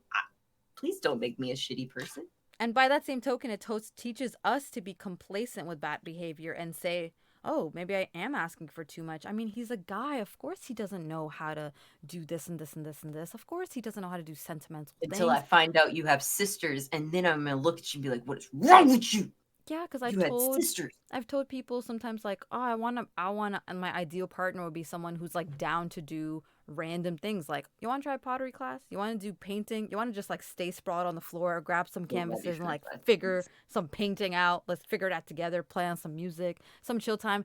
And I've actually heard girls especially say to me like, guys don't do that. Like, that's weird. I don't, you're asking for too much. And it teaches you, luckily, I don't fall for that. And I actually say, well, those are just not the guys that I would go for then if they don't want to do that. But it teaches you to be okay with behavior that you might want. Sorry, behavior that you might not want in a partner. But it teaches you, like, this is as good as it's going to get. So why not just accept I'm it? of the mindset, like, you should be able to find a partner that wants to be adventurous. But there's things that Aaron likes that I don't like. I don't understand wrestling. I like MMA. Let's have a fight. But he can go and watch his wrestling. I'll go play a video game, and then we'll meet in the middle and watch a movie. Like, let's have our time away so that I can enjoy our time together. That's how I view that part of the relationship. And no, I don't understand the That's just the way he is. Nah, my husband was raised by his mom and his dad and his brother, and he's not a dick to every woman he sees. It's literally just how you were raised as a person and how you want to be and put yourself out in the world. And that's what I was going to say. There are some guys that aren't interested in doing the nice things and treating their girls, but when you do dive deeper, there are some guys that haven't they weren't taught certain things they were supposed to be taught by their dads, and there's some things that they weren't taught that they were supposed to get from their moms. But you're gonna find them. There are guys that have been taught to do the right thing and choose not to. Yeah, just like there are other people who have not been taught, how to be a good partner just in general. However, which way you identify with your sexuality. But that doesn't mean that the stereotype of guys being this way and girls being this way follows through for everybody. Yes, there 100%. There's some guys who don't know how to treat people correctly. Won't know how to treat me right. But then you can't tell me that that's just how all guys are. Oh, right. It's that course not. absolute that really upsets me, that I hear way too often. Way too often. I was actually told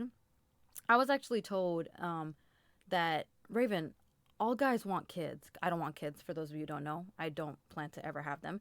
Raven, all guys want kids. Just give him one, and then he'll stay with you. Like that, you guys can make it work. And I'm like, just real quick, give him a kid. do you understand what you're asking of me and what you're suggesting of me? And that is such a discouraging thing to say. All guys want kids. You're never going to find a guy who doesn't want a kid. So just give him one. He's a good guy. He treats you well. Just do it. It's a very shitty thing to say to someone.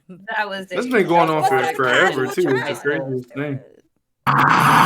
Yeah, boils my blood. Pop it out. Just do it. No, not like you have commitment for the rest of your life or anything. No, that's real painful. No, thank you. I like my body the way it is. Much respect. Much respect. Mm. So cool. I look forward to that consent, who was given birth to out of resentment and obligation. Look forward to them having a great life. God damn. Because I'm of the it's one of those, don't have a kid out of necessity. 100%. To try to save your relationship 100%. because what's gonna happen is either you're gonna fuck that kid up, emotionally, and then it's just gonna perpetuate the cycle of hurt, and or you are going to place that kid up for adoption, and or they're going to get into a foster care system, which in turn is going to fuck that kid up. So why would you do that if you don't think you are a human being that is capable of taking care of a child? Our friend group jokes that you should probably, if you have to take a license or take a test to get my license, I should probably have to take a test to have a child. My husband and I, we want to have kids, but we're also of the mindset if it doesn't happen, that is okay. It's not the end of the world. But I'm never going to be I want children and then hate my child, because I'm literally that product. She shouldn't have had a child. She did have a child. She resented having me. And then when I became an adult, I was told she wished that she aborted me. So you don't have a kid out of necessity, because then you have this person that literally is going to resent you for the comments that you should have held on to yourself until the day you died and then told me on your deathbed, because then I can't be mad at you. But now you're asking to have a relationship. So it's a little weird. You know what a kid out of necessity is? Kid out of necessity is a kid after a nuclear apocalypse. Yeah. That's the only kid out of necessity. Continuing the human rate. Necessity. Think about something other than yourself. Yeah. Problems with your partner right now. Think about anyway. Yeah, I am not a fan of. What was the original phrasing of it? Oh, what did you expect? What'd you Because he's expect? just a guy. Guys are like that. Just yeah. He's a guy. He couldn't know any better. I hate that so much because of all the reasons that we've been touching on. I hate that because it is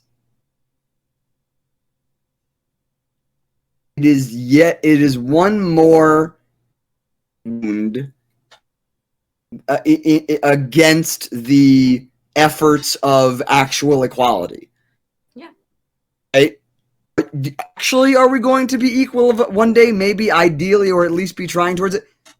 Not if you're gonna cop out like that. Not if you're going to. It's for me as someone that's trying to be a better person who identifies as male.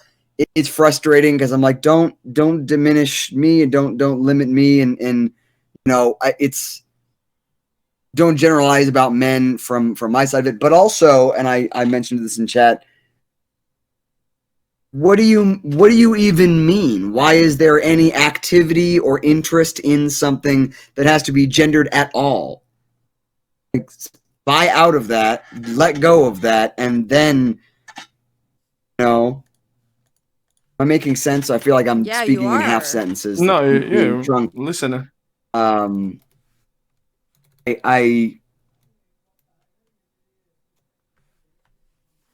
don't see any situation for I don't accept any room for that's a male, female, or whatever behavior, or that's how they think, or that's get them. It gets right in with they wear pink and they wear blue and buy them action figures and buy them Barbie dolls. Like Yes. we're beyond that. We should be beyond that. Out with all of that. Be better than that. I think what upsets me more is Sorry. when it's people my age, like 30, 31, or in their 30s talking like that. It's like you've seen enough of the world to know that that is not the case. So why are you so stuck on that mentality? Because they're turning into their parents. Yeah. Unfortunately. That's the best way to put it, is they're turning into their parents. Yeah. In the indoor, you have people like us that are like, I don't Fighting want against to be that. I don't want to be my parents, so I'm doing what I can not to be. 100%. Also, on a person-to-person basis, offensive, because I'd rather you be dealing with me. Yes. You know? Yes. Now I Father feel like doesn't you're do weighing the this. legitimacy and validity of maybe I don't know how to sew. Is it because I'm a guy, or is it because I learned to sew? As a dumb example. You know what I'm saying? Like, No, That's a it perfect makes with perfect me, sense because interface I've and actually learn said about this. me, Like, it respect pisses me me and off my. when guys don't know how to grill. But in my mindset, it's because I took the time and taught myself how to grill. So if you didn't take the time to go and make love to your damn grill outside, then don't come and ask me to grill you a steak, because you don't understand the love that it goes into me making this meat and putting my meat in your mouth. You don't understand it. So like I will stay. Why haven't you gone and learned to grill? I can't talk to you right now. We can't be friends. You need to go and learn how to do this. Like, I also am one of those that's like, I want a smoker and a flat top surface. I love appliances. I love guns. I love things that are typically not meant for women to like. And I'm okay with that. Why? Because I'm okay with my sexuality. I'm cool with this. I'm a boss. So like, for them to say it's a generalized for men or generalized for women, like, go fuck yourself. It's just generalized for the human race at this point. But go out and learn how to grill. Everyone needs to learn how to put meat on a grill and eat it. Hello, babies. I get to see Give me 30 seconds to go get a heating pad on my neck. I'll be right back. Okay. That's what he calls it. The next one is actually a really interesting one that I heard from a family member, so I wanted to know what you guys thought of it. The arrangement of your chromosomes should not dictate what you can and can't like. 100%. And what you can and can't do. Action figures and Barbie doll, no thanks. Just give me pockets so I have somewhere to put these worms I found. I just want Worms. pockets that actually. Yeah, I read that work earlier. I read instead that of- earlier and was laughing. Yeah. The What are next these fake one. ass pockets? Yo, we need more pockets, eh? Act whichever way you want outside of this house, but don't bring that attitude in here. A lot of us have heard it. A lot of us have heard our parents say this. Or if some of us are parents, we've said it. What do you guys think about that phrase? Act whichever way you want outside of this house, but do not bring that attitude in here. It's kind of like I take that as the corporate aspect of keep your personal life outside the store and you bring your professional life inside. You can bring your problems home. Please bring your problems home. But if you wanted to act a fool in school, don't fucking come and act a fool at home. Because I didn't cause you to be an asshole today. I didn't get you all up in your feelings because you had a test. I didn't do any of this. So you don't get to take your personality and your bad day out on me. Because all I did is came home and cooked you dinner and asked you how your day was. In the same instance of I can't go and take my bad day with Meemaw out on my husband because she decided she wanted to belittle me to like the pulp that I am. Nah, he didn't ask for that. I didn't ask for him to take the day that he had out on me. So I'm okay with this statement just because it's one of those check your emotions, because the person that you're about to come and check and talk to may not had a good day also, and you may just be adding on to their shit. So check your emotions at the door. Don't be an asshole is how I look at it. And if you want to be an asshole in your room on the game or to Time Warner because they deserve it. But not your partner or your parents or like not the people in your house. Why? Because you have to see them until the day you die. You don't have to see your friends, but you do have to see your family until you leave that house. Yeah, I agree. I was literally going to say I checked myself at the door. There were times where like I wasn't really enjoying myself at work, so I noticed that I was coming home with a bad attitude, and that transference of energy was just hitting. Like I would come home with a bad attitude, and then she would have a bad attitude. So now we both have a bad attitude, and then it just didn't make for a good time. So and you don't really know why you're mad at each other.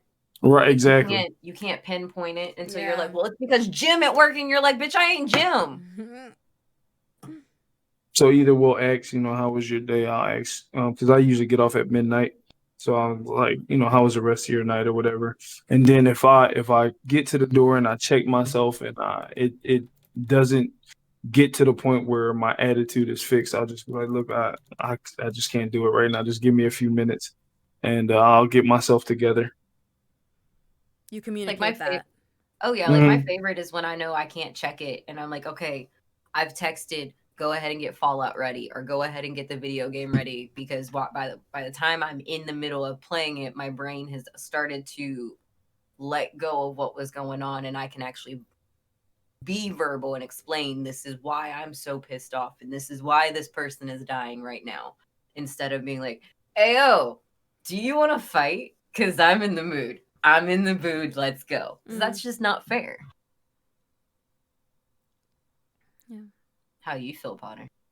It's interesting. I guess I interpreted this a whole other way. I heard this and my first thought was more parents like trying to enforce lifestyle onto their kids, trying to smother a lifestyle that the kid's trying to live.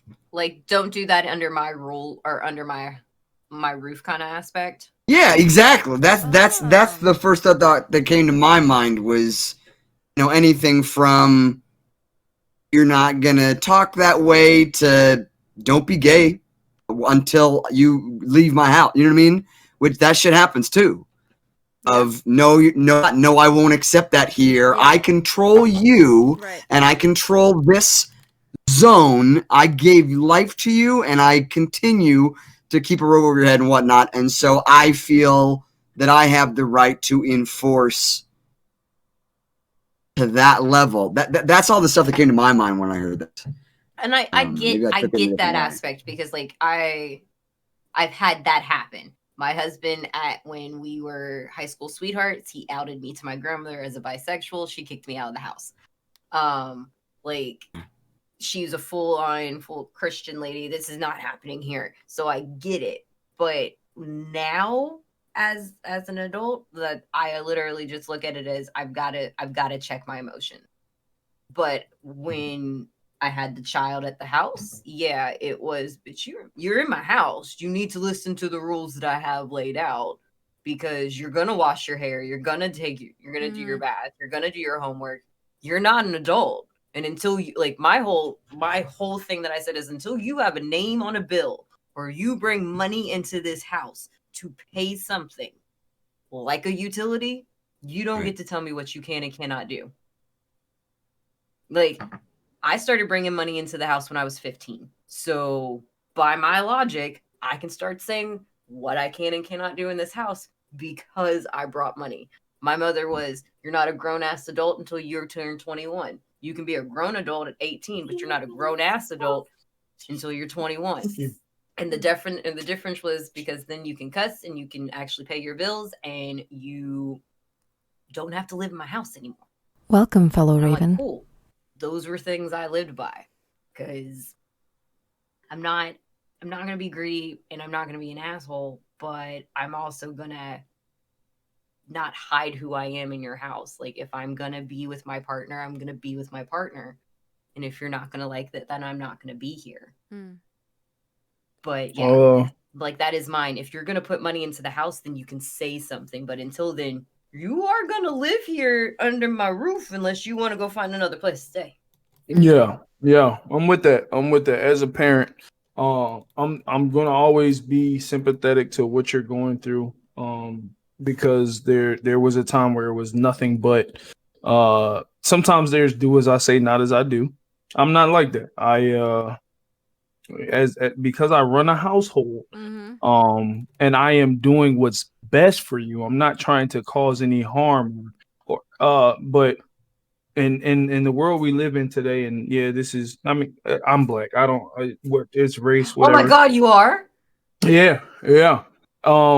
I have three black females and 4 black females in my house, young kids that I have to protect.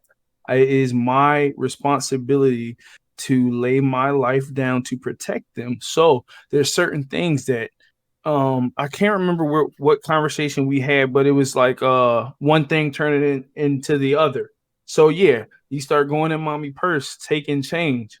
Then you start going to your friend's house, taking money out of their purse. Then you start doing, so everything builds on each other. I'm not having it. You're not going to go out and lose your life over some dumb stuff. So we're going to nip it in the bud in my house. And I'm going to have that foundation you need because I'm doing what's best for you. And of course, you're not always going to understand it. And you're not always going to agree. And there's going to be times where I don't owe you an explanation. Maybe I will from time to time, maybe, but I don't have to, because you are under in my house and under my rules. And you might not know that. I remember my mom. I begged her to let me be I'm better. Boy Scouts. I was like, Mom, I want to sign up for Boy Scouts. My friend signed up. We were all in it. She took me out of it, but she didn't tell me that it was during the time where the Cub Scout leaders were taking the boys in the woods and molesting them. She didn't have to tell me that, but she was protecting me. So when I was a little older and I saw the story on the news, she was like, yeah, I don't have to tell you everything I do. Just know I'm your mom and I'm protecting you. And that's when I figured it out. I was like, yeah, so I got you, you know? So this is like the prime example of one phrase being looked at differently by 3 different people. Yeah. And it's really cool because I looked at it in a different way.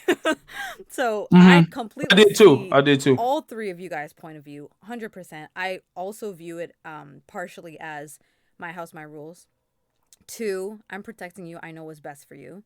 And 3, you know, the way I look at it is you're almost condoning possible bad behaviors that are building, and it kind of propels, or like it kind of encourages, as long as my parents don't know, we're good. So if I treat people poorly outside of the house, if I say things like stop being such a little bitch outside of the house, it's fine. I can act any which way I can with my friends and treat people any which way I can outside. As long as I come in the house and I'm a good boy or a girl, or I'm a good person, if I come in the good person in the house, or if I obey all their rules, go to bed on time, do all of this, they don't got to know what I'm doing outside of the house because they don't really care. So that's how I looked at it. I take that, but then I go with what Potter says, like pretty much action, like your actions have consequences. Like what happens now is you're going to have to pay for it later. So yes, you're outside this house, you're doing all these things, and then guess what? You're a 15-year-old that just got pregnant because you decided to go to your boyfriend's house every night after your parents went to bed. Now what you got to do, because it doesn't matter what happens outside this house, you now have consequences. Right. Or you were stealing and now you got to go to juvie because you weren't stealing in the house, but you were stealing outside. Right. So but is that did we miss something though as parents? Like yeah, that's what it, I think think about that's where that. you sit Because there and you're like, what did I sometimes do? listen, I got a 14-year-old. We have the conversations, and she looks at my sister and she's seen her struggle, and she was like, I don't think I want to have kids, and I don't think I want to deal with nobody. I said, you're 13 and 14. I said, listen, I said, you say that now. I said, there's gonna be one day where this guy looks at you and he smiles at you and he grabs you by the arm and he makes you smile, and because she was saying she wants to travel, and I'm like, do that. I'm And like, she do still might not whatever want you want to kids. She do. might just want to I have a said, do life with this whatever man. you want to do, but just know, be with somebody that's gonna want to do the things that you want to do. Listen to what they say, So you definitely have to have the conversations. It's I'm a guy, so sometimes I miss the beat as far as how girls are and what they go through and how they process. So I rely on my wife to help me out with understanding and explaining certain things. But I'm active, effective communication, the power of words. Because if I'm that aggressive, like, young boy, get out my house. I don't need you. No, I want to know who you are. Who are you? Come in, young Yes. man. Who are you? Tell me, I'm how also are your not that dad grades? with the Do you like shotgun, like, sports? ayo, what you doing here? Like, Yeah, but sometimes you miss though. Sometimes you miss that shot, and then they go out there. I can't Yeah. afford that. Yeah. I can't afford that. Yeah. I'll be like, yeah, the shot. Look at the shotgun hanging up on the wall. But let's play some 2K. Talk to me. Let me see what's going on in your life. That's. I had a young man come to the house because she just celebrated her 14th birthday, and I'm her stepfather, but I've been in her life since she was 10 months. So um so that's my baby. So she walked up to the step and she was like, is it okay if my friend chill here? And my eyes got a little wide, but then I had to reel myself in. And I'm like, yeah, come on in. What's up? What's your name? And he shook my hand, introduced himself and everything. And I had him sit downstairs while I talked to her, because I said, look, I'm not, I was like, I'm not an aggressive person, and I observe and listen to everything. I said, I need to know way beforehand, before you knock on the door and say, can my friend come over? I need to know way before this time frame. You know what I'm yeah, saying? can we set this up And 2 weeks in advance? Let me pencil Right. this in so I exactly, can delete it exactly, out. exactly. Because I need to talk to parents. I need to know who this person is, and she's really receptive of it, because I'm not that over aggressive. Now I can get over aggressive, but I try to hear first, because sometimes, I think Sammy said it earlier, and that's what I wanted to bring up. Sometimes we listen to respond and we don't listen to hear. You know what I'm saying? So I've gotten better with that, especially with having daughters and you know what's going on in this world today. Mm-hmm. I definitely think the communication bit is important. I think what sparked this question for me is I was talking to a parent, and I was talking about sexist slurs, and I was just saying that it's become very normalized in our society, and I see it, and I think it needs to kind of be nipped in the butt in like the middle school, high school stages, because that's when these boys especially are like developing their masculinity, and if that develops in a toxic manner, that's how they're going to be in their 20s until they hopefully get a little snap and they're like, I gotta fix my life. This applies to everybody. I'm just talking about men right now because there's such a thing as toxic masculinity. And the parent addressed it to me when I was talking about that, and she was like, well, I don't care what he talks like outside of the house. She was talking about her son. She was like, I don't care what he talks like that. If he talks like that with his friends, just don't bring it in the house. And I was like, wait, so you're okay with him using these slurs and treating people any which way that he wants to, and as long as he doesn't do it in your house? And she's like, I can't control what he does outside of the house. And I feel like that's kind of a cop out. I'm not a parent, but but it is true. Like, it's she true. can't control if he goes to a friend's house and decides to drink. So 100%. it would be easier if she just allows him to do the drinking at her house, because at least she knows where he is. Or if you don't want your child doing that, you have to trust your teachings. My parents raised us in a certain way. They were very clear about why we shouldn't do certain things, what we can do, what we shouldn't do, all these ground rules, right? Yeah. And they weren't just like, I don't care what you do outside the house, just don't do it in this house. They were more like, don't do this because of this, don't do this because of this, you can do this, this and this and this. They laid out the ground rules, and then after that, 100%. We broke rules, but they weren't responsible for it because they taught us better, and we should have known better. We just broke the rules. But I feel like if you start your journey with your child with, as long as they don't do it in this house, I don't really care what they do. All I'm gonna say is, like, just don't act like this in this house. You're kind of like removing the onus off of yourself and saying, well, they should have known better. And I think you're kind of allowing them to develop into a possibly toxic person or a negative person. And the possibility is always there, especially when kids are growing up. They're very impressionable. They're very, very vulnerable. And if they get in with the wrong crowd, and like you're just saying, I don't care who you hang out with, I don't care what you do outside, I don't care what kind of business you're getting involved in, how you're talking, how you're dealing with people, just don't act like that in the house. I think that has very negative repercussions. And that's how I took the phrase, because when I was having this conversation with her, she was like standing her ground. And she's like, no, Yeah. I don't care if he talks X, Y, and Z to anyone. And I was just blown away. That's the minimal, though. That was the minimum. You know what I'm saying? Bruh, I was They just left talking it. sexist They left it words. at the minimum because They're like, I what? did my Yeah, part okay. between Well, what happens elementary. when he brings that girl home and Yup. he's like, yeah, she's pregnant. Then it changes, and that's a reactive. And I honestly, I don't speak on other people's parenting. I just let them know up Exactly. I front. am not a parent. I am Don't not a talk parent. about mine. But yeah, it sounds very reactive and not proactive.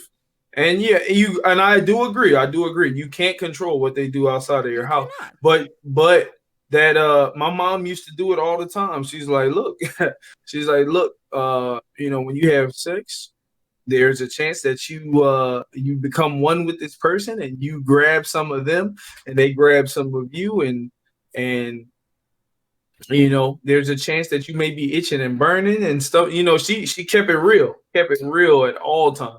See, At you all got times. that. I got a book at the age of 5 saying what's happening to me, explaining what puberty is. And then she was like, Ayo, repeat after me. Penis, penis, penis, vagina, vagina, vagina. The penis goes into the vagina. This is how a baby is made. So I became the Dr. Ruth of the neighborhood, because I'm like, Ayo, you want to know where babies come from? I know where babies come from. So I explained it, but I'm like, yes, she explained what sex was as a young age. So then when I had the conversation at like 7 and 10 of what are STDs, what is this, she just flat out was like, here's some pamphlets, here's what it is, here's what is what you don't do. So when I'm in high school, she's like, oh, so you got a yeast infection? Does that mean you got a dirty vagina? And I'm like, no.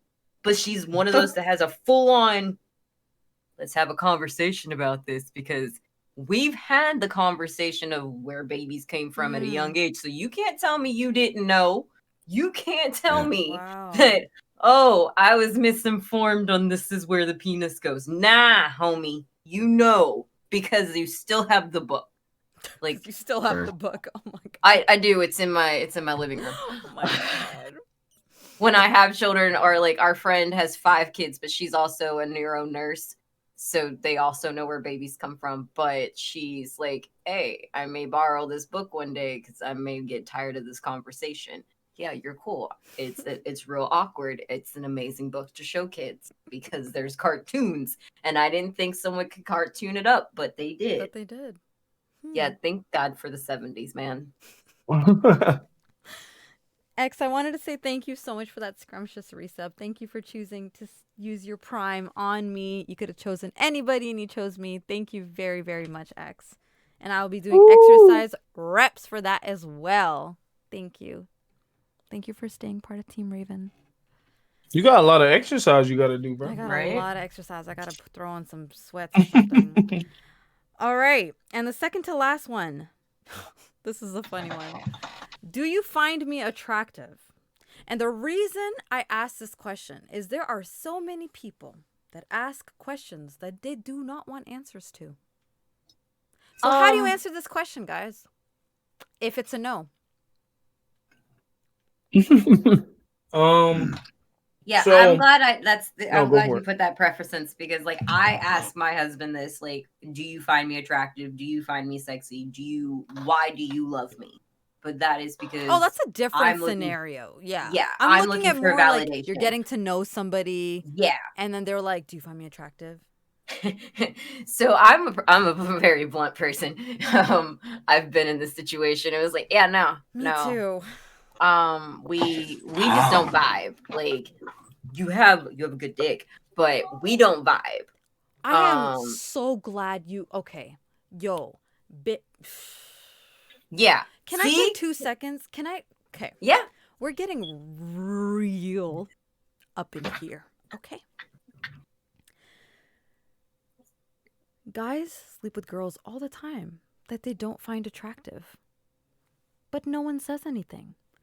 Girls sleep with guys that they don't find attractive, but the dick be good, and people are just like, but I thought you liked me because you slept with me, and I thought you found me attractive. Nope. That's Your dick that, big. so Your dick so, big. so that's This so that's are so that's not true. different. That's not true. That is not true. There are some that do pull a card when they feel like the girl that the girl that the guy slept the girl that the guy slept with isn't attractive. That is absolutely not true. Wait. Say it again. Say it again. So you said guys can sleep with an ugly girl and no one says anything. Yeah, people some do pull a card, but as Killer awesome. Jane said that she's very blunt. I'm also very blunt as well. And it's true. Some people do pull the card and let you know Yeah. for sure. But like I've also Wait, been pull in the this card situation. in what way? Because I and haven't heard... let you know that they like the girl just- that they slept with wasn't attractive. Yeah. No, what I mean is people don't... Well, their people own never card, you're say- saying. Yeah. They admit it themselves. I'm talking about society. People don't ever say like, people be like, oh, I get that. I understand that. Like you slept with someone you didn't find attractive. I But call the it minute taking a one for girl- the team. But the minute a girl does it, it's just like Oh, okay. You're talking about the unfathomed. stigma? Yeah. I'm talking Oh, about okay, I the got you. stigma. I'm talking about like when Oh, guys okay. do it, it's like, well, yeah, No, I'm I mean, about to pussy's say- pussy, right? But when a girl does it, it's just like, Mm. you didn't like him a little bit, even not even a Mm. little bit. Oh, You yeah. didn't find him Like, attractive no. a little Do bit. you understand why I mean, it's Tinder was wrong. created? That's Like, what I mean. wrong. There's I'm not. the I got I'm you. not I on got Tinder you. for My your fault. My face. fault. I'm on Tinder for what's in your pants. Let's do this. Right. So I'm Just glad you talking mentioned to- that because it goes both ways. For sure. That's why I Just don't say too talking much about it. with Sabrina about this the other day. She's writing something, and the character she is going to be sleeping around during the story, and she was like, "Hey, they're like a badass character. It's a sci-fi story. If this was James Bond, nobody would bat an eyes. You know, sleeping around with like two women per movie. Oh my. But it's my character, my protagonist is female. Is this going to be Yes. issue?" And what we were sort of hashing it out and breaking it down further and further.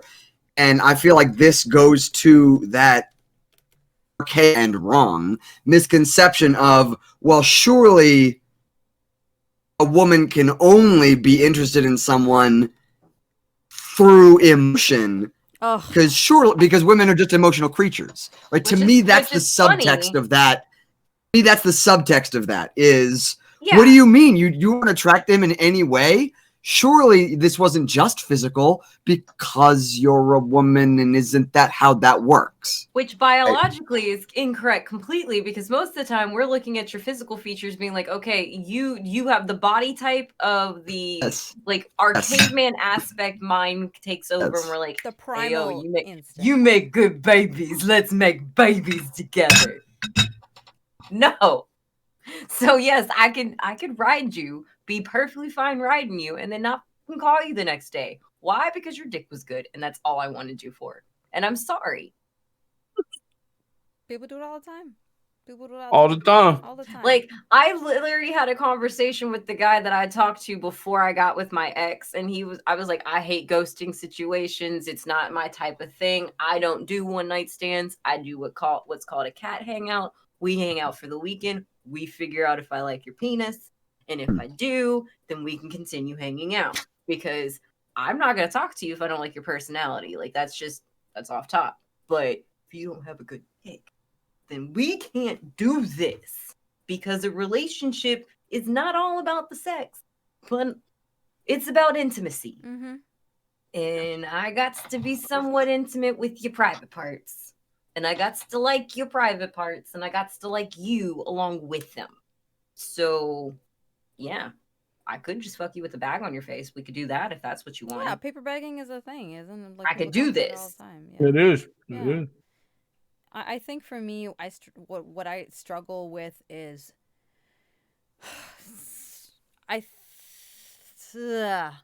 I'm always I try to be considerate about the other person's feelings, because usually if someone's do it in bed, are you attracted to me, it probably means they like you in some type of way. Yeah. And I get uncomfortable with that situation because, in my opinion, if I'm attracted to you, trust me, I won't even let you get to that statement. Like, you will already know that I'm into you. Buddy. No, not even that. Like, I will show you that I'm interested in you. I'm attracted to you. I want something with you, which way it is. But if the fact that you have to ask me that, answer is probably no. And second of all, I'm concerned about how you're going to take that no. Because sometimes guys get so, like, butthurt about the answer, which to me shows that you were expecting a yes, which in itself is very conceited, and in itself is putting so much pressure on me. So don't ask questions if you don't want the damn answer to it, if you don't want me to be truthful. Well, that's the biggest lie. You're upset at me. What? That's the biggest lie out there. That's the biggest lie out there as far as I can handle the truth, It's the craziest thing. People say it all the time. I can handle the truth. I can handle the truth. And then when they get hit with the truth, their feelings is hurt. It's literally, it's Jack Nicholson telling you can't handle the truth. Facts, I promise you can't. Facts. I don't know. I'm sorry I misunderstood. I don't know. That question, come and trust and believe. When I was 13, I remember I used to think I was ugly because the glasses, 4 eyes, and all that good stuff. And then it only took a little bit of growing up for me to have some confidence in myself. And sometimes it does come off as cocky, but I do feel like I look all right. I look pretty good. And that's completely fine. You get to feel yourself. Exactly. Because it goes back. Camera. I'm just playing. But I do feel like I'm attractive. But I do answer that. I do. It is an awkward question to ask, and it like you make the face like. Well, to be honest, in our situation, we don't need to have that's why I went with I asked my husband, do you find me attractive? Because he's really the only person that needs to be answering this question at this moment in time. So if you don't find me attractive now, we need to work on that. Yeah. But before dating, I was an asshole. No, I'm good. I don't need you. Yeah. But I was also in a swinging relationship. So if I didn't want to be with you, I literally didn't have to be with you, because I was with you for one reason and one reason only, and that was for your dick. Most of the time, I've only been asked that question by someone that didn't feel like they were attractive themselves. Yeah. That's what. Mm. Yeah, I never. So like they were looking for the love happened. that they couldn't give themselves. Right. Like they Right. needed you to tell them, I'm pretty, I'm attractive, I'm sexy. Right. Like they I needed never. that validation. But were they already Yeah. with you? What do you mean? Like Like, were they we in a you were relationship? already in a relationship with them, or is this someone that you're just starting to get to know and So- they're feeling out so- the waters? Like, do you find me attractive? So there were. So I mean, there were a couple times where it was in a relationship, and there was always more than the am I attractive, because they would talk about what they wanted to do with their life, but it would always switch from that to I'm scared of change, and they're like battling every answer you give them, and you're just like, I don't can't know, help I you, don't but I'm gonna help you yeah, out. you know what I'm saying? Like every answer I'm giving you, you're giving me the answer back like you can't do it. So I'm like, bro, what are we doing right now? So Whose OnlyFans are we talking about, Potter? it is. Let's go. Glints. Huh? No. Maybe 6 months into the gym, we'll talk about it. There you go. There you go. I told Aaron, I was like, if I do an OnlyFans, it's literally gonna just be pictures of me in glam photos, like the ones I would be posting on Instagram if I wanted to, because I'm not doing anything. I don't even do sexy photos for him. Like, I think my OnlyFans would have like my grown out hair on my legs and my toes. like, My you want to feet. see what it is to be People like, are gonna pay for that though. wanna You do be know in a that. relationship with me. Yeah. This is what it looks like to be in a If you're relationship gonna pay with for that, you're like hella hiking up my self esteem. I'm just Sammy gonna let Jack, you already that. know, baby. People was paying for feet I'm pics on the just daily. letting you know Yeah, that. exactly. They sell. Makes it Exactly. killing. Don't joke No, about that's it. why we can't wear, like, we have to wear actual shoes on stream. Like, Oh, You yo, feel I me? got some cute heels that I don't get to wear outside because they kill my feet. I would totally post them on OnlyFans. Oh my god, should I do See? that? See? Can we do that? Is that a thing? you can Yeah. set up I'm your sure OnlyFans, it is. but, like, The internet, cannot- everything's a thing. Exactly. Well, cannot then I have might do it. I'm telling you. Now it's going to be mostly gym motivation pics, but I would once I get ripped, definitely, 100%, 100%. Yo, I'm trying to get ripped too. I'm I'm trying not to like selling my no body booty. and not have the pudge in the tummy. Like, that's what I'm liking or wanting. But Except I for also, the gray sweatpants. Exactly. Get the bag. Get the bag. Get the bag. I'm you guys. I'm not kidding. I might actually do this. I've been considering it because someone the other day, like a while back, a few months ago, they were talking about the feet pictures, and I was like, "You guys are kidding!" And they're like, "No, for No. real. Like people pay for this. I I don't people have pay for pretty that. feet. There's vending machines in Japan of used You underwear. Like, I apparently promise that's you. not a requirement. Okay. Feet.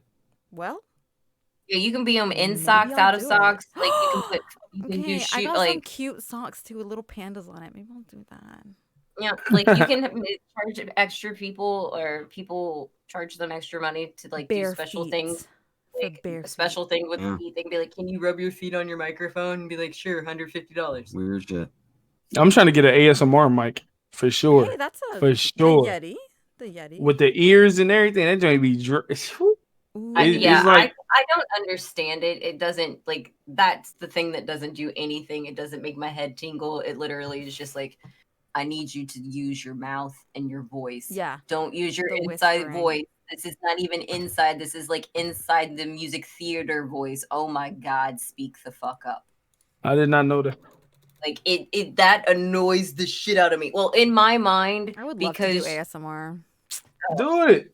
Why because not? my like I can't get my dementia makes levels you right. talk below under your breath. Bro, It's so I'm telling you annoying. right now, bro. One of the homies hooked me because it is on my channel as a channel redemption, bro. I just grab a book, bro, and read something inspiring or motivational, and that's it.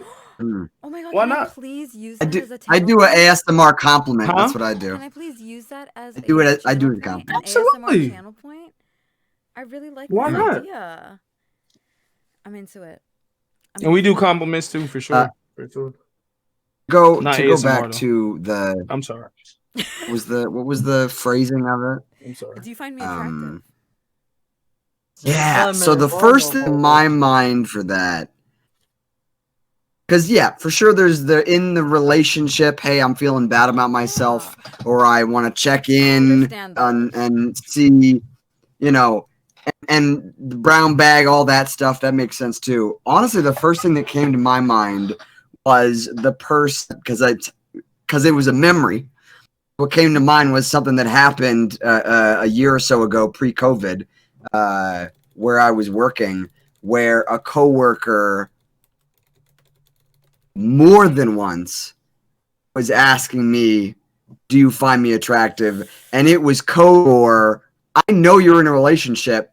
Do you want to have sex with me? Do you want to cheat? Yeah. That's what it was. That phrase of "do you think I'm attractive" was a fun, flirty, tongue-in-cheek. It's not cheating yet. As if you answer the question, there's nothing wrong with admitting it. But we both silently know that would be the first step, right? Because it was in the context of, yeah, I've, found a way to be discreet in the past, and I love sex, and right, throwing out all this information that is, oh, by the way, innocently, do you find me attractive? Unrelated. Do you find me attractive? How'd you respond to those advances? That well, it goes back to the if I didn't find them attractive. Because in that situation, yeah, I know where you're going with this. Doesn't matter whether or not I find you attractive. That's sort of a laugh, deflect, diffuse, ha. Anyway, my girlfriend and I are going on a vineyard trip this weekend. My girlfriend and I, yeah. But she knew. That's the thing is I can't use that move because they knew. They didn't care. If they don't care, then I think it was. That's tricky. I honestly think it was a mix of things every time. I think it was either literally ignoring and getting back to what we were talking about, or it was I probably just straight up was like, yeah, it doesn't matter, whether I do or not, kind of bluntly shutting it down and being like, it doesn't really matter anyway. Or I might have even, yes, but it doesn't matter. I think one of the easiest ways. I don't know, because there's more than once, so I'm sure I was actions to try and see which would stick. Anything you know what I'm saying? What? No. Oh, wow. No, but then COVID happened, and now I'm not even in that state. So. And now you're safe from her claws, from their claws. Yeah, I mean, I don't want to like a tool and be like, yeah, I have a problem where women throw themselves. Like that's fucking not at all what I'm trying to say. I told you he was talking about his OnlyFans and not mine. It was a user on OnlyFans. They were like, no. Let's compare feet. No. I'm not gonna lie.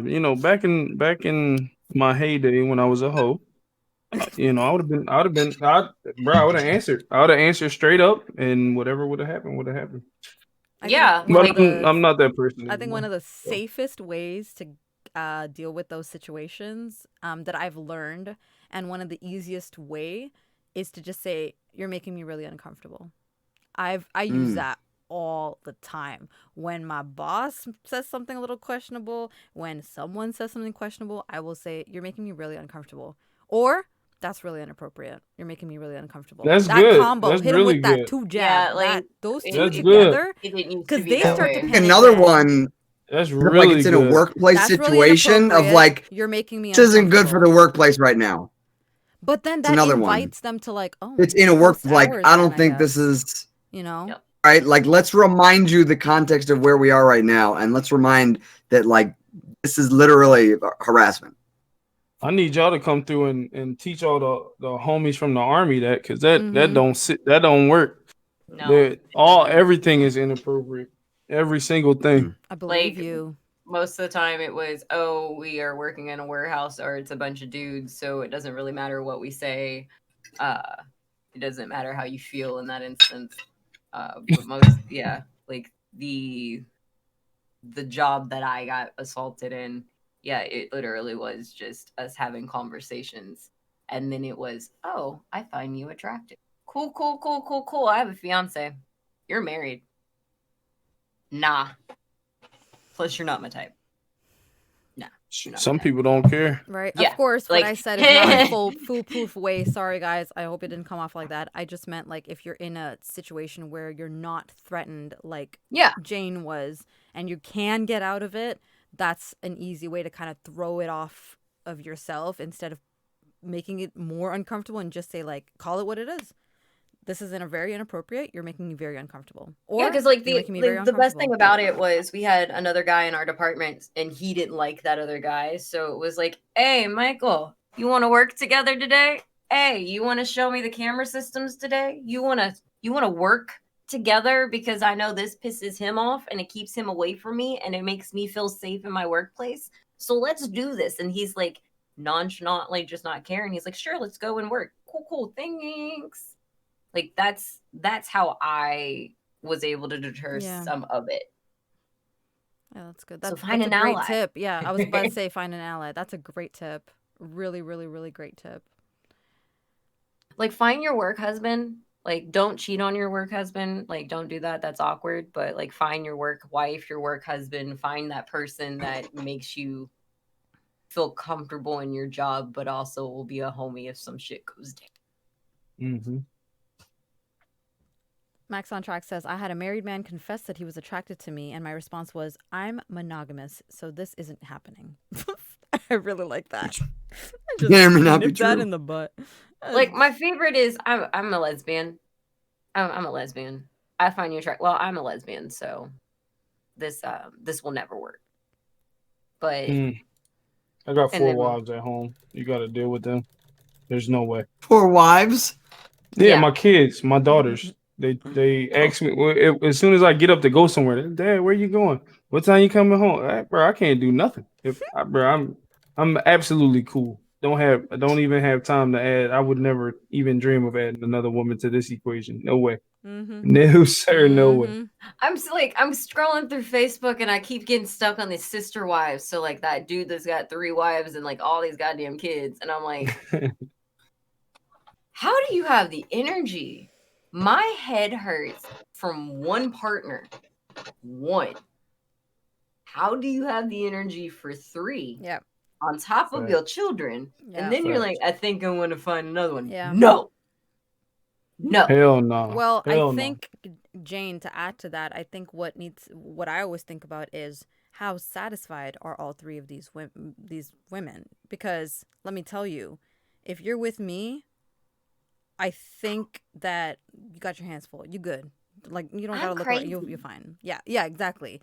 I I'm got talking some every wild which way. personalities up here. I So- promise you. Do you want a blonde girl? I'll go put that wig on. You want a Exactly. redhead? I'll put that wig on. You want a crazy? Let's go. She's here. I feel like I'm such a like I really commit to a relationship when I get into it. I try to do everything I can to build that relationship into something more beautiful and like work on it. And if I'm putting so much energy in there and my partner is as well, and like I have quite an appetite in that way, like you just I don't think you'll have time to be stressed about, unless you don't care about satisfying me, then I'm sure you'll find other people, and Right. that's unfortunate. Yeah. But what I wanted to end off with is my boyfriend, girlfriend / partner wouldn't like me kissing you. So that phrase, my boyfriend or my girlfriend wouldn't like kissing you.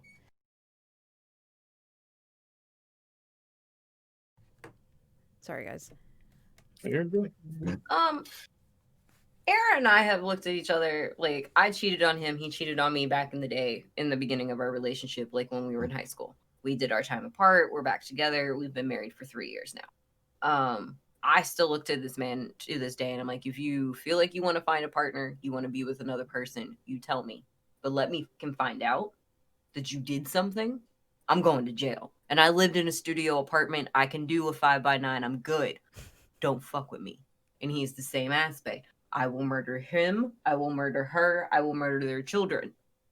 We don't care. Why? Because we're not doing this. So you don't get to have that conversation with this person saying, Ayo, I think my partner, I think you're cute. I could kiss you, but my girlfriend don't like that. No.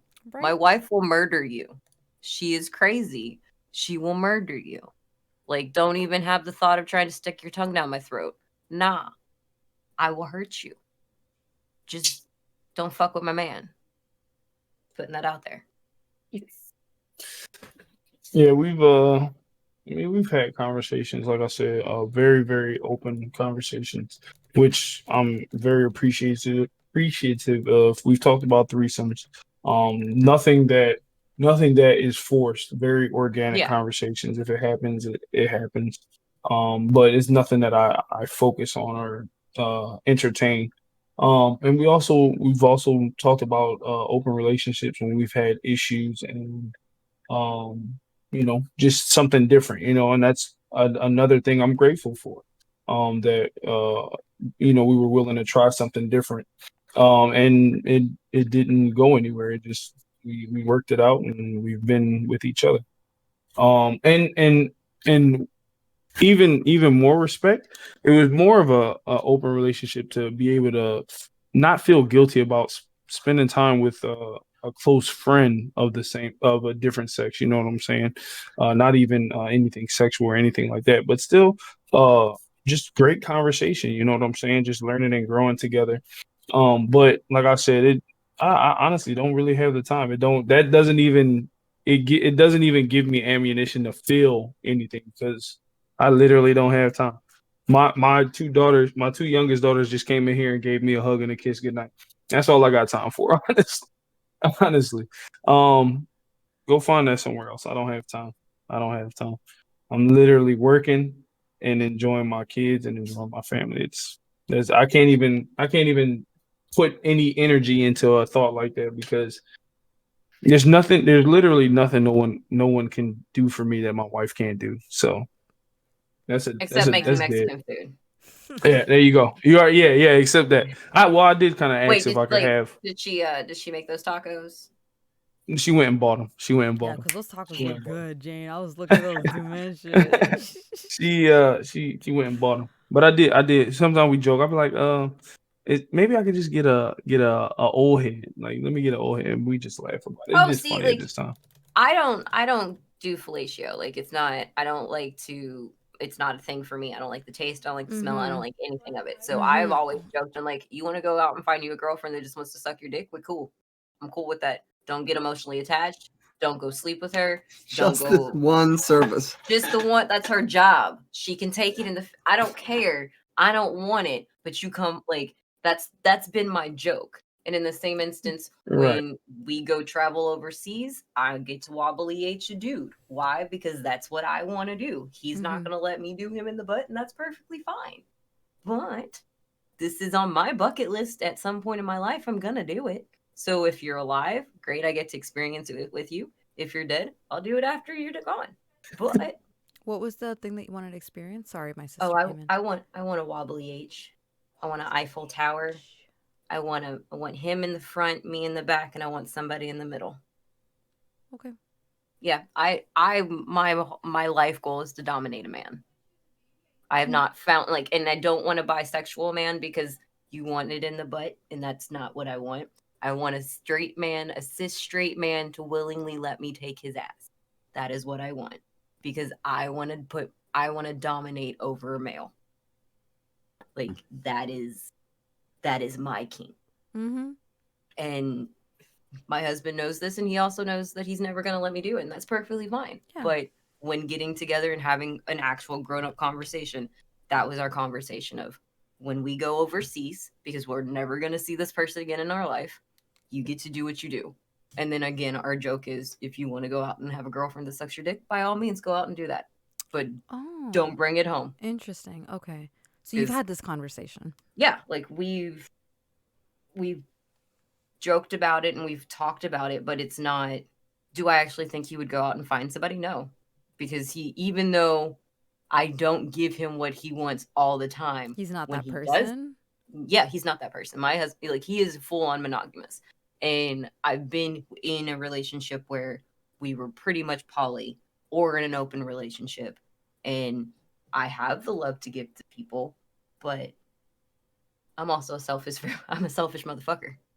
Like, give me all the loves. Right. All I of it. totally understand that. I You totally don't get to that. give her loves. Right. Who is this lady? Who- What does she have that my vagina doesn't have? gotta- Nothing. Nothing. You better go out and look for a dick. That's what you should be looking for. That's what I don't have. I get So it. yeah. Yeah, those are partly some of the naughty thoughts that I have in my head sometimes, because I'm like, I want to be in a committed relationship with someone, and I want that one person, and that's it. But another part of me is like, I have so much love to give, and I could help so many people that actually want love. And I'm not saying like, oh my God, I'm so amazing. I just mean like, they I'm don't about to have say you have a access. healing vagina. Like, No, is oh that my how this God. goes? Hello. No, I just mean like, just Good luck, Chuck. Her and literally- her vagina. literally having someone lay their head in your lap and like rubbing their head and being like, how was You your can day? get Like, paid for that, and things like- that's not cheating as long as you're making a paycheck. completely agree. And like, those are the kinds of things that I think about, like, I want to do with multiple people and like help them in like stress release and stuff like that. But I also know I wouldn't like that if my partner was doing that, so I should give them that respect and not do that. So those are the kinds of things that happen in my head. Like, oh, I want to do this with so many people. And, Oh, like, see, help you say them. naughty thoughts, and I'm like, I thought you're thinking, Oh, okay, it's I want more to be than with that. I want to be with my partner, and then I see a man walking down the street, and I'm like, hello, penis, and hello, penis, and hello, penis. See, I'm weird in that department. I've only, I think, been in like true love one time in my life, and with this guy, I don't know. This is the first time I've ever experienced this.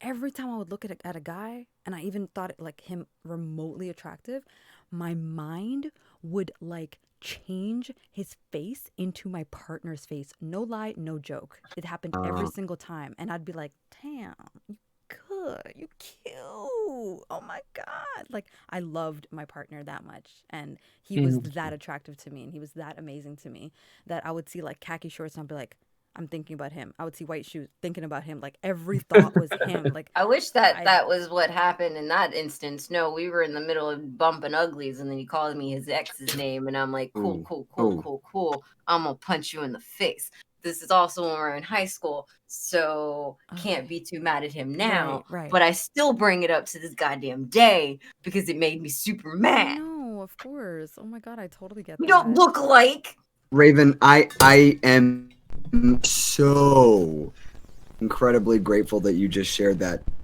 because that's legitimately the first time I think I've ever heard. Did you spill something? I spilled a lot of water. that's what you called it. Wow. Remembering that one guy. Every time I have Looked a at my water pop bottle filter open- and it changed into and suddenly. Oh my God.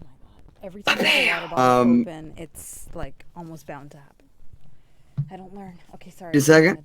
Yeah, I'm good. I'm here. Can you guys hear me? I am. Yep. Okay. I am indescribably grateful that you expressed that, because I've never had someone else say that. Yeah. That is exactly the same thoughts that I have had. About your girl? One to one. Yes, 100%. I've been like, I'm in this relationship. I'm never gonna cheat. I'm not interested in that. That would be horrible. I'm committed to this person, but I've had those same crazy thought of like, if there's someone, especially, and again, it's that same thing of like, I'm not trying to make myself sound like I have Right. ever, but like, But I just wanna. I care about this other person and they're suffering. Maybe they have a shitty boyfriend or they're single or whatever. I'm like, shit, I wish that there was like that could go, that could help them in that way that I can't. But also, as you put it, I know that I would not be comfortable if my partner was doing it. Literally, every word you said, I was like, holy shit, I've had the same thought more than once. And it's actually led to. Oh, go ahead. Like, I get that, but it kind of comes where Clint and I are. It's like, hey, we're the ride or die friends. So, like, if my homie called me at 3:00 in the morning, I'm gonna look over at him and be like, so, called. I'm gonna go deal with this, and I've been there. he's gonna know.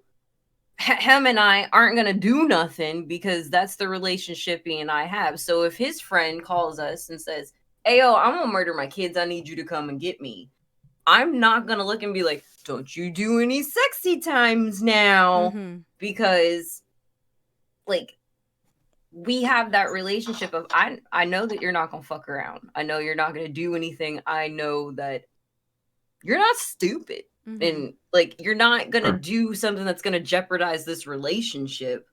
So even if it's someone new, like a coworker in that instance, you still let them know that you have a partner. You still let them know that I'm crazy and that you don't want a relationship. You've never wanted a relationship. And if you felt like this was a friend with benefit like relationship, then I'm sorry I gave you those vibes. But nah. I think I'm Like, really possessive, so I wouldn't want my partner like doing that with oh, someone. I'm very You know what I possessive, mean? but he only has a very few female friends, and we're all cool now. Yeah, I'm still working on like figuring out how I would be in that situation. Cause like Yeah, That like that's literally I don't that's where the trust comes in. Like I don't facts. think I could be this trustworthy with someone new. Mm. My husband is the person I was with after my rape. I haven't been with anyone else, and I probably don't want to be with anyone else. Someone new scares me, honestly. But even if that wasn't the aspect of it, I don't trust people wholeheartedly for a very long time. So if we're in a brand new relationship and you're like, hey, I'm gonna go hang out with my homie and be like, what's your homie's name? First name, last name. Do you have their social? What's their address? Do you have a find my phone? Like, that's how crazy I was in the beginning. And now it's literally, okay, so you're going to Gatlinburg for the weekend? Cool. Just call me when you get there. Call me when you're on your way back. And please make sure you don't catch me masturbating. Thanks. Facts. And I'm not a jealous person. I've never been a jealous person. Um, once I grew up a little bit and got that boost of confidence, I just I tell my wife, I'm like, look, man, I was like, at this point, like I've been saying all night, tomorrow's never a promise. So enjoy your life, spend time with who you want to spend time with, and let's enjoy the time we spend together because it literally can be taken away just If like I that. can die in a threesome, that's going to be the best thing ever. Let's do it. Yeah, so I'm not jealous. I don't. I was messing around with her yesterday. I was like, you know what? I'm gonna switch things up. I'm about to be super controlling. Who you with? Where are you? I need you to call me every hour. Nah, and she was like, that don't even sound like you. I was like, it will never sound like me because I don't have the energy to put into that type of No, relationship. I'm the mom of my friends. Like, hi, you came over to my house. I need you to call me when you get into the car, when you get home. True, Do you want to call me same. after you brush your teeth? I don't care. Like, That's a good just thing. I want to make sure you got home. But in I'm the my same actual way. relationship, nah. Like, just don't die. That's all I ask. Right. Like, do you have your emergency contacts updated for the hospital? Like, that's the question that needs to be asked. And Killer Jane said she needs her space so that you can come back and enjoy your time together. It's the truth. You see that person every single day. So after a while, you're like, yo, I need a fucking break, dude. I Quarantine has need made me love my husband so much because I'm like, I get to play games away from you and then come back and be like, hello, penis, I love you. And then get away from me, get away from me. And then I love your face. And then the same instant he's like, hey, I'm cooking for you. Oh, thank you. Yeah. I take people trying to talk to my wife and get at my wife as a compliment because the first thing out of her mouth is I'm married. It's a compliment to me. I had a We're guy big women over here. buy my ex a drink because he was with me. I was like, yeah, do you take that compliment? Because I take that as I'm a sexy motherfucker. Exactly. Yeah. But she's Like a different. She's kudos to you, dude. Right? Damn. Kudos for you snagging me. How did you Yeah. feel? Prop, that's a thumbs up here. That's crazy. I think it's Dude was a little weird drunk. when people say like, "Oh, my boyfriend or my girlfriend or my partner wouldn't like that," because it's kind of what Slay said, which is my thinking as well. That, what do you think? That means you're basically saying, "I would love to, but my hands are tied." So I think the better response is, "I'm in a relationship," or "I'm taken," or "I don't look at you like that," or whatever which way it is. But instead of putting the onus on the partner being the one who's having you like holding you hostage basically, I think that would really make me upset. It's everyone's gonna, I think a lot of people are gonna disagree with me on this, but I don't give a shit. I have a very different view on bachelor parties. I think they've become normalized in our society, and I completely disagree with the ones that involve strip clubs and the last hurrah before you're chained down. And if my partner is my partner, they know I don't like that. And I would hope that I'm with someone who also would have sense enough to not be interested in going to a strip club when they're Yeah. in a relationship with me. So So I, So I'm for so co-ed. wait, if their partner, sorry, if their friend has a bachelor party and they invite my partner, I don't want him coming to me and saying, "Can I go?" Or I don't want him telling his friend, "I would love to, but my girl would get really angry at me." No, you put your foot down and you say, "You know what? That's not the kind of place for me right now. I'm good. I'll attend all the other venues. I'll go to everything else. Just count me out for that one. I'm not going to go." That's hot.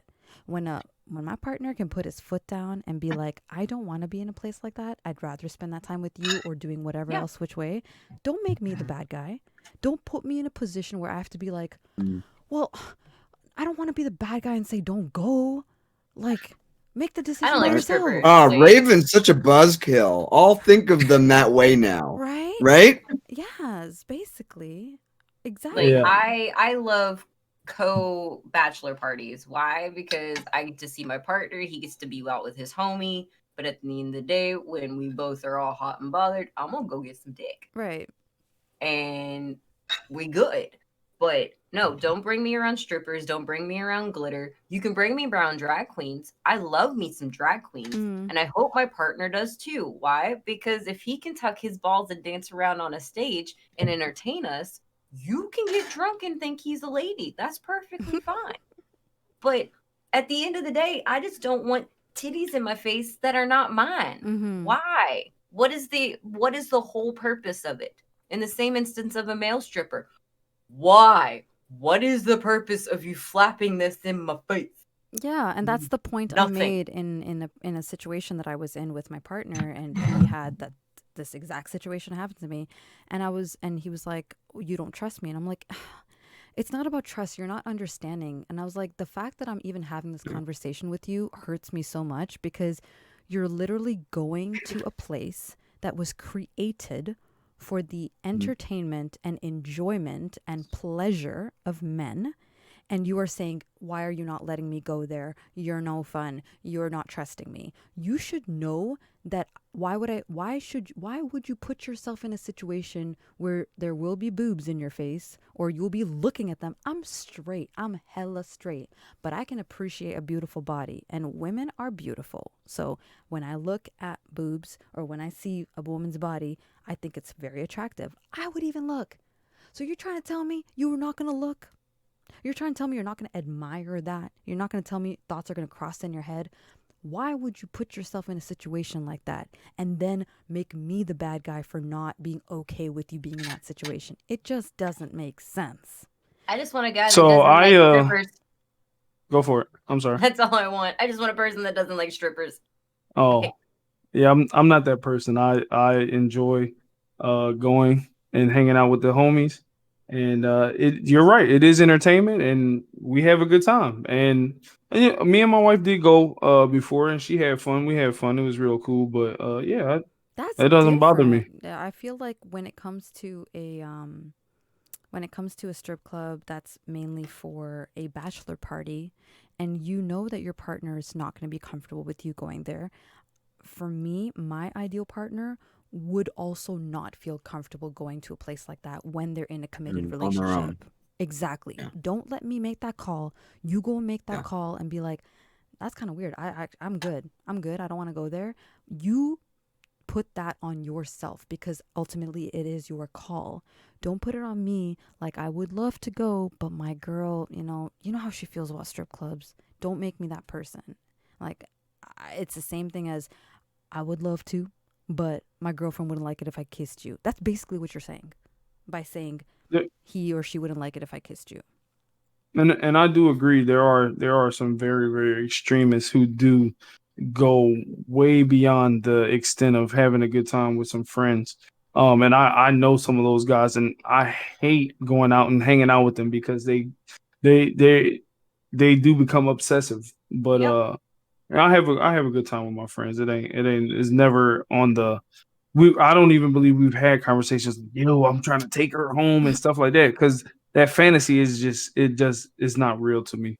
I've had Because at friends the that end, have I done don't that. put that type of obsession over like celebrities. I do the same thing. They don't that doesn't. They're a person who did what they wanted to do to get where they're at the end of the day. So I don't really put them on that pedestal. You know what I'm saying? But I think it's fun. I'm in a tough position because my girlfriend and I have talked about this, and I've never been. I'm not all that interested. I'm sure if I went, I would enjoy all of the Absolutely. nudity that's there. Yeah. But position because she's been like, yeah, don't. No, if we're gonna get engaged, get married, no, I don't want you having a bachelor party. She has also said, I feel like I want a bachelorette party with male strippers, and that I need to, it's like a feminist balancing. Okay, so if that's the case, this You is where can't, but I want to do it, but also not just, but honestly, mostly because that way it would be revenge and balancing when it comes to like historical. So then I'm stuck because I'm like, yeah, but if I'm not, you shouldn't. I wouldn't feel comfortable. It's the same way. It's the two. I feel the same way as you, Raven. Like I wouldn't want. Yeah. So It'd be the like, same this thing. is- You'd be this going is there where and then it would can make be me a feel compromise. self-conscious about myself, etc. Or like, Right? Yeah, you could be your that's feminist, but different. literally, like, let's do our co-ed, and I get boobies in my face, you get boobies in your face, I get a penis in my face, you get a penis in your face. Everybody's happy. I feel like the double standards kind of throw me off a little bit in situations Yeah, like for that. sure, Like, I for sure. completely understand where your girl's coming from, 100%. But I also understand where you're coming from, where you're like, but I wouldn't like that if you did it. So like, Right. why is just one party of us doing it? Right. Right. Why don't you just do it because you want to do it? Like all the Yeah. revenge and stuff. If you really Or just you want a play bachelorette board party, games. go for it. Yo, Like- if I ever had, I don't even understand the stupid bachelorette party shit. Why don't we just celebrate the fact that we're getting married and we have a party? We have food, we have drinks, we have movies, That's we have games.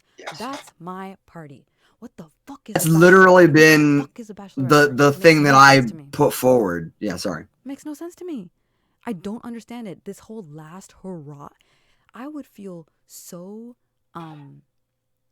I would feel actually so like disrespected in a way because I'd feel like you have to celebrate your life before me because I'm apparently gonna like change your life and ruin your life and take away your freedom and lock you down and things like you're basically that's how people phrase it. The whole But before you get I locked didn't have down. one, so I'm perfectly fucking fine. Like, I'm we good. went out and danced a couple weeks before we got married, and that was how I looked at our bachelorette party. I love to party, and my definition of a party is literally have good people at home, have lots of, I call it halal drinks because I don't drink alcohol. So I would talk like milkshake and, all the unhealthy poppin' drinks and all those, bubble tea, whatever you call it, and just good food, great conversations, some fun board games, good movie nights, some great jokes, that's my fun. Or go and do an activity together. Like that's how I want to celebrate my marriage if I ever do get one.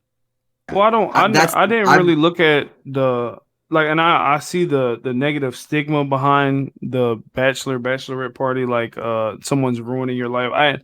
When one of my friends he recently got married, we went to Vegas and it wasn't like a last hurrah, like get him some ass before he gets married. It was just us partying and having a good time. It was literally us celebrating him getting married. It wasn't surrounded by him sleeping with somebody. We just had a good time. So I like even there, like the whole Vegas stigma, what happens in Vegas stays in Vegas, it didn't apply because we just had a good time together. That was literally it. So I guess, yeah, it's like the intentions that your groomsmen or your bridesmaids have going into it. Like, Yeah. are you Mhm. looking to celebrate us as a couple, or are you looking to celebrate me as a person, or are you looking to be like, "Ayo, I heard that you're unhappy. Do you want to get some ass before you lock this down?" Because I have friends that are like, "Hey, if you cheated, I wouldn't tell Aaron," and I'm like, "You are a bad friend." Mm-hmm. Thank yes. Because if your Like, you are a partner, bad like if friend. you came to me and told me, "Ayo, I did this," I would cover for you because I am your friend. But at the same instance, I'd be like, "So, When are you gonna tell them? Tommy, you may or may not want to have a conversation with Jenny over here because she may or may not be doing some stuff. I am not breaking girl code by saying this is X, Y, and Z she did, but I am also not breaking friend code and being like, hey, your wife is cheating." Mm-hmm. Like, I'm not Mhm. trying to get in your That's a bad business, friend. but if you're gonna put me in your business, Right. Right. I'm gonna watch my hands. When we've had the discussions of what's fair, what's not fair, etc. The other thing that comes up is that we have several very close friends in common, and friends that are guys, girls, non-binary, and so we'll literally be haggling and like negotiating, like, well, wait, no, I want them to be in my group. I don't care that they're a guy. I don't care that you met them first, whatever. Da, da, da. And so my solution to go for what you were saying, Raven, was let's just throw a party then. Like, why don't we just combine this? And because it should just be about Us, a us, celebration of us. friends Yeah. that work so close to us, and like, let's just combine forces. This is dumb. Yeah, I don't get it. Yeah. I really don't get it. Yeah. But do you guys have any closing remarks before we wrap this up? Okay. I just want to say thank you so much for having Oh, me and everyone on here. I had a blast. I'm so You're literally amazing. I enjoy your streams. I enjoy the time I get to spend with you guys in Discord. Mhm. Thank you for thinking of me when you put this together. Just absolutely good time. I've enjoyed getting to know everyone and learning and talking and seeing different perspectives and stuff like that. And thank you guys for not judging me for any incriminating information you may have gotten. I had Mhm. such a blast, so thank you for including me. I'm I'm Real so for judging real. you glad. for liking Oh, yeah. Mexican food. That's what I'm That's all right. judging you That's for. all right. You can judge. That's all Uh, right. I'm so How glad you I'm like dare it. judging your funk. Oh, his Mhm. Funko Pops back there, right? Yeah, Super yeah. judging. Trying to. That's fine. That's fine. Team 7, we straight. Thank you guys Um, really, really spay much. neuter your cats and dogs. That's my closing remarks here, guys. I'm gonna steal a Bob Barker line. Spay and neuter your cats and dogs. That's done. There you go. If I can, I do have actually one last thing. Please. We didn't happen to come upon it in all the decks, but it is when it comes to the power of words, it's a communication tool that I will trumpet to the end of my days. Go for For relationships, whether they be romantic or friendship or otherwise, or family or whatever the hell. I have a thing that me and my girlfriend developed in the very early in our relationship that we still use to this day, that I think is such a useful tool that I want to give to people. It's basically, we have like a code word, like phrase that we will say that is, which to us is bare ass honest truth.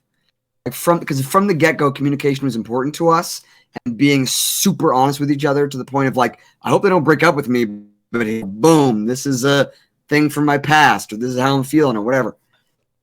And so it's become this phrase that we sort of throw out to sig to the other person of, hey, you ready for this? Because I have a huge, possibly challenging thing that I need to now and talk about. Hey, and so we'll say, hey, ass honest truth. Mm. Whatever the thing, whatever it is, bare ass honest truth, whatever it is. And I have found that to be such a powerful tool, giving that person a warning emotionally before you delve further into communication. Mhm. And that's just a tool that I wanted to bear us on his truth. I am here now. Cool. Anyway, that's just the one thing that I wish everyone would consider Implement. adopting, because it's changed everything for me. Otherwise, holy crap, I've loved getting to know everybody here. I'm so glad everyone could stay this late. I know we went over, I know, but sorry, I ain't guys. doing. I'm unemployed. I got Raven, thank you so much. This has been a joy, and moderators, Isolate Demons, giving the shout outs, and everyone saying this has been amazing. Thank you. Potter. Thank Such you for thanks. being here. Such gratitude. Awesome. So it didn't even feel like we went over, honestly. That's why I had to check No. the time. Oh, sorry, guys.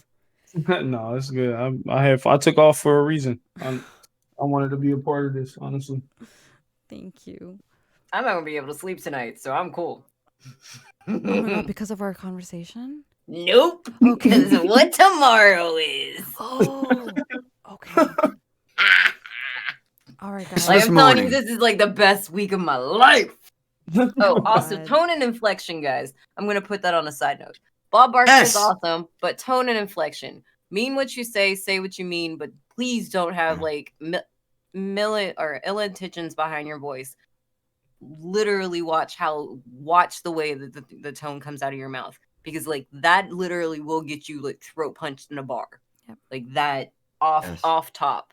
Absolutely. Thank you, guys. Thank you. For everyone in chat, I'm going to take a quick 2-minute break to say goodbye to my scrumptious friends off of stream.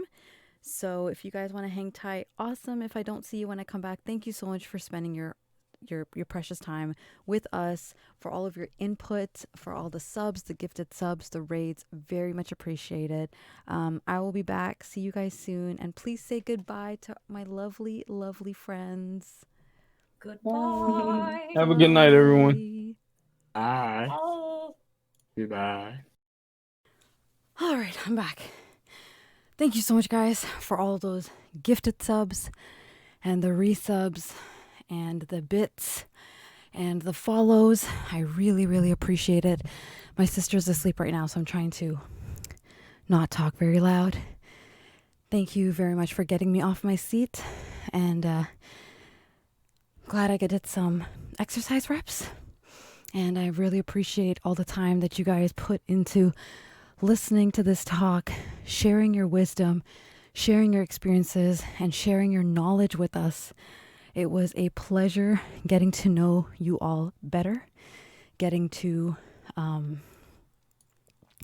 listen to the various thoughts that you guys had. Really, really enjoyed this subject, and I might have to do a part 2 because I feel like there was so much more that we all wanted to talk about. There was a lot more, and I am totally down to do another real talk that is about this topic. So, without further ado, let us spread that good lovin' over to... We're going to spread this good lovin' over to Artie. Artie is streaming right now. Artie is doing some Twitch sayings. Artie's currently in a party with Gloop Dog.